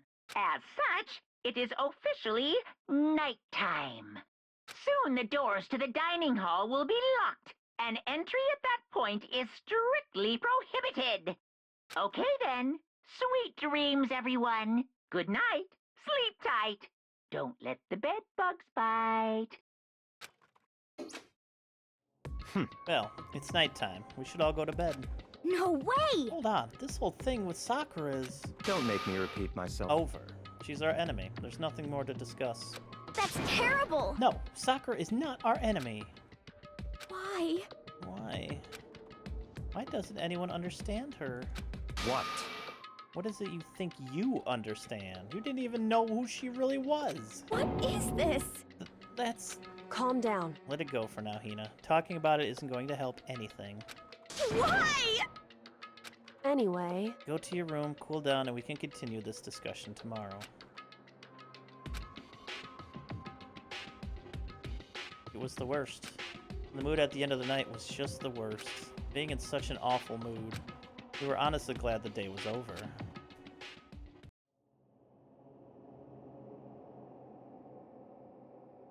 Sakura is the spy. She's the traitor. Byakuya said Sakura is the enemy, but he's wrong. She's not my enemy. She's my friend, without a doubt. But what can I do? What can I do to make everyone believe in Sakura? How? Easily have a murder come up.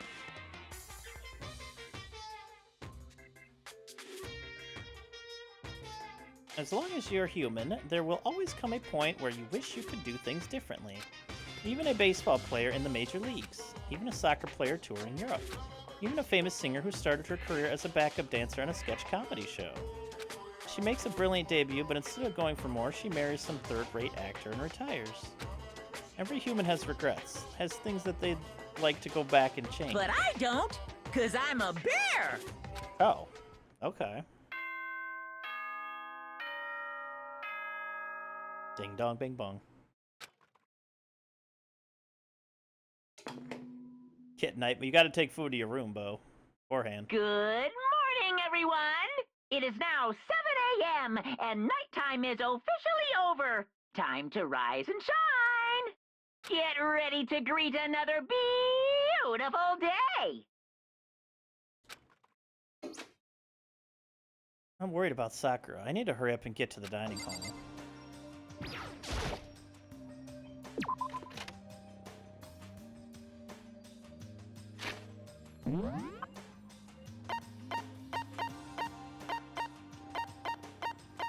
Hello? Thank you. Can we talk to you for a second now and tell you that that's what we were holding on to? Holy shit. Kyoko, good morning. Oh my fucking god. Tell you are me, is she really that mad at me? But actually, it's not just Kyoko. Ever since Monokuma summoned us last night, the atmosphere around here has gotten really heavy. You can almost feel it looming over us, weighing us down. Well, if nothing else, I need to patch things up with Kyoko as soon as possible.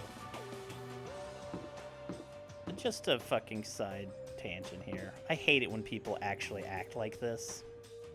If you have a problem, fucking talk about it. I cannot stand when people are just upset and just don't want to say anything about it. Like, I understand not wanting to talk about something, but if it's actively something that can be fixed, fucking talk about it. Holy shit. I fucking... Oh. Alright, anyway, going on. Yeah, I get why they're acting this way. They're young. I get that. I'm just... This is a side. Koda, are you okay? Huh? What do you mean? We were late, so we were worried about you. What a dullard. Toko? Byakuya? What are you doing here? What the heck? They're taking refuge here. Refuge? Such ignorance. Don't make that stupid face. We have to protect ourselves against the Mastermind's tool. The Masterminds? Are you talking about Sakura? That's when I finally noticed. The only one that wasn't in the dining hall was Sakura. Huh, where is Sakura? Stop talking. All I know is, if she were here, I wouldn't be. The only reason I went out of my way to join the rest of you was as a safeguard against that threat. Threat? What is this? Why? Why do you hate her so much? Naturally. Isn't it obvious? Because this makes things unfair. Unfair? The game should be fair to all players. The existence of a spy for the Mastermind upsets that balance. What the heck? That's a stupid reason. What did Stupid? you say? This is a life or death game, is it not? That's terrible! It is stupid. You're a stupid idiot. There's some great fucking captures you could have of this game. It is stupid. You're a stupid idiot. Hey. Before you get too far into your argument, maybe you should stop and think things through. Why did the Mastermind reveal that Sakura was the spy to us? What the heck? They were getting revenge on her, right? Like Monokuma said, an eye for an eye. However... That may be part of it, but it's not the whole picture. Revealing that fact also meant to serve as the next motive the Mastermind wanted to give us. The chaos and confusion born from suspicion, the hatred. In other words, This right here, the fighting, the bickering, is the trap the mastermind laid for us. Knowing that, will you still stand here and argue like children? But That's not what I'm trying to do. It's just... I mean, how can I get you guys to believe in Sakura again? If she really can beat the mastermind like she said, that'd go a long way in my mind. what are you saying? Idiot! You'd really ask her to do something so dangerous? What if something terrible happens to her? It wouldn't matter. Interesting. What? If Sakura were to die, that's one less person for the mastermind to control. I have no problem with that. Hold on, Byakuya. In fact, if she did die, that would settle this entire issue, wouldn't it? It would put the whole problem to rest. What the hell? You disgust me. You're a monster. To say something like that, it should have been you. You should have been the one to die. Shit. What? I should have died? Interesting. Then are you planning to take care of that yourself? Go ahead, try it if you dare. That's how it works here, after all. What is this? You think I can't do it? Hina, calm down. That's right. This is exactly what the mastermind wants. And it's exactly what Sakura doesn't want. What's wrong? Lost your nerve? I'm leaving. I'll be in my room. Trembling with anger, Hina ran off. That stupid cow. How dare she? She should die 1,000 deaths. No, 1,000,000. So she was just another hysterical little girl, hardly worthy of my attention. Just a second. It's what other people call having feelings, Byakuya, and all you can do is mock them for it. What's wrong with that? Hey, A friendly word of warning. Someday that attitude is going to come back and bite you. Hard. I don't have time to play with you. And I will happily elude its attempts. You know. How about we eat? Or maybe now's not a good time. You know? Without a word, each of us left the dining hall. We headed back to our rooms one by one.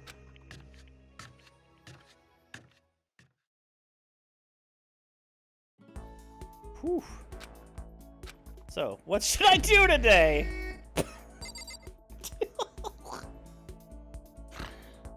So what should I do today? Well, let's just play games and... Oh yeah, what's up, Implied Kappa? Let's go give someone a hand, brah! We're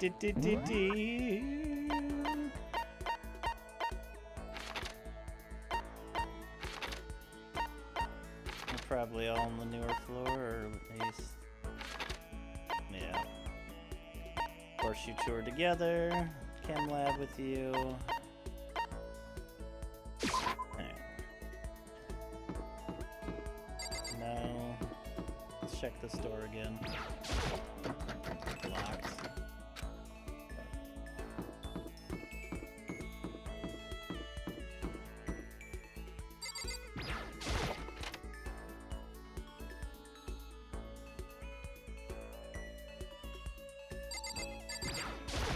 I'm sorry. I'm not sure I'm ready to open up just yet. Maybe if you create the right opportunity.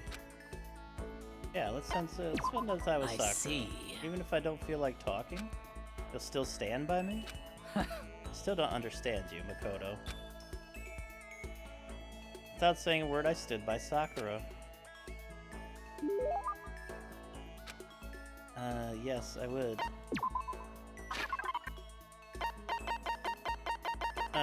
I don't know if I want to give her the hand bra, though. I had an idea for what I wanted to give her. It was that martial arts book.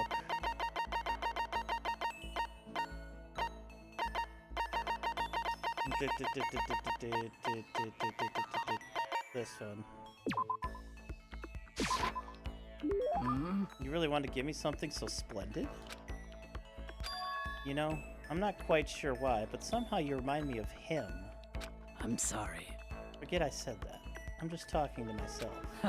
Anyway, I feel a little better now. Thank you. Seeing Sakura so pleased with something I gave her makes me happy. Hina off Byakuya after he essentially called her spineless just because she is kind by nature. I have plenty of time. I don't feel like sitting here. At least you should. Yeah, Sakura happy. I like Sakura.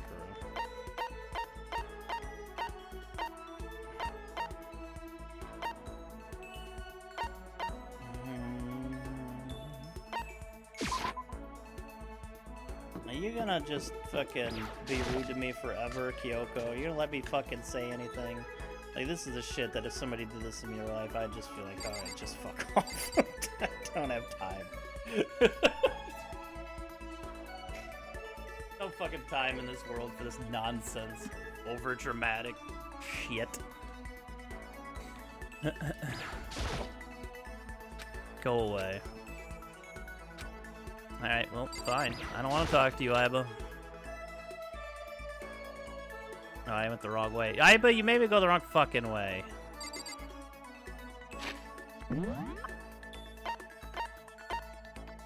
Don't make me go hang out with the fucking serial killer again. Because I'll do it. Actually, I want to hang out with Hina. I want to give her the thong. Just because I want to see her response. Sorry. Listen, I'm really sorry, but I kind of want to be alone right now. I've got a lot of I need to think about. That's fair. Except Sakura's here. I'm sorry. Appreciate the thought, but I'd like to be alone right now. I need time to myself. I need to think. Although that's one skill I haven't developed too much. You're literally both in the same room. If you just want to be alone together, just say it.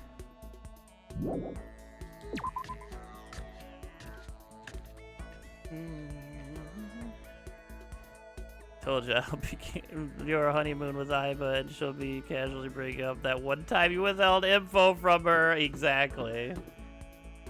Fine, I'll hang out with Toko again. When are we ever gonna get out of here? Not that I'd have much to look forward to if I did get out. Yeah, I like Toko. What's your problem? What, more pity? Aren't you such a good person showing me all this pity? Spend some time with Toko. You give a look like that to me? That's why we spending time together. I gave her the glasses that she loved last time.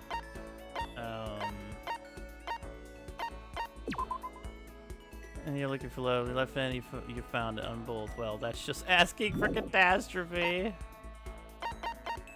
Oh yeah, actually, I'll give her the fucking... Hell yeah, where are they?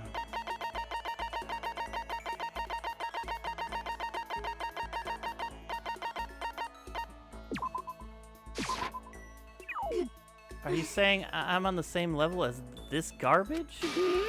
Stop mocking me! I think I made her mad. She probably thinks worse of me now! That's what you draw about or write about, right? Yeah, I didn't think she'd like it. I wanted to try, though.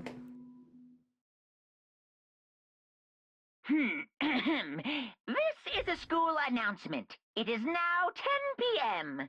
As such, it is officially nighttime.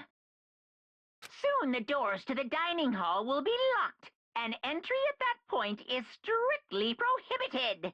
Okay then, sweet dreams, everyone. Good night, sleep tight. Don't let the bed bugs bite. Nighttime already. Night feels somehow uneasy. We still haven't settled things with Sakura. Everyone's in a terrible mood. I just hope nothing happens tonight. That's not foreboding at all. Monokuma Theater. After I declined the offer to become a shrimp, the tech support lady just refused to drop the issue. Once the shrimp idea was dead, she came back suggesting I should become a crab instead. How much can one person love crustaceans? I said no, of course, and she shot back. Okay, then how about to make you extra special, you can be a crab that walks sideways and backwards. But somehow that's any better? I don't want to go sideways or backwards, I want to go forward.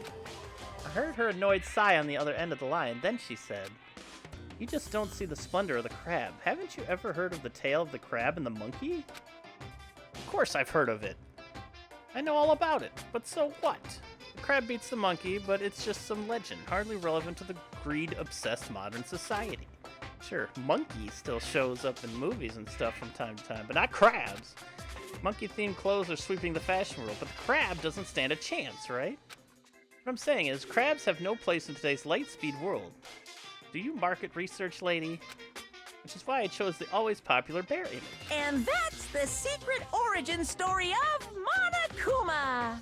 More secret origin story. Carcinization, the act of slowly turning into a crab.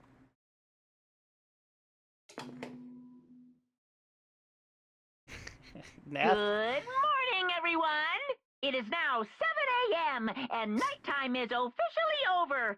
Time to rise and shine! I feel like, Nath, you've had some experience with people who are, well, insecure, to say the least. Get ready to greet another beautiful day! I need to do something about Sakura. I'd better go to the dining hall and talk to the others about it one more time. But when I exited my room that day... Ow! I don't know, I made that howl, huh? Is that someone screaming? I think it came from the dining hall. Wait, let's not rush there yet. Okay, let's rush. There's nobody out here. Ah!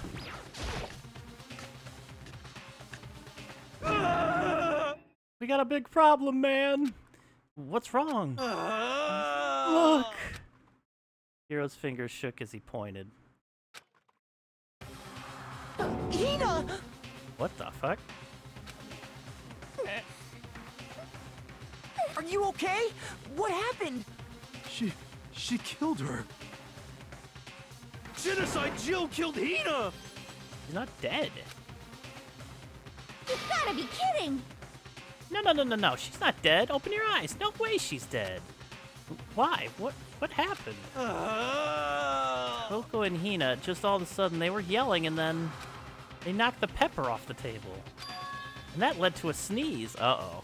You SOB! Her giant balloons are a little too perfect, aren't they? I might be flat, but at least mine are real.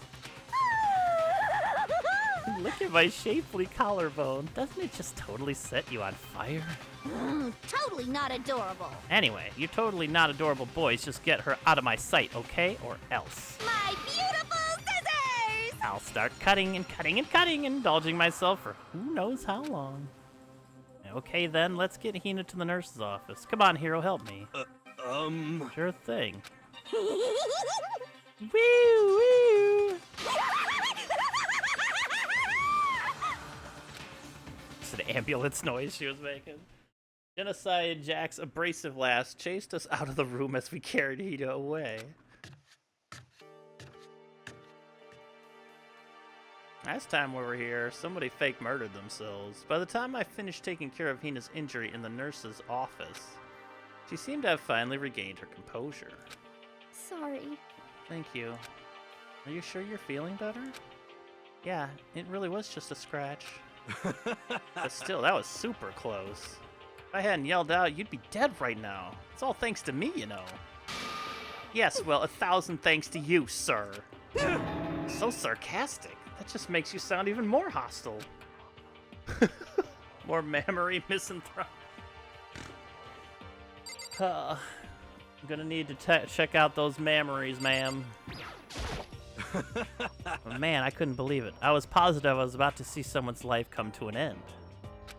If I ever saw something like that, I'd never be able to sleep again, which would suck. I love sleep. Yeah, never mind the person who actually died, right? Weirdo. Hey, Hina, what the heck happened? Oh, it was just a fight. Got into a fight and I lost my temper and flew off the handle. Let me guess, the fight was because of Sakura. But... At first, I tried to just ignore it. If you let jerk buttholes... If you let jerk buttholes get to you all the time, you'll never have time left to live your life. Oh my god, she even, like, curses adorably.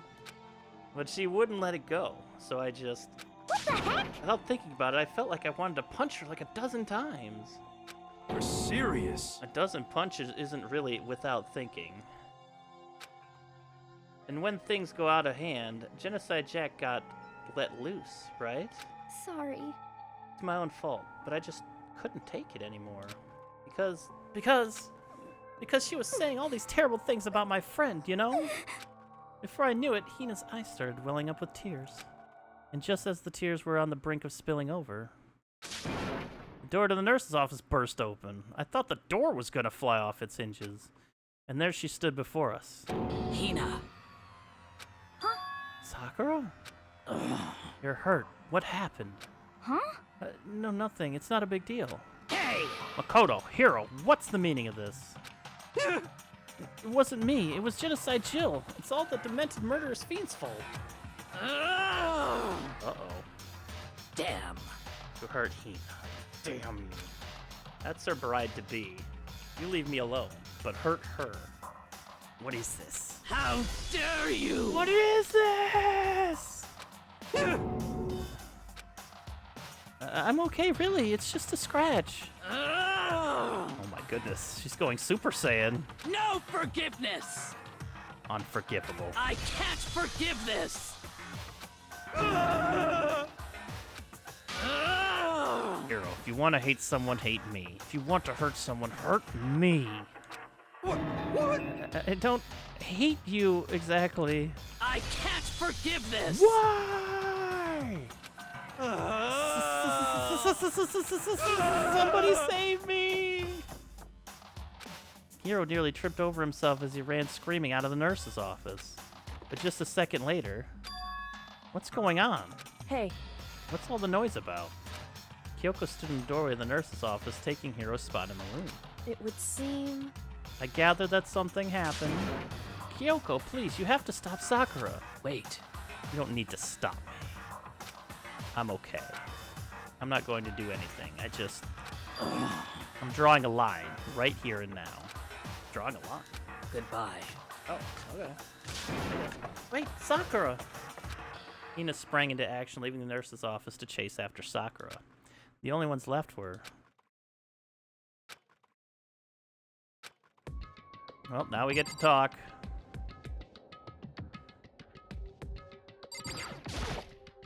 Trash can. The room and everything in are back normal. Monokuma must have done it.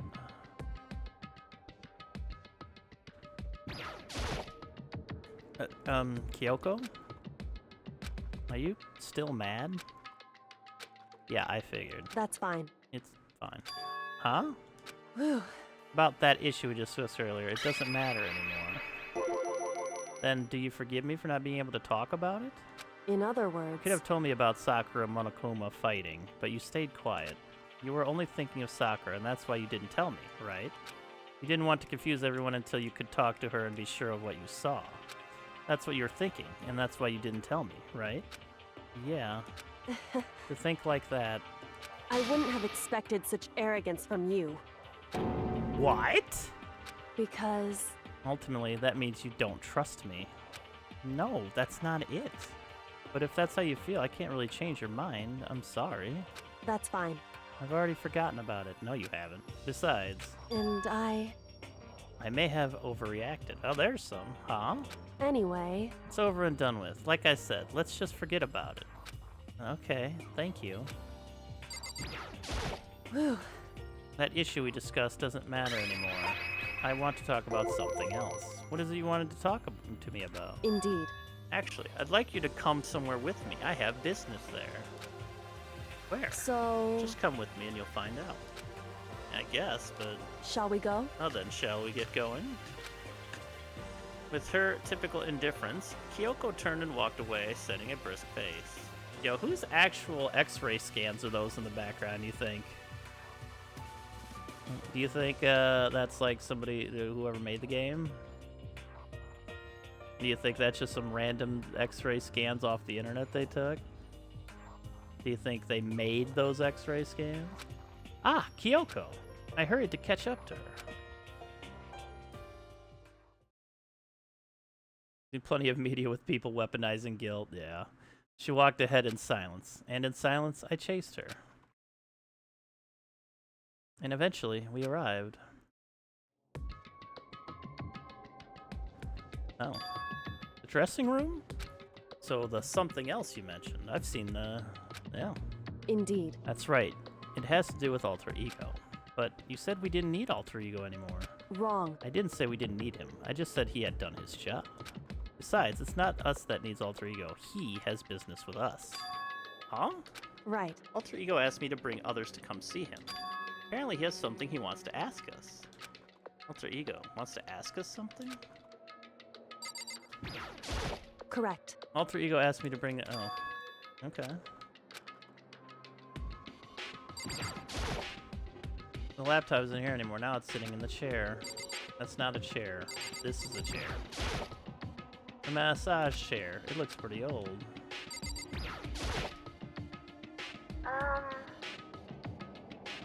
It's like, so, yeah. Hello. Oh, it's just the two of you? Kyoko and Makoto? Kyoko's fingers glided across the keyboard. Is two not enough? Thank you. No, it's okay. Two should be plenty. What is it he wants to ask us? Indeed. Let's find out, shall we? Kyoko typed in the question. What did you want to ask us? So, Oh, yeah, so... I'd like you to take me somewhere where you can connect me to the school network. What? Kyoko and I quickly glanced at each other. She replied, why? I think it's fairly obvious. Well, then my job was done, right? But to just stop here, saying I finished my work. but I don't want that. I want to be able to help. I want to keep being helpful to everyone. I want to work as hard as everyone else so that we can all get out of here. That's right. That's what Master would want, too. So, to help everyone else. To solve the mystery of the school. That's right. The only way I can help is if you connect me to the school's network. But if you did that, that's basically suicide. I'm positive the mastermind would find out about it. They'd find you and they'd... You agree, right, Kyoko? So, I realize how dangerous it could be. But still, I have to do this. but I'm scared, but I can handle it. I don't really understand why, but still, when I think about everyone else, my courage starts to grow. You might think I'm just some inhuman AI, but it's true. So, it's okay. I'm gonna If it's do for the my sake of best. everyone else, I won't be afraid. I couldn't help but get lost in that voice. It was just too committed. Too admirable. Too fragile. Hey, You remember what you asked me before, Makoto? You asked what the difference is between a person and a program, right? Yeah. certainly. When I talk to Alter Ego, I don't know. I have no idea how to answer that question. I think maybe that's a question even the program's creator can't answer. But I can say this. Correct. There's no question that Alter Ego is our friend. Kyoko. I... To be honest, I didn't want Alter Ego to push himself anymore. Because if we take any more risk, the Mastermind really will notice it. But Makoto. let's do it, Makoto. Let's connect Alter Ego to the network. But Hey, he's our friend, so I want to take his feelings into consideration. And he says that he wants to fight alongside his friends. now, if... You were in his place. Could you just sit by and do nothing in this situation? You saw everyone else fighting and doing their best. Could you just look the other way? Or would you stand up? Stand up tall next to everyone else and tell them you're their friend. So, Hey, are you guys fighting? If it's about me, please don't. I want to believe in myself. I want to be able to say, I know I can do this. Leave it to me. So please, let me try. Listen, Besides, there's one place where the Mastermind might not notice. One place? that's right. Remember? There's another place beside here where there's no surveillance camera. A room without a surveillance camera. The secret room, yeah. The music room. That's it, the secret room you told me about. Definitely remember there was no surveillance camera in there, but clearly someone else knows about it. Indeed. And I do believe you can connect to the network from there. I remember seeing an Ethernet port on the wall. However, Just because there's no camera there doesn't mean there's no danger. There's no way to be sure the Mastermind isn't monitoring the network somehow. We'll have to move Alter Ego, and the Mastermind may spot us going into the secret room. If they pick up on any of this, then it's all over. You're right. That's what we have to do. But despite all that, I still think we need to try. Correct. Because that's our best chance of finding any new clues. Kyoko. In that case, will you let me carry him? There's no way you could hide him with what you're wearing, right? So let me do it. It's true. Okay then, I'll leave it to you. Thank you. So then... Then let's get started. It's gonna be a little cramped for you, Alter Ego. Bear with us, okay? Don't say bear. We started packing him up right away. Ends justify the means, yeah. I closed the laptop and stuffed it underneath my jacket. It tickles! Shh, you can't talk right now. We're going to move you to another room. Until we get there, you have to be absolutely silent, okay? I mean, you know, I'm just hiding it. What do you want from me, Polly? I'm just hiding it. Putting it in a secret place, you know.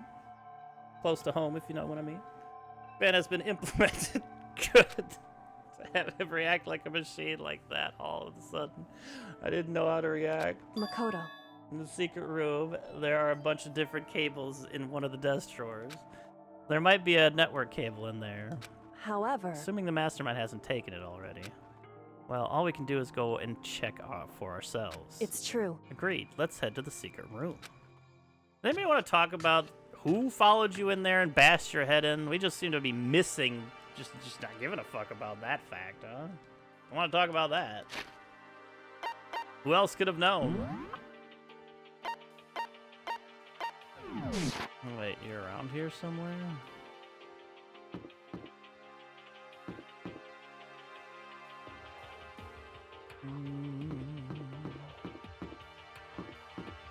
Wait, did I go the wrong way, or am I losing my gourd? Wait, what?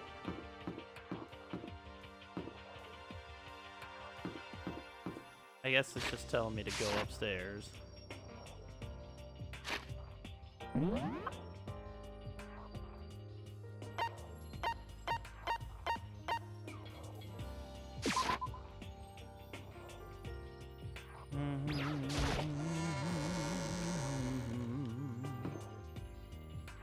What are you doing here? What? Kodo, what the? Why do you seem so surprised? Nothing's wrong. Why would anything be wrong? He's acting really strange. Well, I guess he's always acting really strange. Hey, well, gonna go back to my room now. Take her easy, partner. See ya.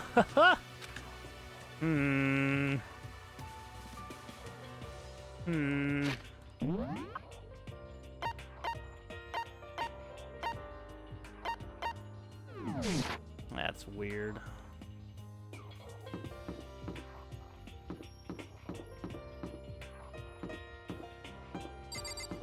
Oh, hello there.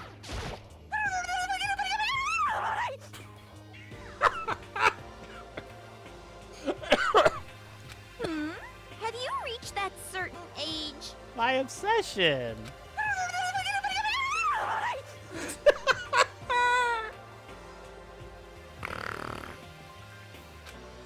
What are you doing? Living. I see. Anyway, I'm headed back to my room. I'll just be there living, totally calm.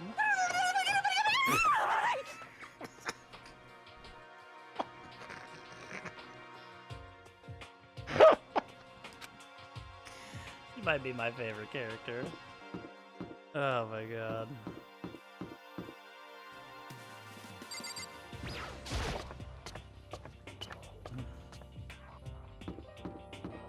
What else are we gonna see on our way up there to? Oh wait. I guess nobody, because the bathroom's here, right? Dude, she's great. I fucking love Toko's character. Hey, Makoto, are you sure all the documents are gone? I refuse to believe you. Go and check again. What? Listen to me. Let's hurry up and go, and to make sure you don't run off, I'm gonna wait here, right here.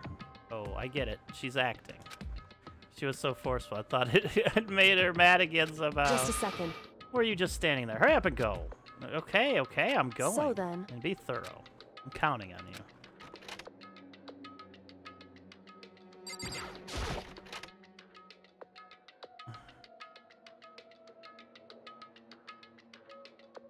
Okay, first we have to find a network cable. According to Kyoko, there should be a bunch of cables in this drawer.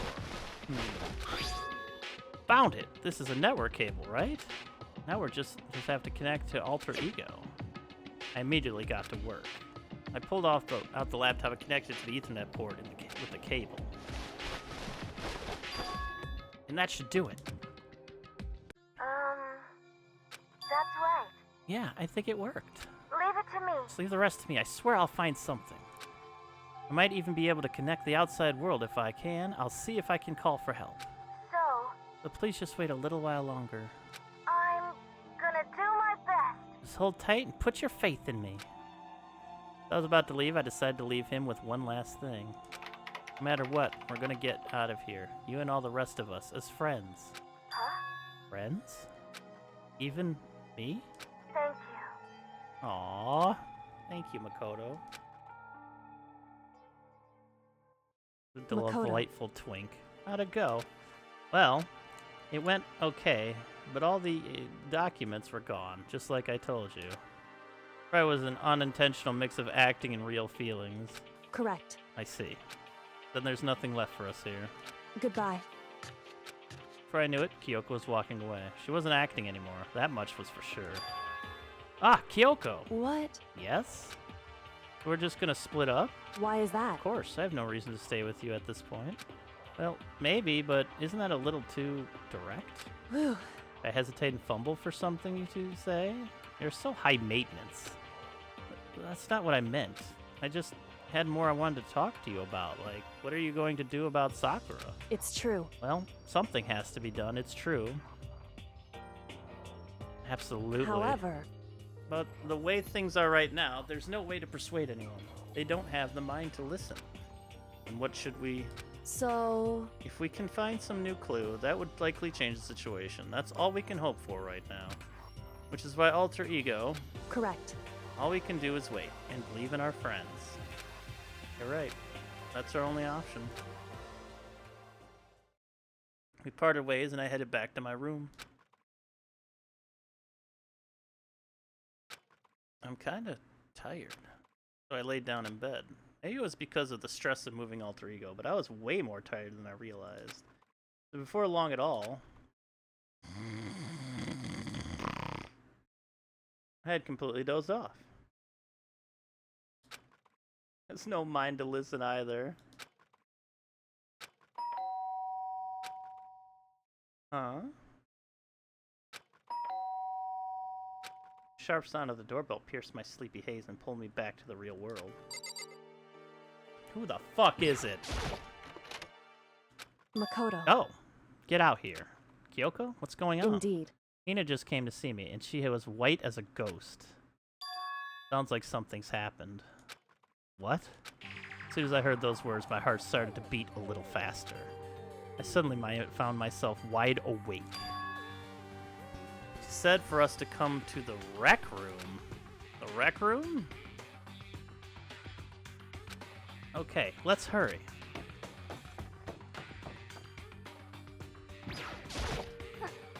Huh? Makoto, Kyoko, Hina, what's wrong? Something's not right. In the rec room, what's inside? There was a window on the rec room door, and I hurried to look inside. And when I did... Sakura? Is she unconscious? She's sitting up in the chair like she's bowing her head. Hey. What's going on? Did something happen to her? Huh? I was just walking past and I happened to notice her through the window, but I couldn't get the door open. I tried knocking, I tried calling her name, but she wouldn't respond. Huh? So what should we do? What are we gonna do? Anyway... First of all, we need to get into that room. But the door's locked, right? And if we break in, we'll be violating school regulations. Listen to me. We're going to force our way in. I just said Wrong. the door isn't locked. It's not locked because the rec room door doesn't have a lock. Huh? Then why? It would seem... Feels like the door is pressing up against something inside the room. Is it the chair? Chair? In other words... Either way, this door isn't locked, which means, as far as I can tell, the rules doesn't apply. Then there's no problem if we break in. Indeed. Let's smash the window. That should be the fastest way. Okay, I'll go get something to break it with it. Wait right here!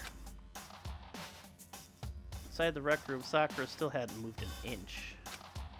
She's just unconscious, right?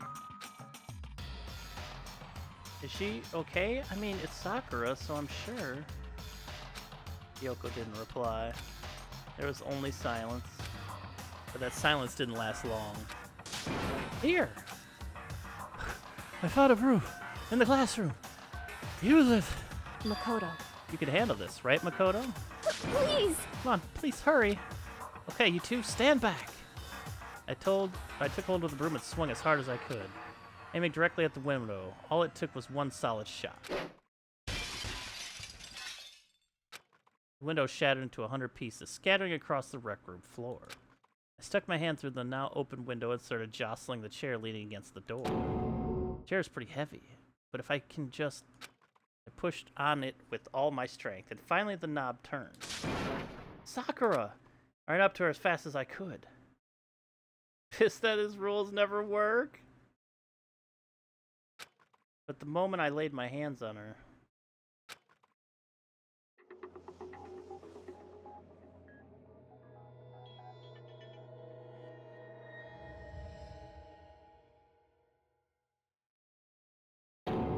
all I felt was cold death.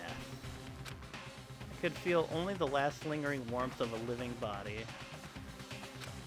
Life had abandoned Sakura's body. And then... there's 3 of us.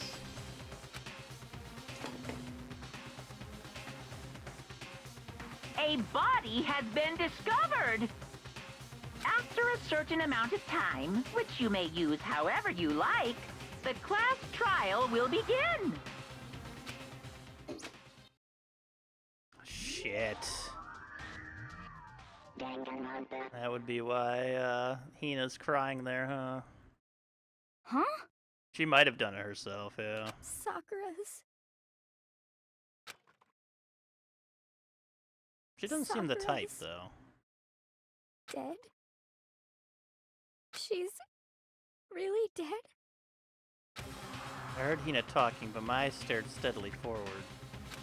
I could only look on at Sakura's dead body. I didn't make it in time. It's happened again. Muttering to her, Kyoko began to gently inspect Sakura's body. I wondered, was she confirming that Sakura really was dead? Checking for a pulse or a reaction? I have to go get them. I have to go get the others. On shaky legs, Hina left the rec room. And I? Why? Why did this have to happen? That's all I could say. I repeated it over and over again. I need to examine Sakura's body. I just stood there motionless behind her while she checked Sakura's corpse. Time passed. While I stood there, unable to do a thing, time just passed. And after I don't know how long, I got everyone. What? Ogre! Yes, yes! So she's dead, huh? I see. Sakura's been killed? I see. As soon as they arrived, Kyoko began. Just a second. You heard the announcement just now, right? So you know what this means. Sakura was murdered, and by someone in this very room. Is that what you were going to say? Huh? No. Whoever killed her is not just someone in this room. It's your fault! It was one of you. Hiro, Byakuya, Toko. One of you killed Sakura. What? What?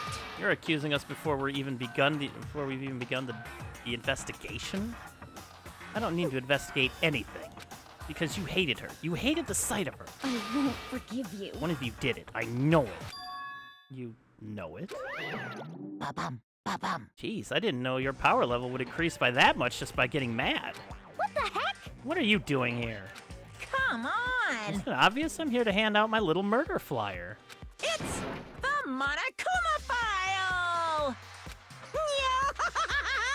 And don't get so mad, Miss Asihan, or Asahina.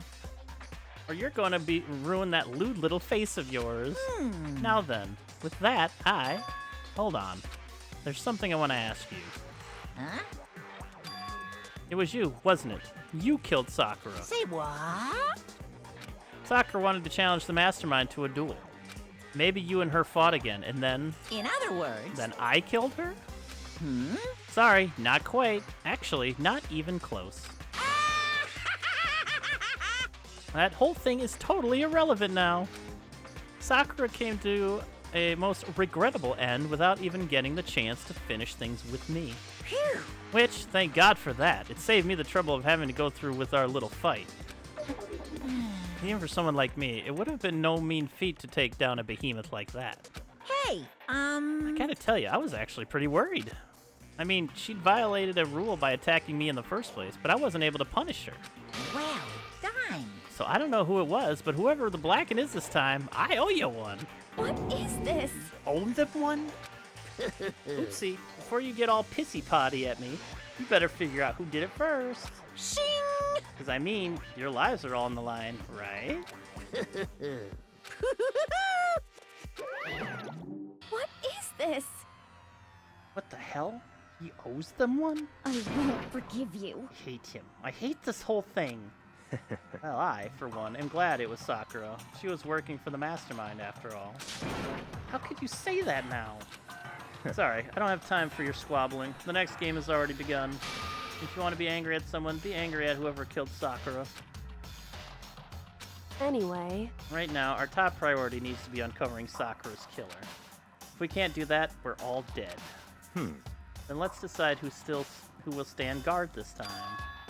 I'll do it. Hina? I'm okay. Just let me handle it. Besides, I want to be here with Sakura. That's fine. Okay, then Hina is guard number 1, but we need one more. Kyoko, that's you. what? Me? You're always a thorn in my side. This time, just stand by and watch quietly. Consider that an order. An order? That's fine. Fine, I'll stay behind. Then it's settled. Let's begin, shall we? Hold on! Before that, there's something I want to say. What? Which is... Hiro, Byakuya, Toko, none of you are allowed to step foot in the crime scene. Huh? What? It's your What fault! if you killed Sakura? I won't forgive you. I won't let someone like that come anywhere near her. Stop talking. Don't be stupid. Our lives are in just as much danger as yours. We have every right to investigate. I don't care what you say. I'm not letting the one who killed Sakura anywhere near her. Even if it means I have to use force, you're not getting in here. Well, it appears further discussion would be a waste of time. How about a compromise? It's all clear now. I won't ask you to tell all of us in, or I won't ask you to let all of us in. Just let me. What? You don't really care, do you? You're both useless anyway. Yep. Nope, don't really care.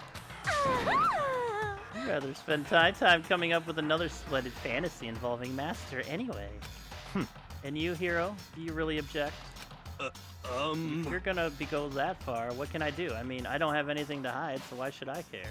It's all clear now. Then it's decided. What are you saying? Nothing's decided.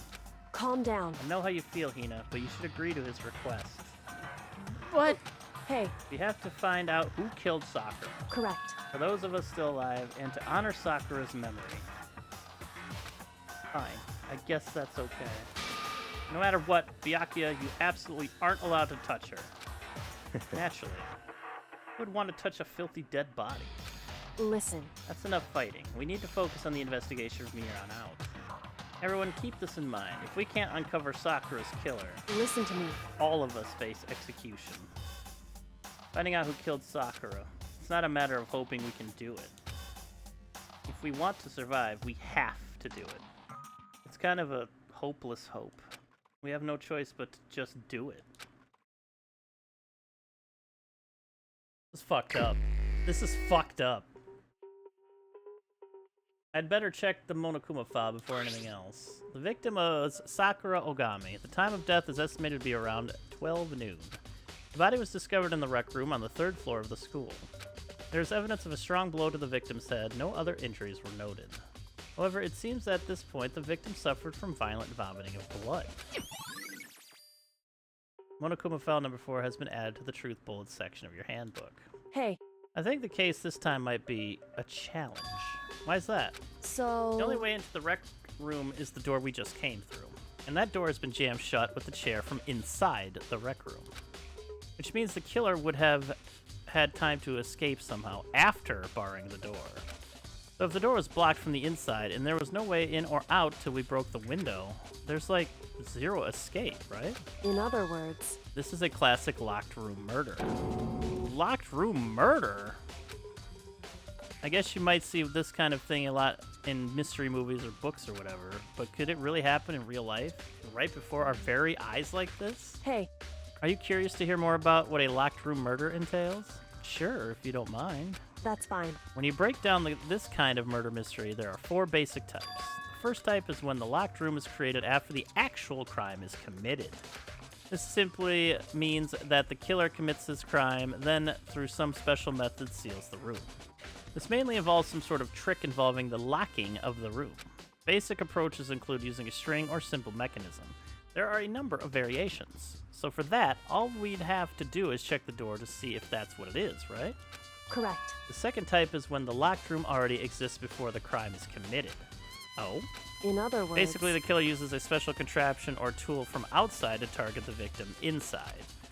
You push a switch and it fires a handgun. You shoot an arrow through a gap in the door, something like that. However... But in this case, that doesn't seem to fit. There are no guns or arrows in the school, and the door doesn't have any gap that would allow it.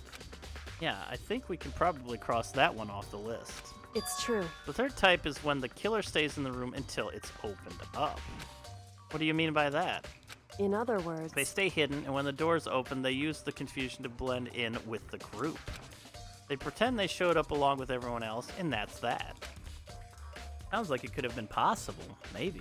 It's true. And the fourth and final type is when it wasn't actually a locked room at all. Not a locked room? In other words... And by that I mean there's actually an alternate escape route somewhere within the room. You see this a lot in novels and things, but in reality it's generally not possible. Then you think we can come across that one off? If we can cross that one off too? Indeed. I believe so, yes. So when it comes to locked room mysteries, those are the basics. So there are 4 possibilities. Then, Kyoko, which of those 4 seems the most likely in this case? It's true. Good question. Answering that should be our primary focus during this trial. But right now, I can't really say. I see. The way the killer set up the locked room, until I figure that out, the truth behind Sakura's death will stay hidden. It's definitely a tough mystery.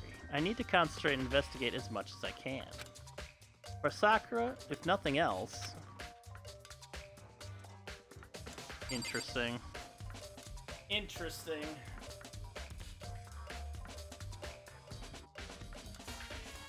Oh. What the heck? We already know who did it. I won't forgive you. Yakatoko or Hiro. It had to be one of them. They couldn't stand the sight of her. You agree with me, don't you, Makoto? Well, I don't want to say anything for sure without finding out more. Then let me help you find out more. You see, Sakura asked all 3 of them to meet with her. You know where? Right here in the rec room. What? After I went to the nurse's office this morning, Sakura and I both left together, right? Well, eventually she went off on her own. But when I saw her again after that, she told me. She said she left a note for each of them. She asked them to meet her in the rec room by noon. By noon. The Monokuma files said she died right around then. I'm telling you the truth. I heard it right from Sakura herself. And I tried to stop her. But she wouldn't listen. She said not to worry, that she just wanted to talk to them. And this is what happened. If I had stopped her by force even, this never would have happened. Hina. Impossible not to have regrets, I know. Nice! Howie's account has been added to the Truth Bullet section of your handbook, but the fact that she had asked those 3 to meet with her, and she asked them to come to the rec room at noon, at the same time and place she ended up dying, It might be good to confirm what I just heard with the three of them directly.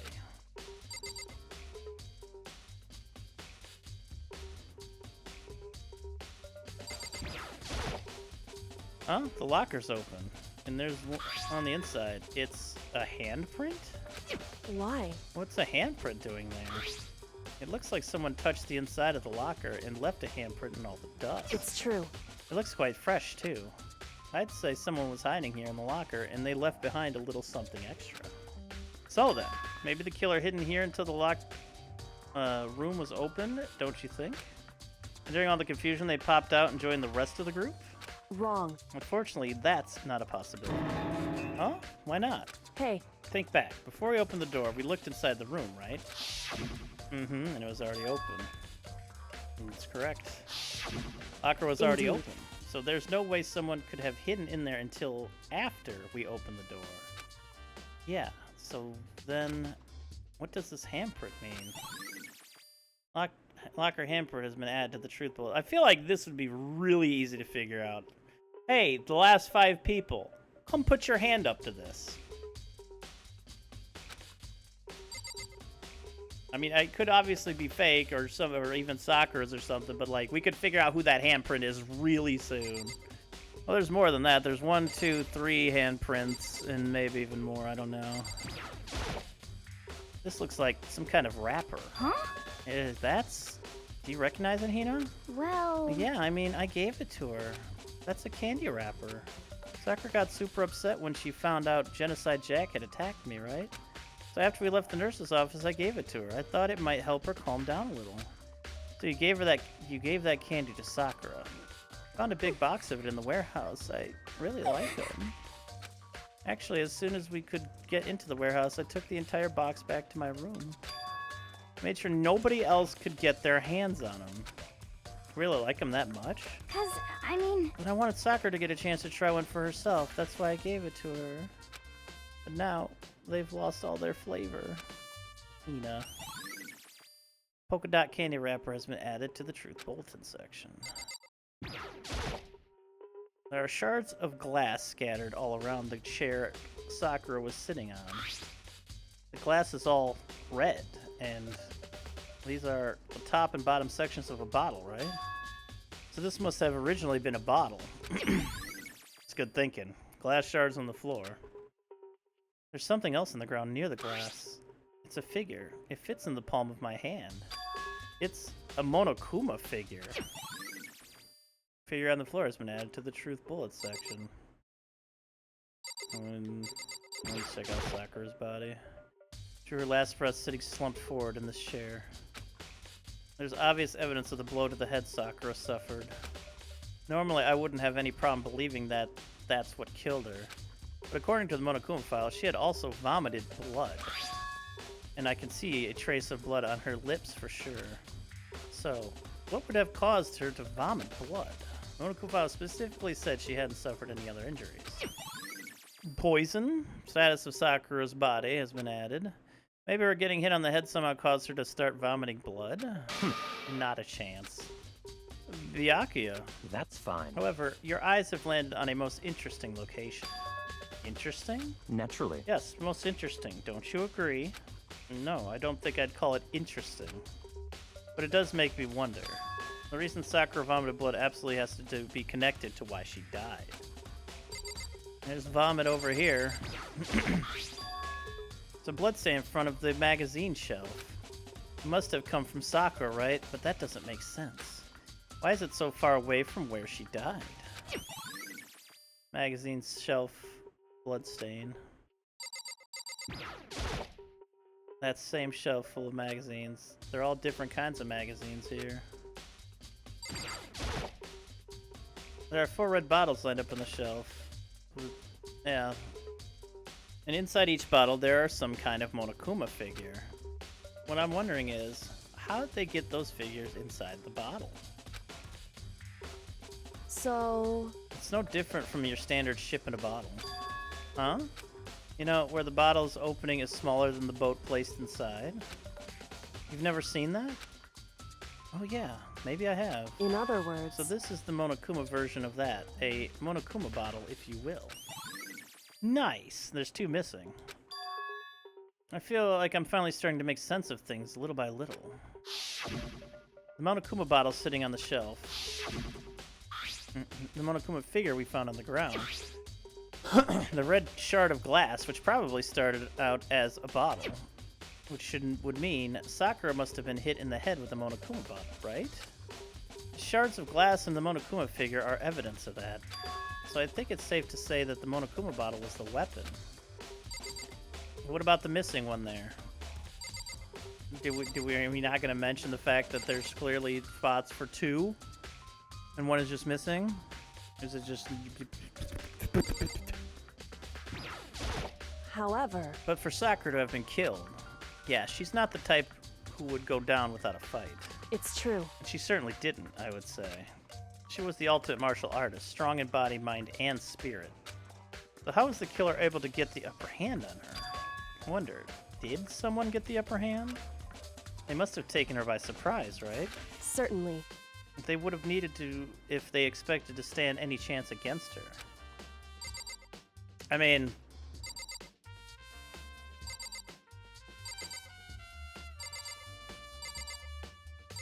Hello, I vomited blood. I sit down for a second, have this candy to relax.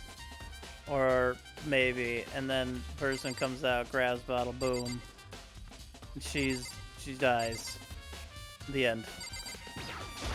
What? What do you want? You're bothering me. There's something I'd like to talk to you about. Make it quick. Is it true that Sakura asked you to meet her in the rec room? So you found out. Interesting. Then it's true. I did receive a note to that effect, yes. But what fool would do what it said and risk being killed by that monster? You didn't go see her. Of course not. I ripped the note to shreds and threw it away. I haven't seen Sakura today at all. Byakuya says he didn't go see her. Is that the truth? Well, until I can prove otherwise, I have no choice but to accept it as fact. Come on. You're all finished. Please remove yourself from my sight. Okay, thanks. Byakuya's account has been added to the Truth Bullet section of your handbook.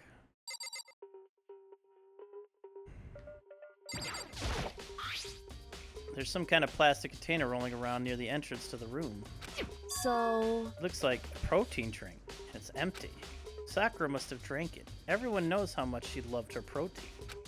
And she mentioned more than once how protein was good for all sorts of ailments. Wrong. I wouldn't take that to heart, if I were you. I know. But still, this protein can... It's got a label on it that says Chem A-2. That reminds me, Sakura mentioned how the Chem Lab had all kinds of health stuff. So she must have gotten this from the Chem Lab. Just a second. That's strange. Huh? What is? Hey. You see what's scattered around the can? Shards of light blue glass. They must be part of the window I broke to get inside. Correct. But they aren't just scattered around the can. They're also underneath it. What does that matter? So... I can't say for sure, but you're probably going to want to take note of it.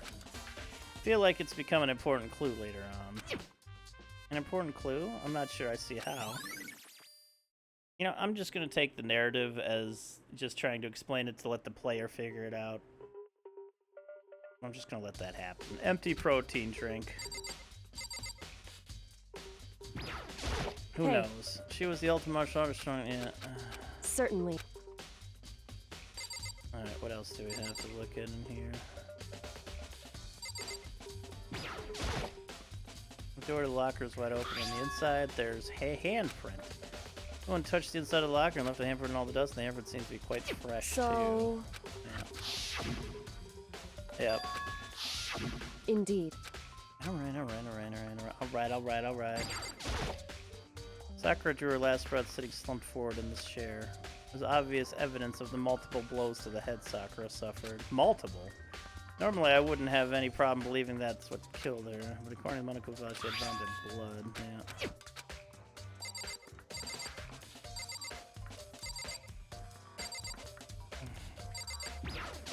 What the heck? We already know who did it. I won't yeah.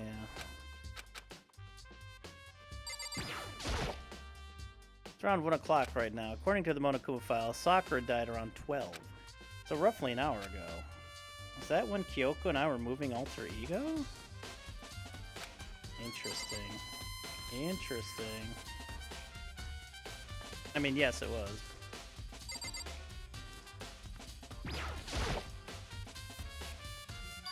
There are 4 red bottles lined up on the shelf. In each bottle, there's some kind of Monokuma. So... And... Okay.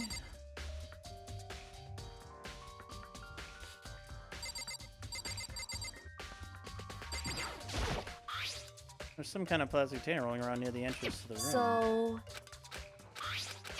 Hey, correct. Correct. The chair was shoved up against the doorknob, so we couldn't get the door open. There's no evidence that any kind of string or mechanism was used on the chair. In other words, there's no reason to think the chair had anything special done to it.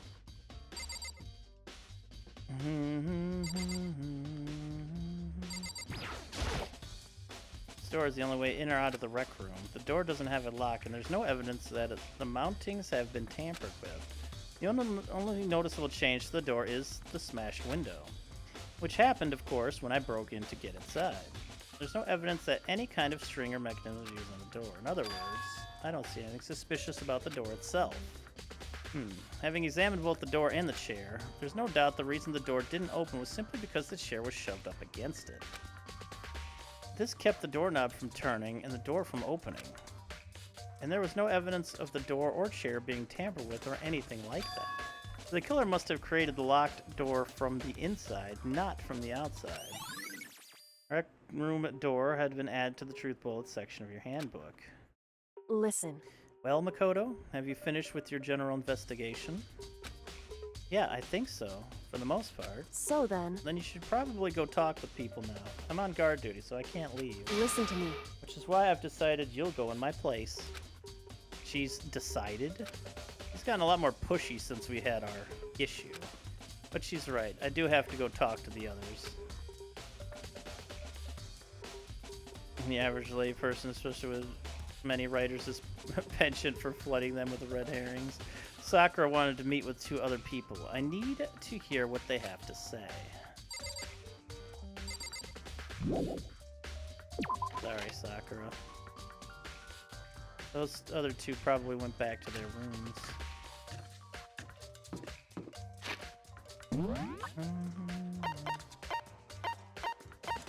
Toko's room. And Masahiro's room.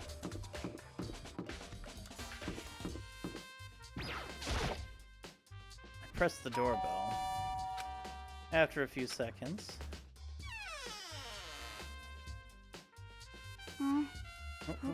Who's there? Ugh, the most negative aura I've ever felt. An aura of total decay. Well, what do you want? So you're back to normal. Genocide Jack isn't around anymore. Don't even say her name. It makes me sick to my stomach. I was in such a good mood, too. She didn't look like she was in a good mood. Hey, I was hoping to talk to you about something. Is now a bad time? Obviously annoyed, Toko slithered out into the hall. What do you want? You said you wanted to talk to me about something? I wanted to talk about the fact that Sakura had asked to meet with you. What? Well... I don't know what you're talking about. Byakuya already told me she had asked to meet with him. What? She wanted to meet with Master too? I just said 2, didn't I? You did.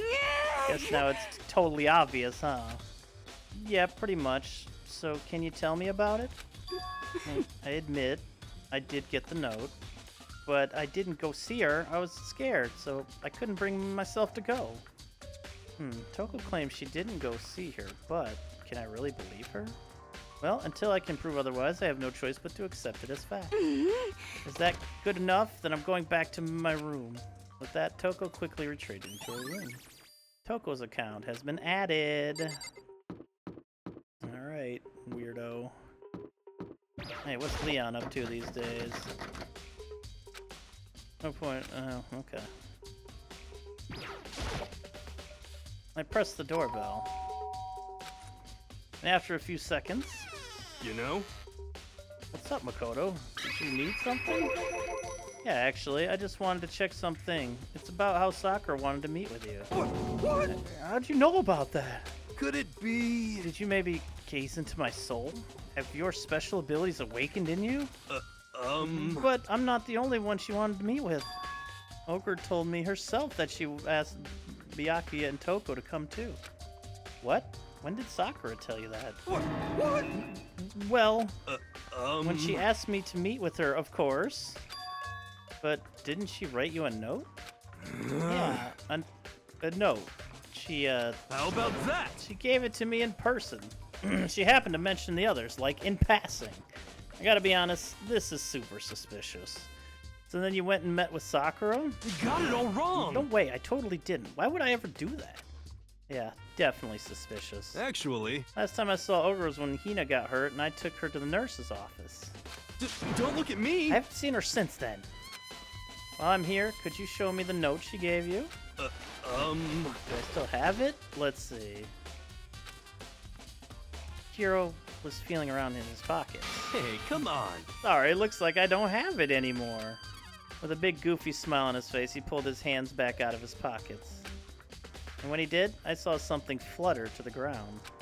Something had fallen out of Hiro's pocket. Huh? What? Quick as the wind, Hiro snatched it back up again and shoved it back into his pocket. Hey, come on! Sorry, just a bit of trash I forgot to throw out. Trash? What? Anyways, I can't deny that Ogre asked me to meet with me, but I never went. So, well, if you'll excuse me. Before waiting for a reply, Hiro quickly slipped back into his room. Hiro said that was just trash, but there's no way that's all there was to it. Pocket trash. I mean, it's clearly a candy wrapper. Okay, so I've heard from Toko and Hiro. What's next? I'll definitely have to look at the actual crime scene again, but on top of that, maybe I should find out more about the protein can we found on the floor in the rec room. I'm sure it must have come from the chem lab. Where should I start?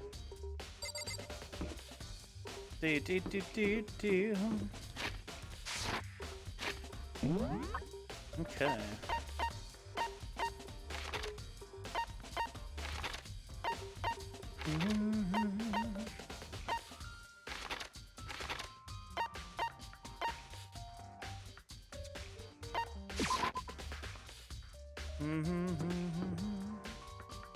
So yeah, I should go upstairs. Check out the camera room first.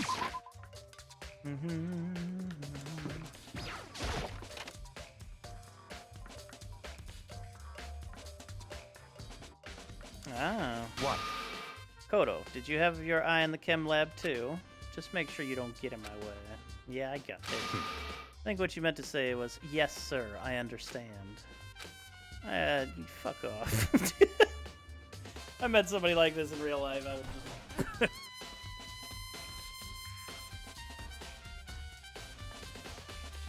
I did dun dun dun dun. Yeah, of course I thought of coming up here. There was a giant chemical fucking thing spilled. This isn't my first time seeing the shelf, but I just can't get over how big it is. I should probably take a closer look at it. Looks like 3 shelves have been connected together to make one giant shelf. But more important right now, what's that powder that's been spilled in front of the shelf? I have to be careful not to step in it. Oh, hey. Feet prints. And they're only in front of the left shelf. How do these footprints relate to the scene as a whole? We may need to sketch out the floor plan. By we, do you mean me? How kind of you to offer. With an insufferable smirk, he handed me a piece of paper and a pen. What? Well, let's go. Chop, chop. Okay. I got to work, and before long, I'd drawn up a sketch of the room. Okay, how's this? Not bad. For you, I mean. For me? I see. So, when you look at it like this, interesting. It would appear that whoever left the footprints only had business in the leftmost shelf. We definitely needed a drawing to figure this out. They came in, went straight to that shelf, did whatever they had to do, and then left. That's what the footprints tell me. I see. These footprints must be... It's certainly possible. Makoto, are they yours? No! What? Okay, then let's see your shoes, and I'll confirm their size for myself. I think of a reason not to, so I quietly did what Byakuya said. I see, your feet do appear to be too big. Unfortunately, I must admit, these are not your footprints. Unfortunately? But with how clear these prints are, it should be quite easy to determine who they do belong to. Same as the handprint, by the way. Then these prints are a really valuable clue. Yes. You lay out the footprints, it looks like these. And when you look at the pattern, whoever left it behind the shelf on the left, and that's it. They were straight there, did something, and then left. That's according to the footprints. The prints are really clear, so it shouldn't be able to hard to figure out whose they are, which means these footprints are a super valuable clue. There's a broken bottle in front of the shelf. Is this where all the powder came from? It looks like the bottle had a label on it, Chem C4. And there's a skull and crossbones on it. Would you like to hear something interesting? I was on the 4th floor this morning checking things out, and at that point, this room wasn't like this. Then this powder must have been spilled. So in other words... That's right. Could only have been around the time of the incident. That really... If that really is when it happened, it must be related to the case somehow. Source of the powder. This Sparta kicked Byakuya in his face. I wish. On this shelf is one look, and I can tell it's nothing but dangerous chemicals. This looks like poisons and other powerful chemicals. All the containers on this shelf are labeled with the letter C and a number. I guess I can consider this part of the shelving unit C. I'm pretty sure.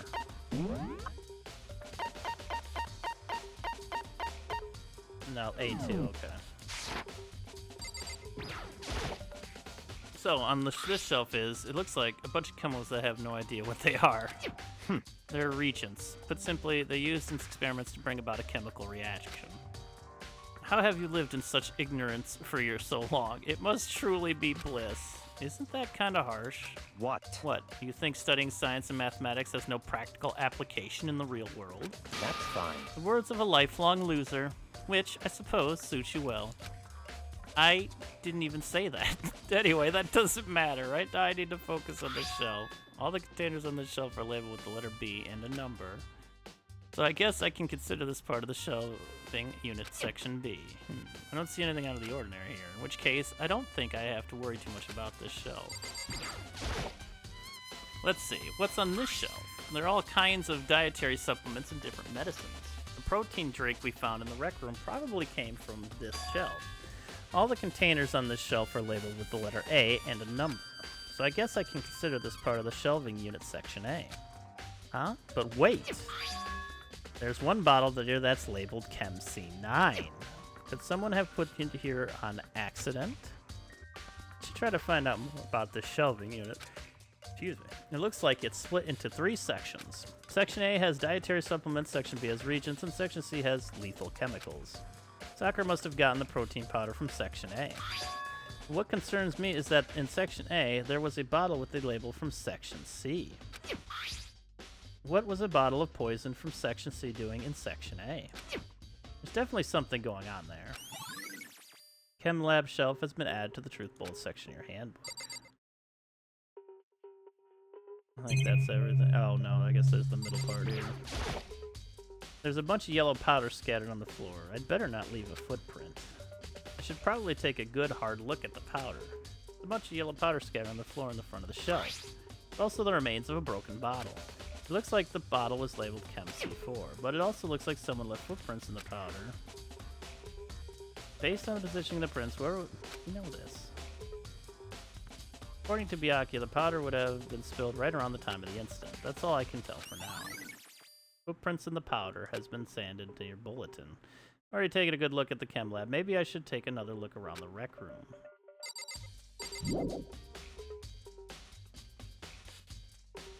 Lick their shoes too.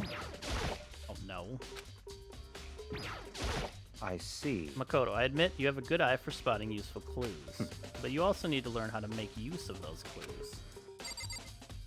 Thanks, I guess? It's like the kindest thing I think you've ever said.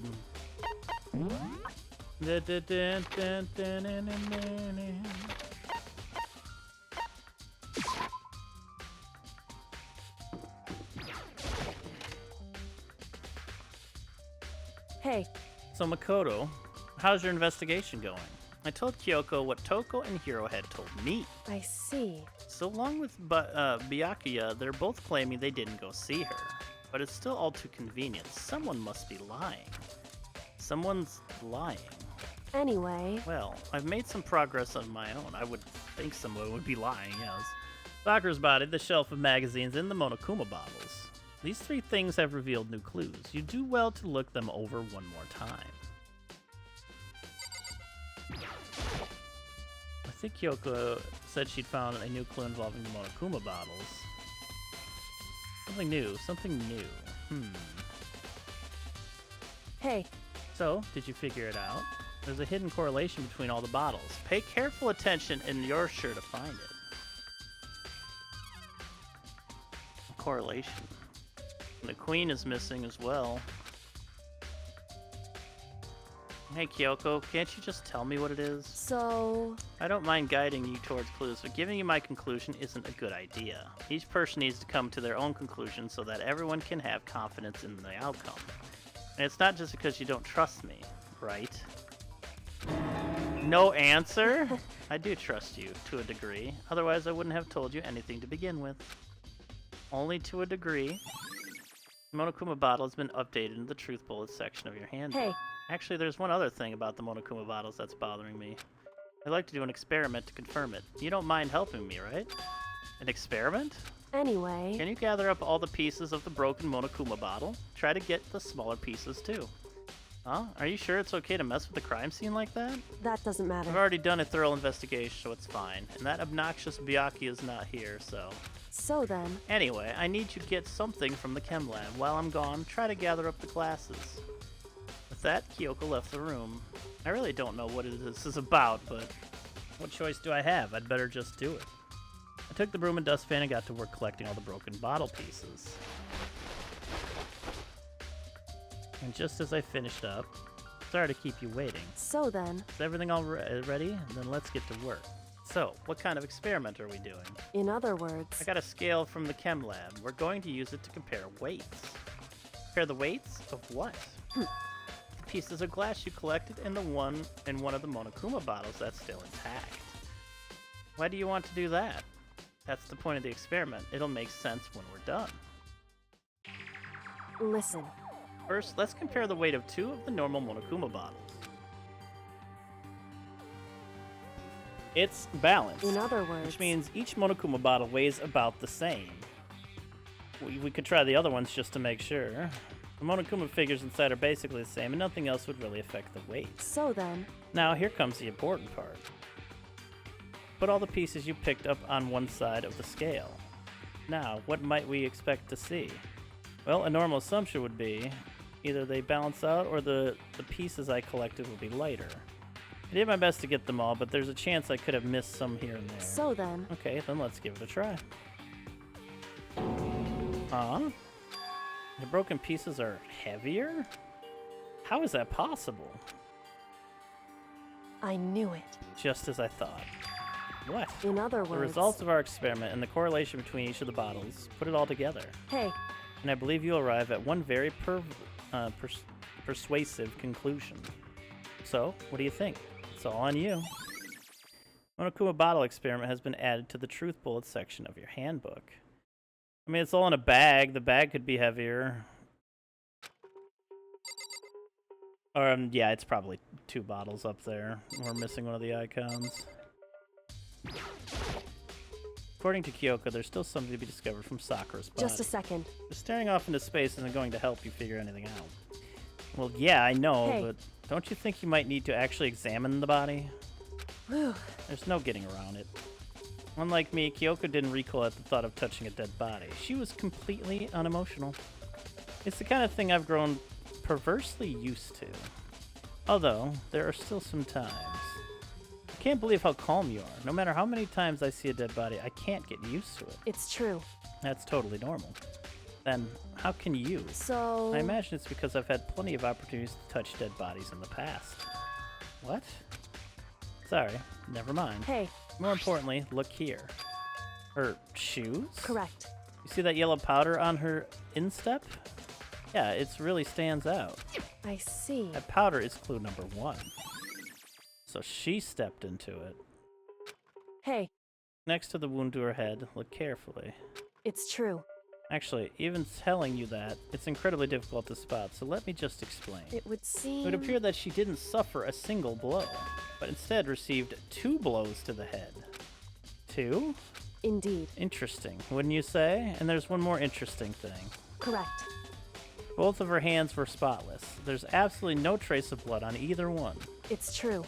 So that's what I learned from examining her body in detail. Kyoko's examination summary has been added. I can't believe she was able to learn all that just by looking at her body. I don't think anyone but Kyoko could have pulled that off. Kyoko, you beautiful bitch. There's some kind of plastic container rolling around near the entrance of the room. So... Sakura must have drank it. I got a label of Chem A2, so she must have gotten it from the chem lab. Hey. But you see what's scattered around the can? Yeah, it's the shards of glass. Correct. But they aren't just scattered around the can, they're also underneath it. So... You're a dingus, Makoto, that's what. I gave that to Sakura. She got super upset when she found out Genocide Jack had attacked me, right? After we left the nurse's office, I gave it to her. I thought it might help her calm down a little. Mm-hmm. What the heck? You already know who did it. Just... Yeah. The blood stain in front of the magazine shelf. I only assume the blood is Sakura's, but if she's trying so far away, why should talk about that one. Locker's open and there's on the inside is a handprint. Why? What's a handprint doing in here? Inside of the locker. It's true. Yeah. Hey. Yeah, before we opened the door, we looked and yeah, and then we already had this one as well. Indeed. I already looked at the vomited blood again. In other words... The results of our experiment and the correlation between each of the bottle, put it all together, and I believe you'll arrive at one very basic conclusion. So, what do you think? It's all on you. The experiment showed us the pieces of glass on the floor were heavier in the intact Monokuma bottle. And the bottles all have something in common. There's apparently an important secret hidden there.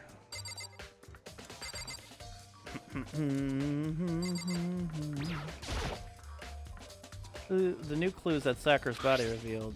First was the yellow powder stuck to the instep of her shoe. Indeed. And there's the wound on her head. It's now clear that she suffered 2 blows to the head. And Indeed. Both of her hands are spotless. There's absolutely no trace of blood on either one. Right. So, what I've learned from examining her body in detail, I can't believe she was able to learn all that just by looking at her body. I don't think anyone but Kyoko could pull that off. Let's look at the magazine shelf. Kyoko said the magazine shelf was hiding a clue of some kind. Clue. This magazine is upside down.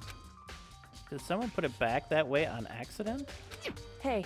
If something catches your eye, it's important for you to explore that in detail, don't you think? Yeah, you're right. I picked up the inverted magazine and flipped through it. This is...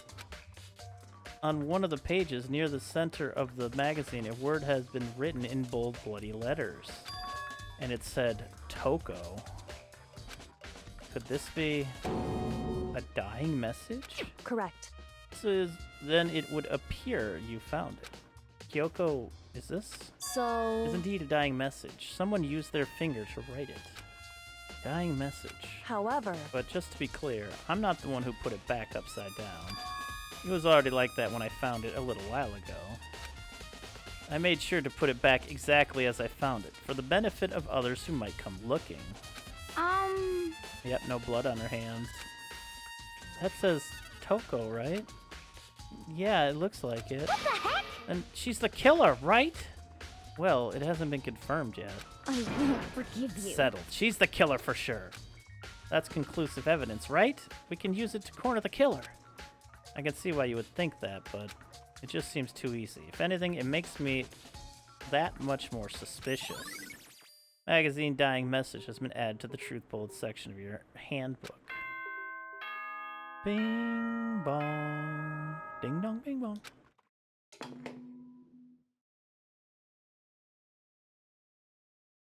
Whoops! You caught me sleeping. Your investigation was just so boring I couldn't stay awake. Should I do it? Is it okay? Can I? Okay, then let's begin the class trial. You know where to meet, right? Please go through the red door on the first floor of the school. See you soon. Fucking bear. It's already time, but the mystery of the locked room is still only half solved. At this point, whatever happens will have to happen at the class trial. No. Not whatever happens. I have to make something happen. Oh, shit. Well, we're already rushed to the trial already. My goodness.